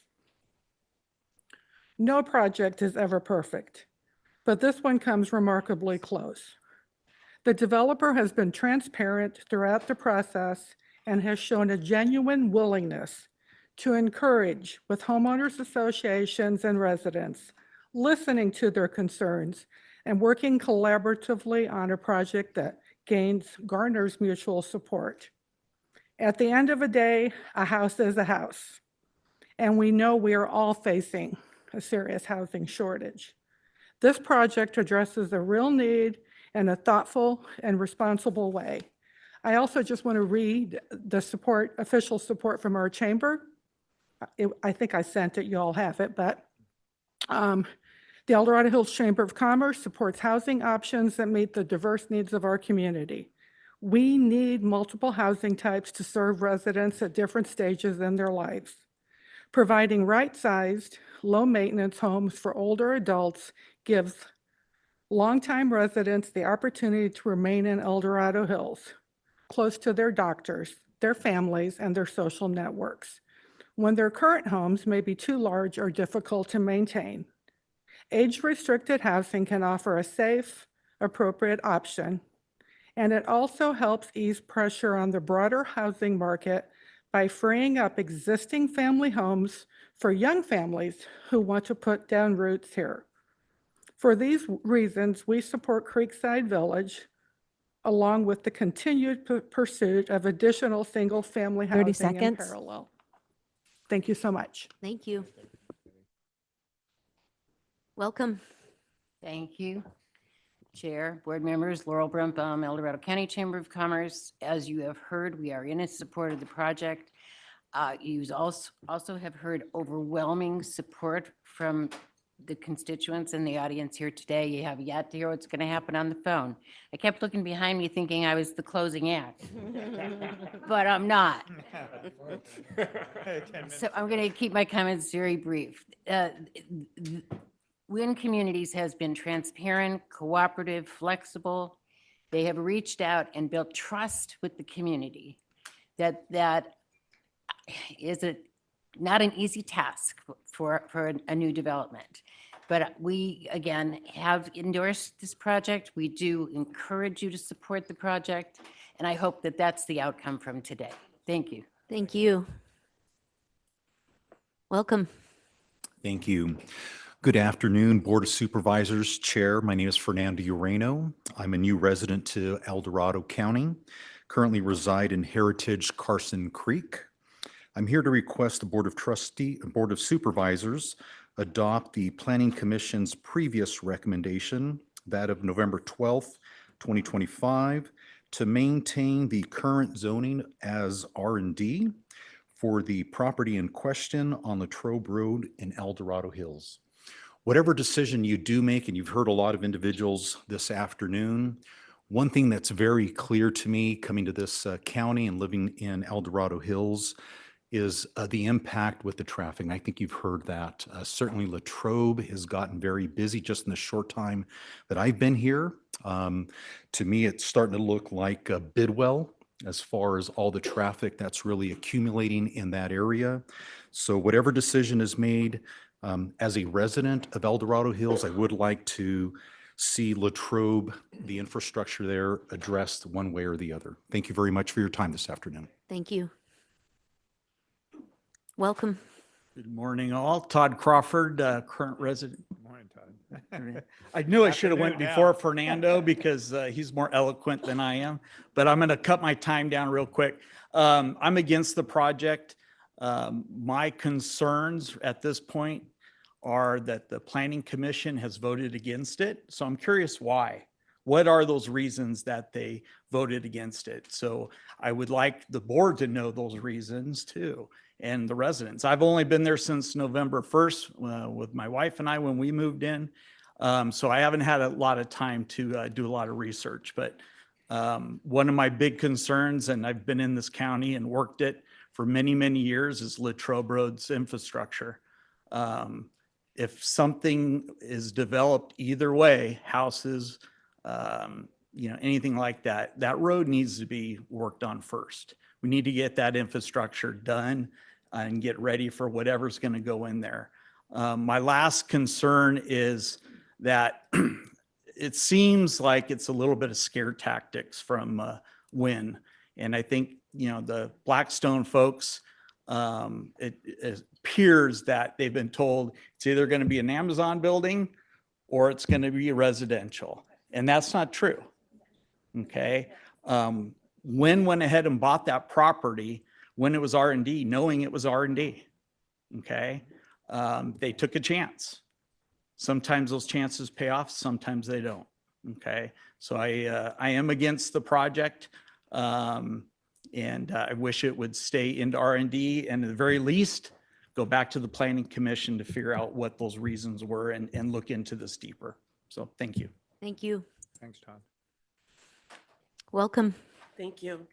My name is Nadine Lauren. I've been in El Dorado Hills since the year 2000. It's been 26 years. I now live in Carson Creek. I have a couple of very important things that have not been talked about yet to mention. As far as giving Carson Creek some credibility, some deference, I think it's important that the board understands that they're the ones that are going to be most directly related. They're directly next door to Creekside. The road that's going to be expanded if Creekside goes in directly enters the Carson Creek community. Right now, well, actually, I'm going to offer my experience in two realms that I've worked at in my career. Right now, for the past 12 years, I've been a real estate agent and broker. It's really important to talk about what's happening with property values with regard to senior housing. I'll get to that in a minute because I think what's even more important is my other background. My life before a real estate person was an attorney. Don't hold it against me. And I didn't practice land use, but I do know what zoning means. And I know that zoning are rules, they're regulations that every property owner has to live under. With all due respect, I would disagree with the comment that this property owner has a right to build anything he wants because he has to comply with zoning, just like the rest of us. I can't build a chicken coop or a drive-through Starbucks in my backyard. So they should also be held to the same standards. With regard to the zoning, I think that there has been an outright stream of misinformation and fear tactics that were intentionally distributed to this community. I think it's the opposite of transparency. And the reason that I say that is because pretty much every single person that stood up here in support of the project said they're afraid of the industrial, large, monstrous buildings, semi-trucks, million square feet facilities. We're not in Sacramento. We're in El Dorado Hills and in El Dorado County. Amazon isn't coming. 30 seconds. So I would like the board to go back to what R&D zoning means. I think a lot of people are not familiar with it. It's campus-like, it's non-polluting, it's high-tech, and it's with specific development standards. With regard to what's happening in the market, Heritage Carson Creek is 400 homes. Only half of them have been sold. They have reduced the price per square foot in that community astronomically compared to what else is happening in El Dorado Hills Time's in order up. to get those sold. Thank you. Thank you for your There's comments. every Thank you. reasonable impression that the same thing is going to happen in Creekside. Thank you. Welcome. Thank you. I think I'm the last one. Oh, no. Sorry about that. I understand zoning laws. And they can be changed. And sometimes they need to be changed for the better. I'm in full support of this project by Wynn. I don't want to see warehouses there. I live in Blackstone, and I don't hold that against me. But I don't think that anything else would be common sense. I think we need to come down to common sense. I think we need to widen Latrobe, float the bond, like you said, and continue forward with this project. I don't know what the Planning Commission was thinking or why they changed their mind or why they even made that decision and what they based it on. But from what I've seen and the presentations that I've gone to, this is a really good project. Thank you. Thank you. Welcome. Welcome, Chair Lane. Joe Harn, County Auditor Controller. I sent you 2 emails, one about long history of that Tom Wynn has in El Dorado County, building pretty good projects and building some nice parks and cooperating with the county government and CSD so we can have things like the Cameron Park Library. The other email I sent you, someday I want to be a consultant and write FIAs because they're always wrong. However, this FIA clearly shows, and hey, there's probably 10% sway either way, but this will generate money for the county general fund and the road fund. So if you want more money to fill potholes, or if you want to hire a couple more deputy sheriffs, approving this project will help you with this. Sometimes on social media, I hear the stuff about all this growth that you people are approving down in El Dorado Hills. The El Dorado Hills specific plan was approved in the late 80s. It's not built out yet. The Bass Lake specific plan, the Valley View specific plan, Carson Creek specific plan, none of them they were all approved in the 90s. None of them are built out yet. I also get a little frustrated with people criticizing past supervisors. For one thing, that's my job.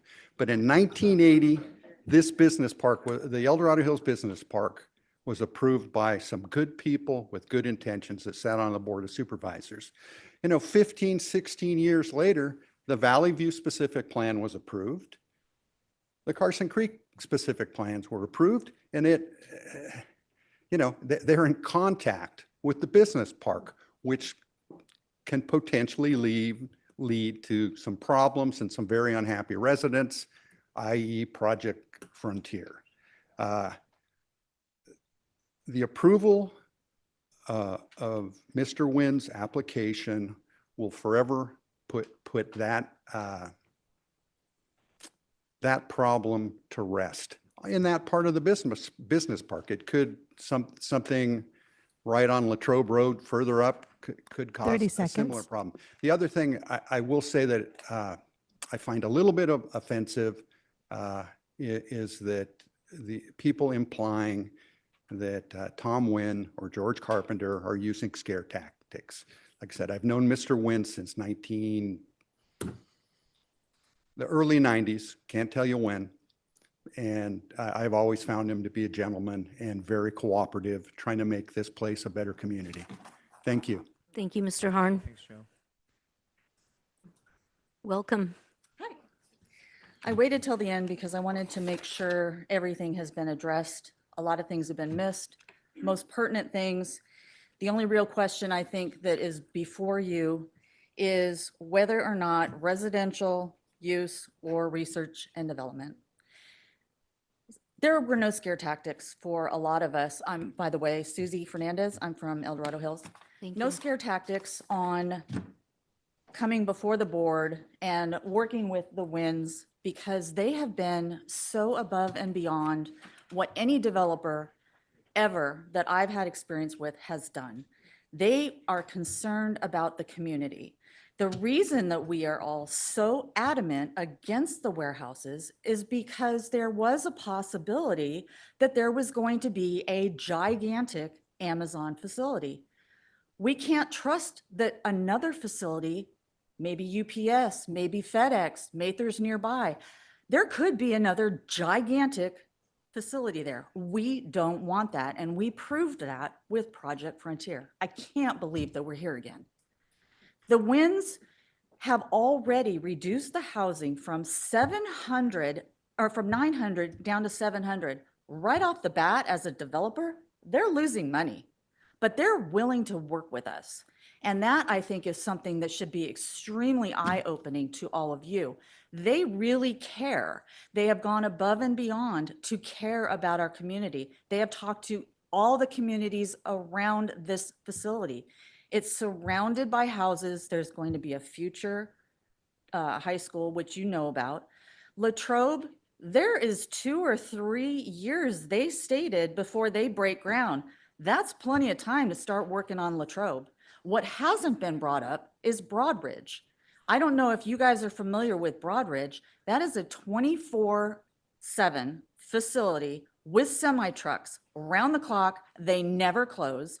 The poor people living in Carson Creek hear the hum from that facility 24 hours a day. We can hear it when it's very quiet. The hum is so loud. You hear the trucks, you hear everything. Nobody's talking about the damage that Broadridge is doing to Latrobe with all those trucks. Granted, there's going to be more trucks in what is not already rented out, where there are 30 already- seconds. There's new traffic so can go in. The road hasn't been expanded there either. So there's been a little bit of missed opportunity to start working on the expansion of Latrobe and working on the maintaining of Latrobe due to the damages that are already happening with the trucks that are there. So I think that's something that also needs to be considered. Please vote yes. We've worked really hard on this. Thank you. Thank you. Are there any other members of the public that wish to come forward? Please. Hi, my name is Rob Coughlin. I'm a resident at Carson Creek. And I just want to say, I've heard a lot of the pro and con here today. I've been in there since last February in Carson Creek. I did not get a lot of upfront notices or anything about what was going on behind there in the Creekside project.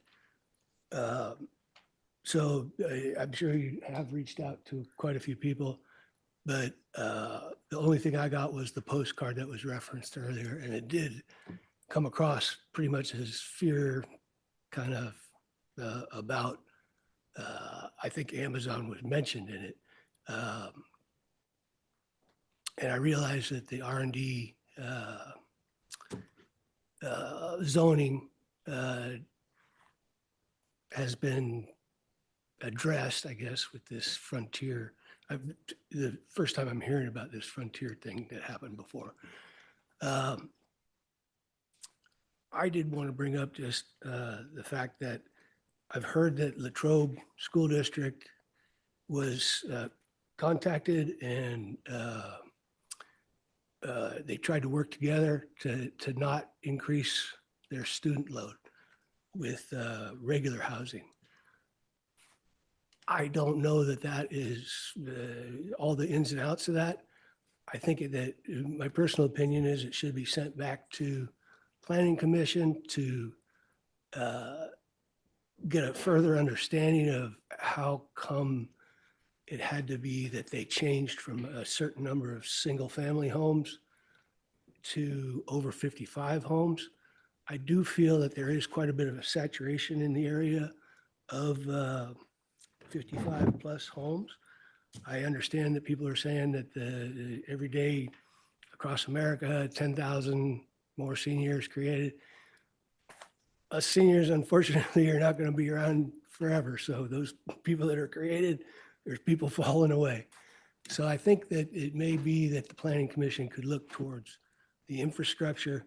30 seconds. Latrobe Road, as far as how well it's accepting the traffic loads that are going to be there. We know that I'll respectfully just say that I oppose and go with that. And thank you. Thank you. Are there any other members of the public that are here in the room that would like to address the board on this project? Okay, seeing none, we would normally go right to Zoom callers, but I want to ask my colleagues, we've been sitting here since 1. Do you want a little bio break or you want to keep going? How many hands are up online, Kim? I can wait. Three? 3. Are we gonna Let's finish stop public at comment. 3? Okay. Is that, no, see, that's why I wanted to ask, because now there's another one. So people need to get their hands up online and we're gonna cut them off. I can see the screen. So are we gonna cut it off now? County Council, can we do that since we said, get your hands up now, we're done? No. See, that's what I want to We're ask. required to provide online participants equal time that were allotted to the in-room participants. So How So how long do many you are, have to wait? well, how many are we up to right now? 4. Okay. Let's go ahead and finish, yeah? Yeah. Yep. I'm Okay. just concerned it's gonna be a bunch. Ms. Dawson, will you please take us to our online callers? And now taking public comment from online participants. Now taking public comment from John Davy. Good long afternoon, board. Thank you for taking the call. It's John Davy, Chair of the El Dorado Hills Area Planning Advisory Committee, APAC, and I'm a 30-year resident of El Dorado Hills. I wanted to touch briefly on the findings of our project review subcommittee, and I'm grateful that APAC Vice Chair Tim White was there to provide comments in person today.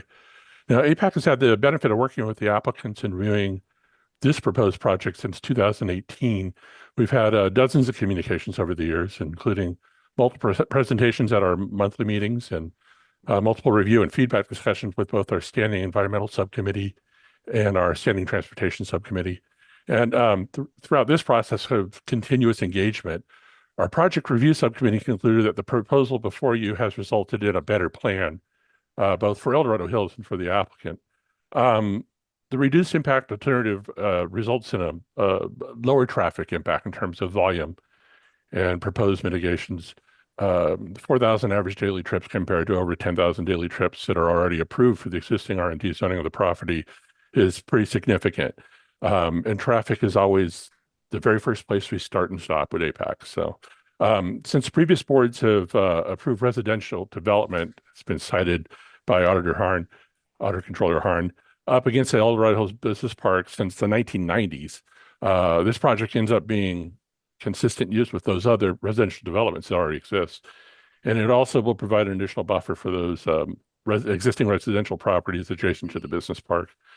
For El Dorado Hills residents, the question for us to answer, is this a better, less impactful, more balanced use of the property compared to the existing R&D zoning based on current demand in that market space and the attendant high transportation impacts of that type of zoning, and what we are learning more and more about the increased road capacity and impacts from those types of projects. So our project review subcommittee provided a finding conditional support based on the engagement with the applicant and how they have modified their plan in response to community concerns. So we were happy to have that engagement. We don't get that with every applicant, and the fact that we've had this discussion over many years and that the applicant from George Carpenter on down, they were always engaged and always willing to ask us what we thought and looking for feedback. We believe it's resulted in a better project, so we were happy to provide that recommendation of support, conditional support based on the items that Vice Chair White had identified in his comments. So thank you again, everyone, for being there today. I appreciate everyone being there and participating, whether you oppose or support a project. So good afternoon. Thank you. Now taking public comment from I. Wyatt.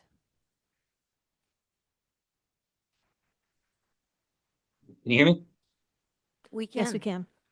Okay, last time I tried this, you couldn't hear me. So, well, I've truncated my notes here. I am a resident of Blackstone here in El Dorado County. And I just want to say, for having this long meeting, listening to all these folks talk for and I've ever watched online. But so a lot of this stuff got touched on by different folks, and I appreciate everybody's comments there. I did want to kind of talk about the traffic concerns, which seems to be a big one on Latrobe. We've lived here for roughly 15 years, and it's been a problem since day one. When Blackstone was being built out, traffic on Latrobe was a problem. I don't think this is a problem for the wind communities. I think this is a county issue where the county doesn't hold developers accountable for expanding the infrastructure to get to the ways that they need to get to. Classic example is nothing was done to Latrobe when they started building the gateway buildings. There's no expansion to Latrobe. There's additional light.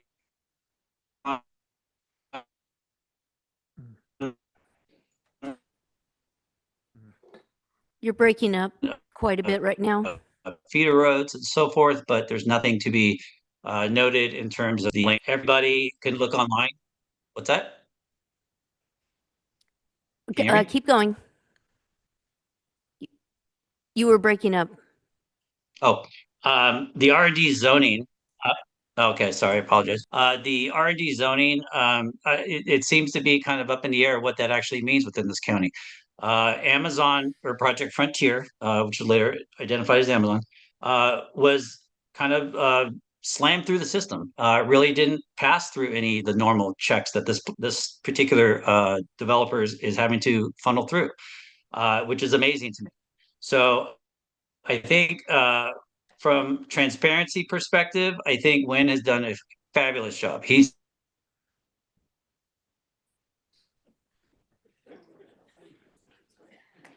Oh, is he gone? He's gone. No, he's still there. he's answered every single question that's 30 been asked seconds remaining. on him.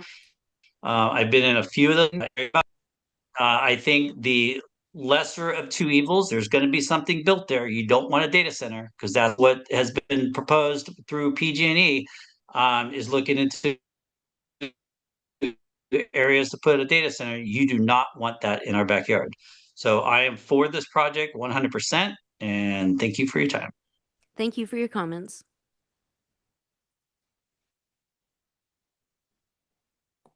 Now taking public comment from Steve Ferry.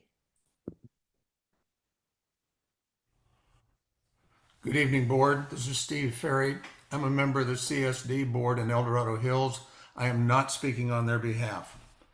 I would like to send this back to the Planning Commission for the following reasons. First of all, I was on the TGPA ZAO committee back in 2012 when we created the ordinance, if you will, that approved the zoning in the business park to be R&D.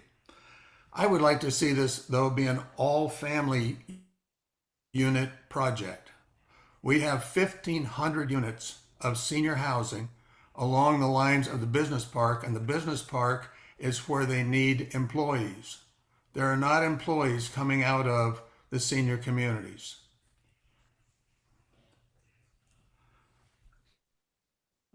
The people moving into these homes are from Redwood City, San Francisco, San Jose, Los Angeles.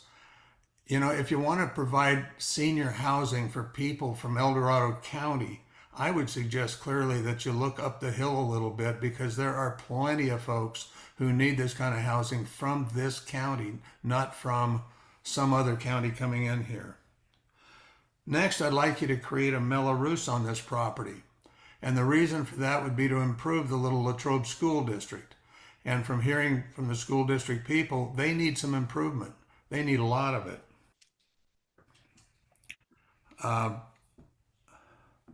The high school that they keep referring to, the high school property, 215 acres next door to this property, has very little chance of ever being built.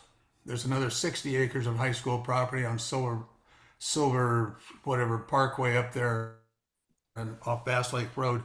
And whenever the school's going to get enough money to do that, I don't know when that would be. One of the other things is these people are going to be using CSD parks. There's no question. If there are kids, they're going to be part of the soccer teams, baseball teams, and all that.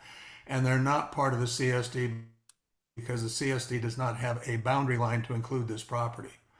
So with that in mind, I just think that it'd be a really good idea to bring some families here and make that what this should be. And I would send it back to the Planning Commission to have them take another look, fix the things that they need to fix, and bring it back to you. 30 I don't seconds. have a problem with building housing in this area. Probably a great idea. Just the kind of housing is my concern. Thank you very much. Thank you. Now taking public comment from Jennifer Yoder. Hi, my name's Jennifer Yoder. I've lived in El Dorado County for a little over 16 years, the last 10 in El Dorado Hills. I just wanted to speak in favor of the Creekside project that Wynn Communities is proposing.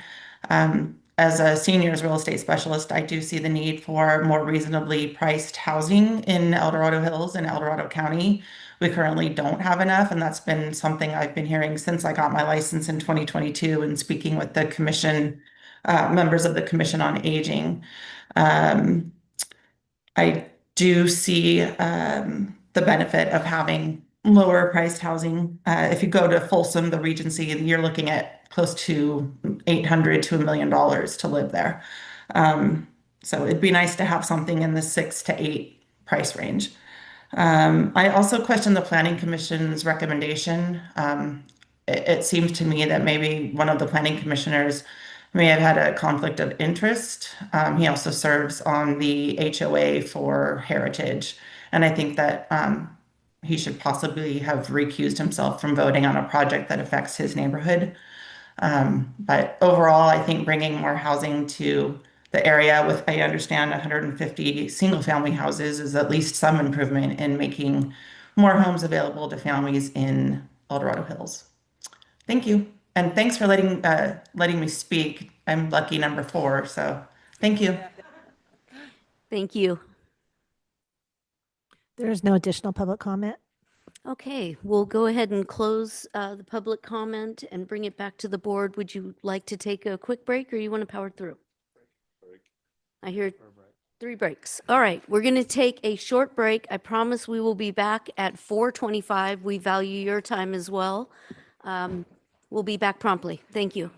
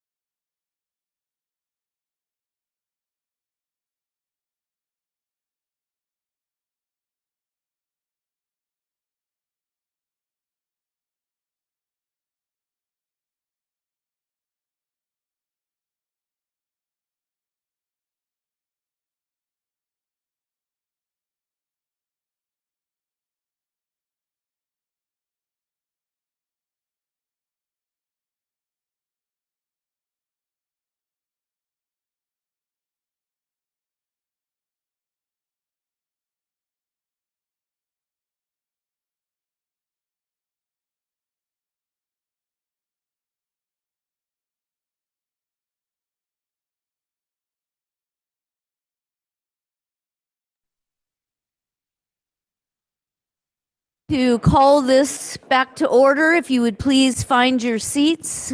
We're going to bring this back to the board for further deliberation and/or action. So, great presentation by staff. Thank you to the developers for being here and for presenting what you did. Thank you for the public. And thank you, public, for allowing everybody to have a voice in this and not, taking sides. We've seen it sometimes. Well, I think back to Frontier. That was that was one of those so contentious. This one is as well, rightly so, but with great professionalism and public that's educated and the whole 9 yards. So let's see where this goes when we bring it back to the board. Are there any of my colleagues that have further questions that they would like answered at this time? We'll start with Supervisor Turnbull. Yeah, I just want to call Raphael up real quick because, Raphael, will you come up, please? I got some of the. Let him have it, George. Yeah, I will. I told you I would. Thank you, Joe. Yeah. So one of the biggest concerns is Latrobe Road. It's where Investment Boulevard is, and it should be widened from Investment Boulevard all the way down to this new stoplight that's going to be put in. What's the possibility and how soon? Okay. Well, first and foremost, good afternoon, Madam Chair, Board of Supervisors, Rafael Martinez, Director of Transportation for El Dorado County. The responsibility of the Department of Transportation is to essentially evaluate the environmental document and the traffic analysis that goes along with that. The purpose is to make sure that any impacts that are materialized due to the project are mitigated. And the Mitigation Fee Act, as well as our general plan, clearly state that any developer that has impacts shall have a fair share contribution and or pay for those impacts per the level of services dictated that is in the MUTCD, Caltrans standards, Highway Design Manual, and or our general plan.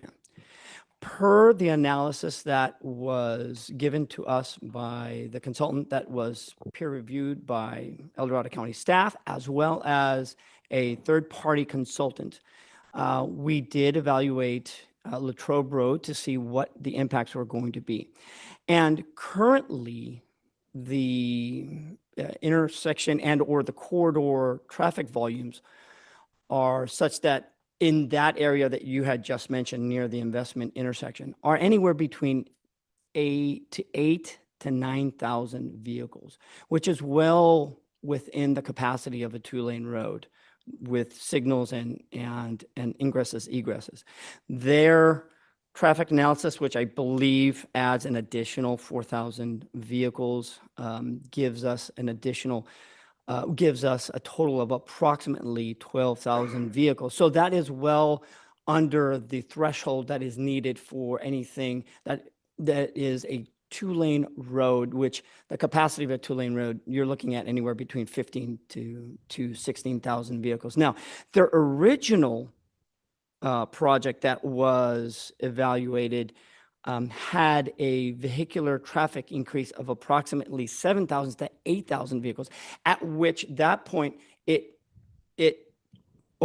met right at the threshold, which traffic engineering said we're going to have to closely evaluate this. Now, Frontier was a whole different animal, and that aspect of it truly tipped the scales in terms of the need of improvements. What I can tell you is that they are meeting the Mitigation Fee Act aspect of it in terms of their impacts, that they are abiding by our general plan and by the Highway Design Manual. Now, if in the event that, let's say, our crystal ball that forecasts what the volumes are going to be out in the future with the cumulative impacts, meaning additional growth that might be coming in the area, their TIF fees, which is approximately $13 million, would be able to then be resourced toward those infrastructure improvements if they were needed. So your question is, do they need any improvements other than minor improvements at the intersections, at ingress, egress, turn pockets? They have met their criteria, their minimum needed justifications for their analysis. If there's anything else, that's what the TIF program is for, is to allocate any funding that we didn't foresee to that. Now, from the DOT's perspective, we would love to add additional lanes, additional signals. We would love that. We just can't base it or put the burden on a development that on an area that already has existing traffic volumes that are higher than what their impacts are going to be. So that's why we abide by the strict rules of the general plan and the Mitigation Fee Act. So what about Lennar's project? Because they're going to build that road and it's going to be shared responsibility for that road because it's going to go through their project. So did you take a calculation how much traffic is going to come from Lennar? So that is all combined in the cumulative analysis. The cumulative analysis essentially takes their project as well as all the other projects in the area. And actually, to take a step back, when we do our general plan major update, general plan, our traffic model general update, traffic model, TIF and CIP major update, we essentially analyze the model to make sure that our numbers are correct. The applicant then takes that model and does a fine-tune analysis of that area. And so we looked at it very carefully to make sure that their analysis is in line with what we looked at, as well as what the prior model was saying, and confirmed whether it was going to have any impacts that were going to be negative toward the area or toward the region. Now, would we rather have better level of services? Of course, but we can't. The Impact Mitigation Fee Act only states that you can only allocate impacts on their portion, not existing. That's why areas where it's rural, it's so hard to develop because rural has so many existing roadways that are deficient. And so then here, anything that is their impacts is minimal compared to what the existing area is. Well, I just want us to be in a situation what happened in the past. When you're talking about Bass Lake Road, which should have been 4 lanes, you're talking about White Rock Road. Actually said it right, didn't I? Said a white, like everybody else does. Anyway, and that's been a big issue for years too. And I just don't want us to play catch up because it seems like that we always are doing this. So I want to get ahead of it. If there's any possibility we can work around this or get ahead of it, that's what we need to do. And that is a very good point. And that's exactly why when the applicant actually first came in with their first project, which the impacts were right underneath the threshold, we were informing them they were going to have to, even though they didn't trip it, they were going to have to make those improvements. This project that they are bringing forward is well within that threshold. So if it was close, traffic staff as well as our third-party checker would have brought that to our attention if we felt. But once again, the accumulation of the TIF that they would be paying into would provide additional safeguards in the event that there was something that we missed or it wasn't, fine-tuned enough to where the model wasn't perfect. So I'm going to ask you a question on Lennar's project. When are they going to start that road? The one that goes through the Wynn project. So that's a different project of which, I don't know if we're at a point to be discussing now. I do know that if this project is approved, they would be building that road now. And I'm sure that there's probably some kind of cooperative agreement between the two developments that they would share in whatever construction and whoever needs to build it first will build it first. So that's, I'm sure that their agreement, but that road is needed 100%, and that road will be built. I can guarantee you that. It's just a matter of when and depending on who comes first. Okay, one of the other issues I was going to address is the Johns Adams Academy. When you're talking about that one particular road up the top, and we talked about this several times Yes, to I relieve the completely agree. traffic congestion in that area. I completely agree. And what are we going to do to be able to fix that? Can we address that problem when this comes up too? You know, Because that's going to be a problem, Raphael. Unfortunately, schools under the California state mandated policies are not required to do traffic analyses in terms of the impacts that they are going to have on communities. So they come in and because they have a right to build, their impacts sometimes are not recognized in our model and in our analysis. Now, the existing traffic impacts are, and we've reached out to John Adams, and we have told them that any future potential projects that they have to let us know, just so that there's no more surprises. Now, that once again, the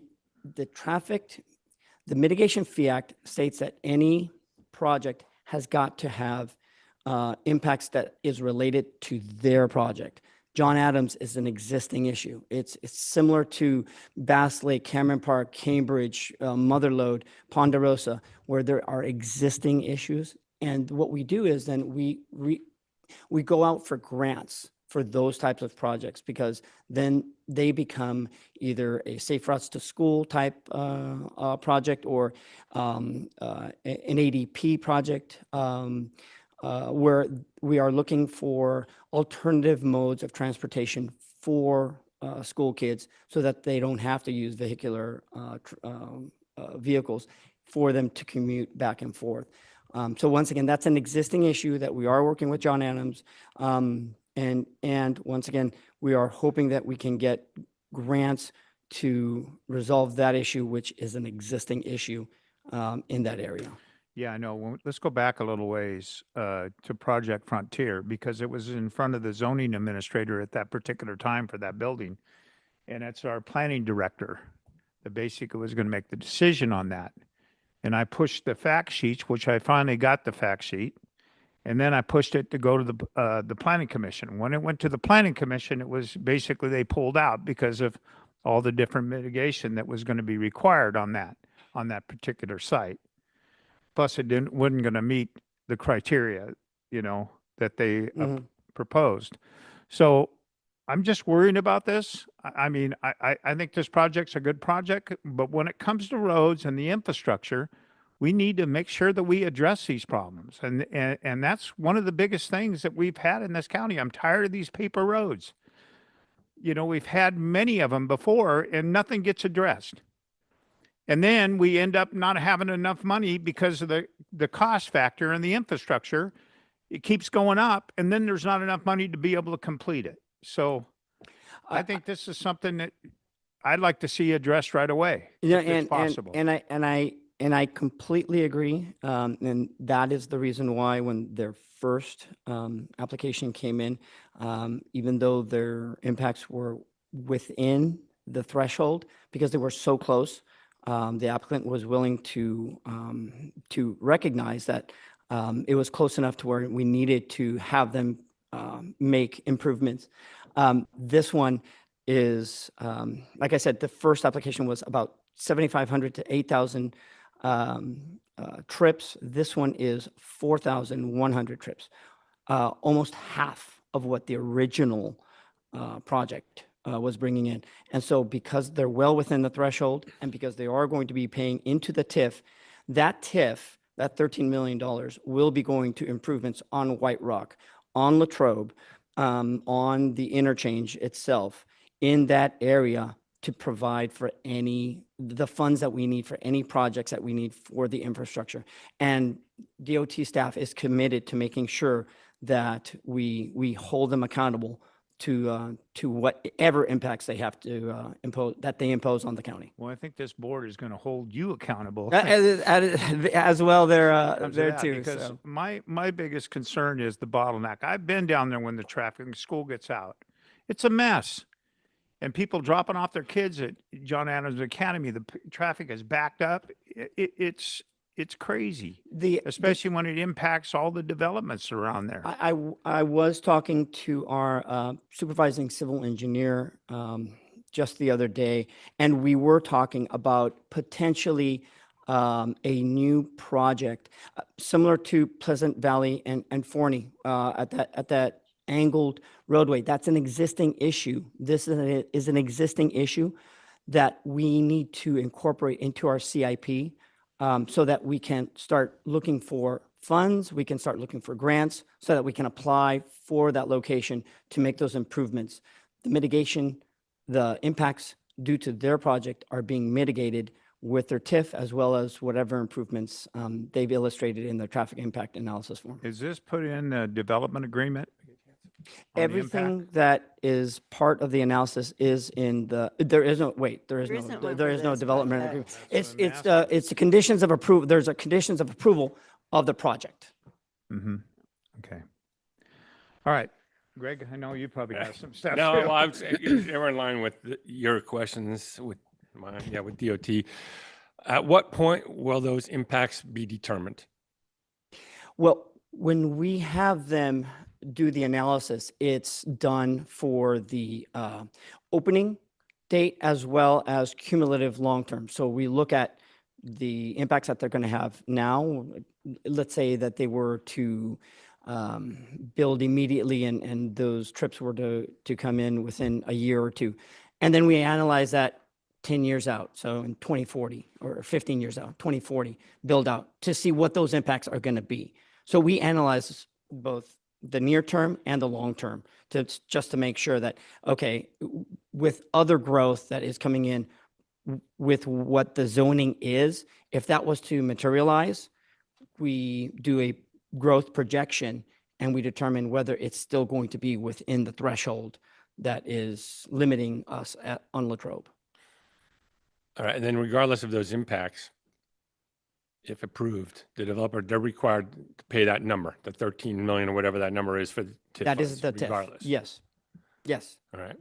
That's all I have for now. And once again, that TIF is for any either unforeseen or existing infrastructure improvements that we have in that area or within that region. That's what that funding would attribute to the impacts due to development. Once again, I have to stress that the Mitigation Fee Act clearly states that we could only impose either improvements or modifications due to the impacts from the development, not existing. Yeah. But we're going to spend that money regardless. We have multiple projects in the area that we will definitely be spending that money in. Yes. Supervisor Veerkamp. Yeah, so really appreciate the conversation, and it is frustrating. We've had this conversation on Pleasant Valley Road. Exactly. And the impacts that are occurring over there. Now we've got the state putting in the SB 35 projects, And we have no the say big in problem that. for us is the state isn't putting money into infrastructure, and grants and other things are hard to get. Is there, and I know I don't want to get too far into this item, but between Lennar and Wynn, the discussion on when the other road, Royal Oaks, gets built out, because having that parallel capacity for ways to get in and out is important also. So the acceleration of that might be more important than Latrobe at this point. So that's just something, and I think we're going to have an item in a week or two on Lennar's obligation. Agreed. But I'm just trying to think of some money that maybe was dedicated there, would get that done, and then some of Wynn's money would come back for Latrobe. I don't know, but I think we need to be creative and strategic in how we do that, because it's only impactful to you if you're sitting in it. Yes. Otherwise, we can sit up here in the east end of the county and never say, well, it doesn't bother me, until I got to go westbound on Highway 50 on a Sunday afternoon. Yeah. And yet the state doesn't give anything anyway, give right. a hoot whatsoever. Anyway, don't want to prolong this. I think they're great questions. It's a great conversation that we need to have because we need to continue to work for better infrastructure. I'm ready for a motion. Well, I just want to, the applicant, I'd like to Sure. talk to George. Come on up, George. Supervisor Parlin, you'll be right after. Yeah, sorry. It's my button. I know, Okay. someone else didn't. just started talking. Anyway, Chair one Lane. of the questions I want to ask, I mean, especially when we're in a high fire zone area, have you ever looked in wildfire prepared homes like they did in Cameron Park recently? We have not done that. I did see the article about the KB Home project that does have those fire resistant homes. We feel fortunate that the area that we're located in is a lower fire risk than that location. And we have worked with El Dorado Hills Fire, and we do have our own fire consultant to make sure that we meet the fire safe plan requirements.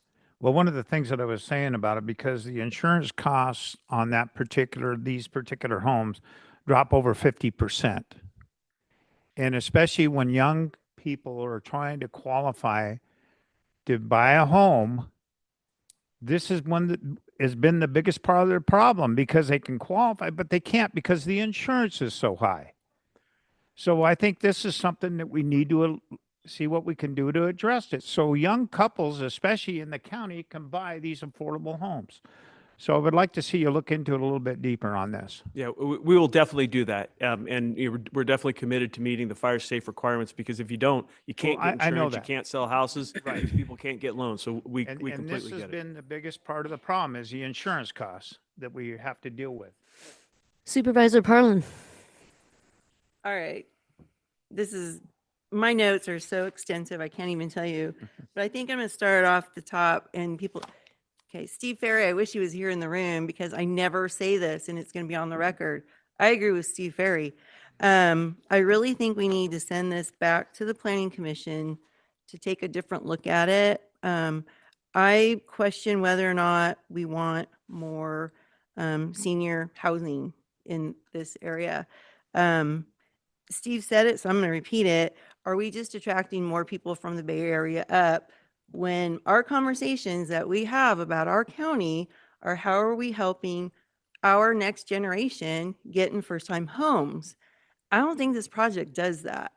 I can say that I was looking at the staff report. Thank you for the staff report. It reminded us that when we had the J6 conversation in 2019, we asked specifically if we could have affordable and workforce housing in this project. I don't think there's any. So, and the Planning Commission, and again, I only got to listen to little bits and pieces of what the Planning Commission said, but they question that too. They really think that there should be some workforce housing in here, starter homes. These homes that are being proposed right now are going to be so expensive, nobody from El Dorado County is going to be moving into them, or very few. I should never use those extreme words, never, very few. So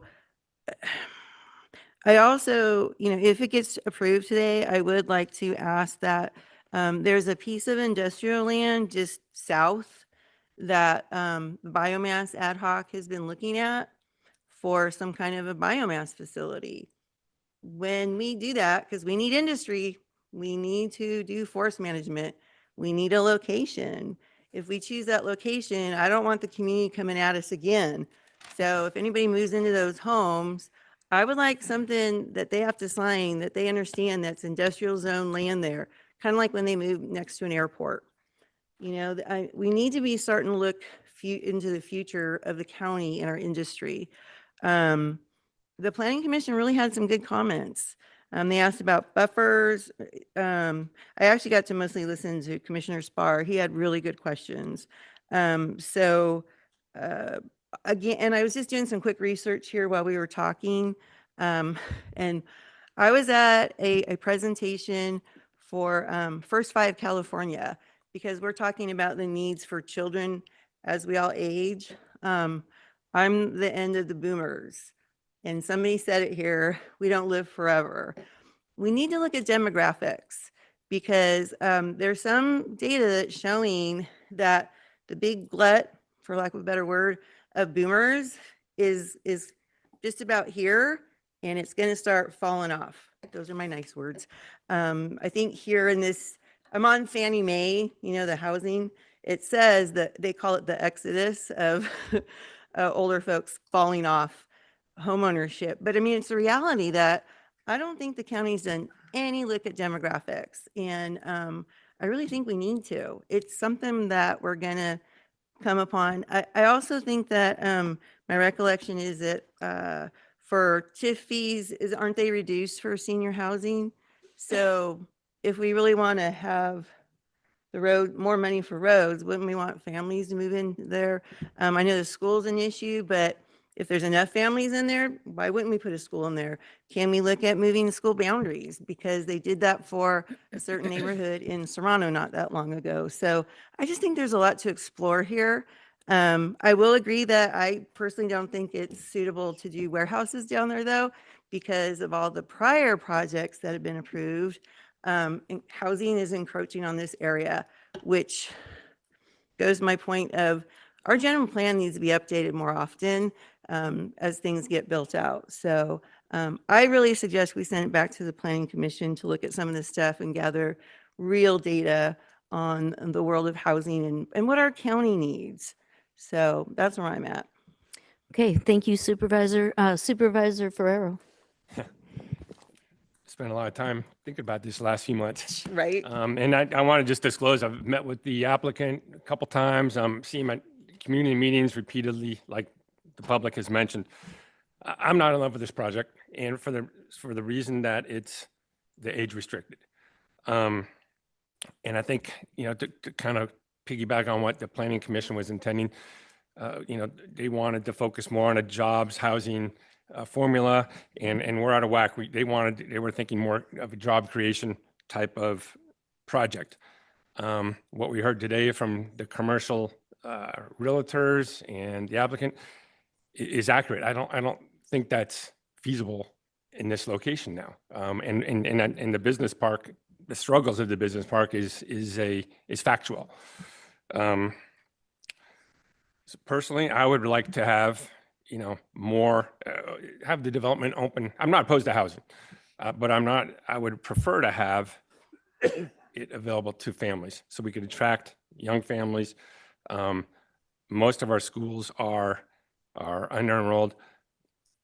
I've done some work. I met with the Latrobe district, I met with the Buckeye district a couple times, and we talked about, you know, what would be the possibilities of re-annexing their districts. And that's a hard stop for Latrobe. They're not willing to do it. And then we talked about the possibilities of inter-district transfers, you know, letting the kids go to Buckeye. And Buckeye would probably have the space, but there's no guarantee that they could do that. And if they didn't have the space, the burden falls back on Buckeye, and they can't physically accommodate them. I think they can take like 50 more kids. And so we're in this predicament here on an imperfect plan, but it's not the school district's fault, and it's certainly not the developer's fault. I think that they would prefer to have, you know, a community that's available to everybody, not just seniors. But I do know that I don't want to be here in 2 years or 3 years and having this discussion because warehouses are being planned. And whether it's Amazon size or whether it's Gateway size, which is just up the street from this now, which is a relatively small warehouse, warehouses, plural, we're still getting complaints about those, and they're relatively small. So, you know, I'm leaning towards supporting this project as staff is recommending. Like I said, realizing that it's not perfect, and I wish we had different circumstances, but I think this alternative is better than many other alternatives. So, Supervisor Veerkamp. I think Supervisor Ferrero summed it up fairly well. And I don't want to steal George's thunder here, but That's okay. Being close to the school districts, my wife's 20-year high school board member, boundary lines are not moved easily. It's unfortunate all those schools ought to merge, and we all probably know that, but it's never going to happen. Latrobe's in a tough spot. They're a nice little school district, and they don't want to expand. So believe me, I think the developers went overboard trying to make something work here, and this is the best they can come up with. It was said many times today that this project isn't perfect. Well, I haven't seen a perfect project in El Dorado County in my life. I'm 68 years here now. And I'm a lot longer than you. Yes, you are. We're not going to. I'm Oh, there sorry. we I go shouldn't have again. went that. Dang it. I don't know if we can talk about a deed restriction for the industrial zone land to the south. That is an important thing, because if we can do something down there, that's a great thought to take a look at that. I don't want to you not be able to sell properties because it's big bold print says, this is going to be a lumber mill again. I don't know, but there might be some way to put some language there. Yeah, we'd be happy to add a condition of approval that requires a disclosure at the purchase of all new homes, so that all new home buyers, and we would put it in big letters so people would see what they're signing and understand that there is a commercially or a industrially zoned property to the south about a quarter mile away, and all the proper disclosures of that. Yeah, I think we have to look at the totality of the situation, and obviously there's a lot of facts that go into this project that's been ongoing for years, and being an ex-fire chief in El Dorado Hills, I know the history down there. I know how things have been developed. I know the history of the business park. I don't know if we put John Knight to bed or not yet, but he too, we worked closely on commercial real estate development and so on and so forth. And everything that was said today is pretty darn factual, and it continues, and there won't be anything done for years. You may not do things for years due to the market. The market drives most of this. The market is the reason why our general plan, we're chasing it most of the time. That's why it needs to be updated, but good luck with making it and keeping it up to date given our market flexibility. But so given that, I think the findings of fact are there. I know the Planning Commission struggled with some of the items, but again, given the complexity of the project, given the complexity of development in El Dorado County, it's not cheap, and we have other issues that play into that. It's not easy to make that affordability, and I don't even know what that affordability word is anymore, especially in California. So with that, I don't want to steal your thunder, but I will entertain a motion, or I will give a motion unless you want to do it. Well, I'll make it in a minute, but Okay, all right, I'll let I'll you do it. stop. But I want to talk about one more thing. And one of the things that I wanted to ask, because what I was brought up, Latrobe School District, one of the biggest issues is water. And they're on 2 wells down there, and they have to monitor those wells every day. And I was asking, why isn't EID down that way? Well, it probably take anywhere from 15 to 30 years before EID even gets down to that, at that particular area, which is most of that property in El Dorado Hills belonged to my family, old family ranches. I know, it's my fault. Yeah, you blame me for it. But it's very, very critical. So what happens when those wells dry up or some issues there? Then they're going to have to end up, in which they have been bringing bottled water in. But it's just, it's still very critical. And I would like to see EID, being that he used to be on the board, is push something that we can maybe get that infrastructure put in, because if the infrastructure was put in, it would benefit that whole area there and the Latrobe School District, because they're only going to, with this, they're only going to get $1 million. But if it was all no age restricted, it would be $7 to $8 million. So where do you trade off on this? If it's okay, I would like to just make a couple brief comments. Appreciate the conversation. I've been seated on boards that have approved really big projects. And, I think we all have ideas by the time the project gets to us as to, gosh, well, we would have liked to have seen this, or we would have liked to have seen that. But I can't tell you how unique it is that we have a developer that really did such hard work to come up with a project that was acceptable. And you know, the whole thing about the 55 plus is an attempt to not overflow and put a burden on the school districts. So, you know, there's reason and rationale behind it. I personally would love to have seen affordable housing as part of this. I would have loved to have seen more of the workforce. But I also know that that only pencils for developers who are in it for a profit. When government, such as ourselves, helps subsidize some of that. And we've not come to the table. I don't even know of really a pot of money that's even sufficient to be able to add to that. So I look at it like this is so much better than where we started and where I started on this board with that Frontier project. That was at the very beginning of my tenure here. And with regards to Latrobe, my concern there, Mr. Martinez, I think he's left. I don't see him. He left. Is that when the residents are already coming and saying this is not, you know, this is a problem. And we're saying, well, we're not adding enough additional congestion to actually trigger something.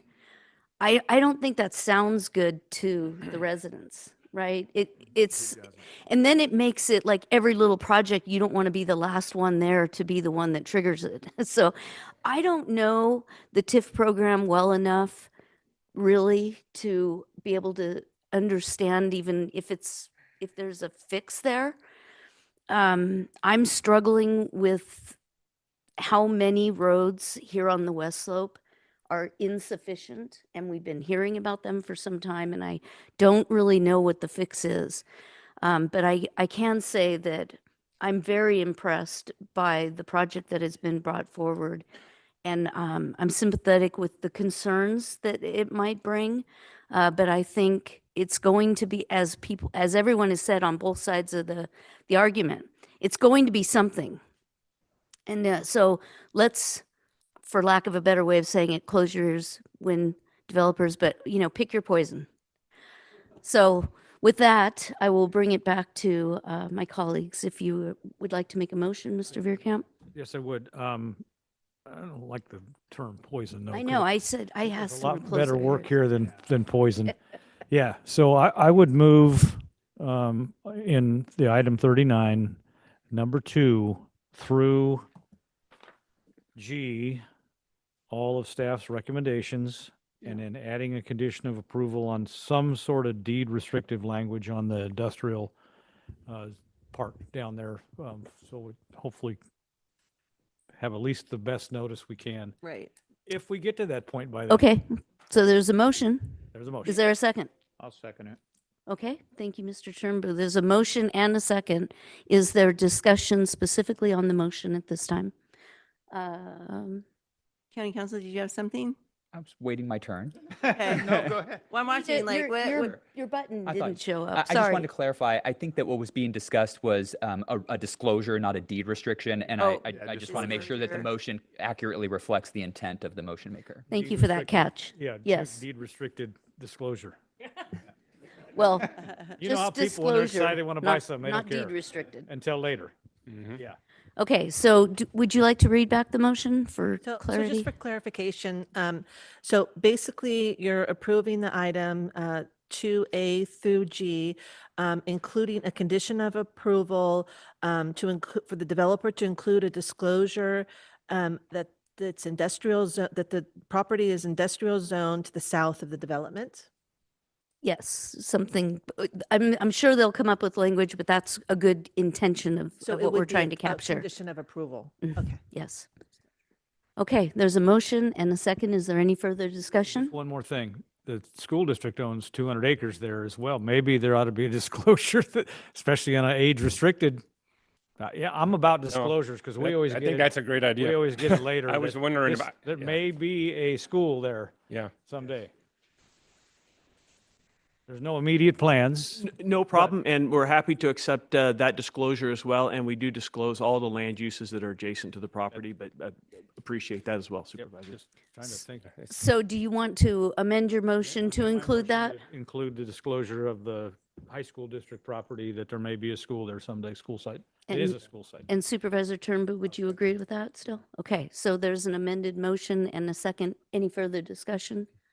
Okay, seeing none, all those in favor say aye. Aye. Aye. Any opposed? No, and I'd like the record to reflect that I am not supporting this because I really wanted it to go back to the Planning Commission to explore alternatives, including buffers, affordable housing, workforce housing, and other concerns that they brought up at their hearing. Thank you, Supervisor. Motion passes 4-1. Okay, thank you very much. Thank you all.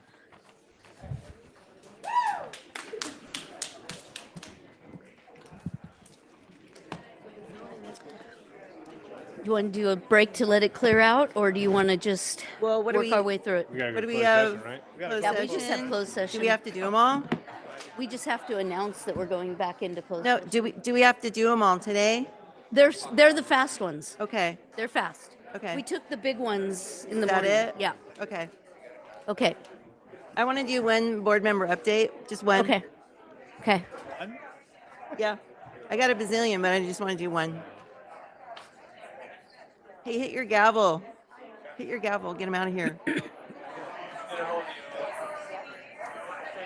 They need to know we have more business, Brooke. Members of the public, we do still have some further business to handle, so if you could step out into the lobby and continue your conversations, that would be great. Okay, we're going to go ahead and for anybody that would like to do to and froms, I think Supervisor Parlin, you have something you'd like to bring up? Yeah. And then after we do our to and froms, we'll go back into closed session. Yeah. Okay, you're on. I have lots, but there's only one. There's one item I want to report out. Today you'll see out on social media regarding the Rubicon Trail. Supervisor Lane and I had been working with Placer County and the Forest Service, and we actually got a letter from the Tahoe National to clarify language regarding potential closures and the fact that they really actually do intend to keep it open all year round. There's been talk out in the user groups, and so we got this in writing in conjunction with Placer County. So it's going to be out there. It's on social media right now, and I just wanted you guys to know it so that it kind of, in my mind, culminates some of these conversations we've been having for the last many years. And so I didn't want you caught off guard when you saw it out there. That's the only thing I'm going to report out. Everything else can wait.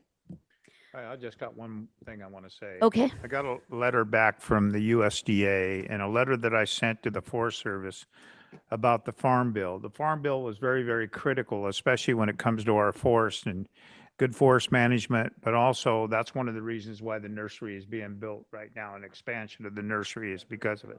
Yeah, they're working on it. So anyway, good things are happening. They actually reinstated it for another year, and they're looking to revamp that Farm Bill.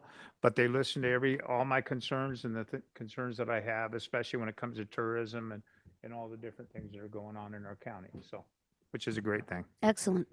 Supervisor Veerkamp. Just one quick thing. I promised our local organization of Big Brothers and Big Sisters, this is National Mentoring Month. We couldn't do a proclamation because of the proclamation ordinance, get that. But it's National Mentoring Month. I promised them I'd get that out there. And they have an event coming up, Crack and Crab for Kids, February 7th, Fairgrounds. So go out and support them. Excellent. They need mentoring as well. Excellent. Thank you for that. We have our CAO who's sitting in for our CAO who's in the audience. So if either of you have something you'd like to add, we'd like to hear it. I have nothing. Do you have anything, Sue? Okay. All right. We're going to go ahead and go back into closed session. Is that all we need to say there? Okay. All right. And then we'll, do you expect that we'll have any report out? Thank you. No, I actually don't expect any reports out, so we will note the time of adjournment on the minutes for today's meeting. Perfect. Okay. Thank you.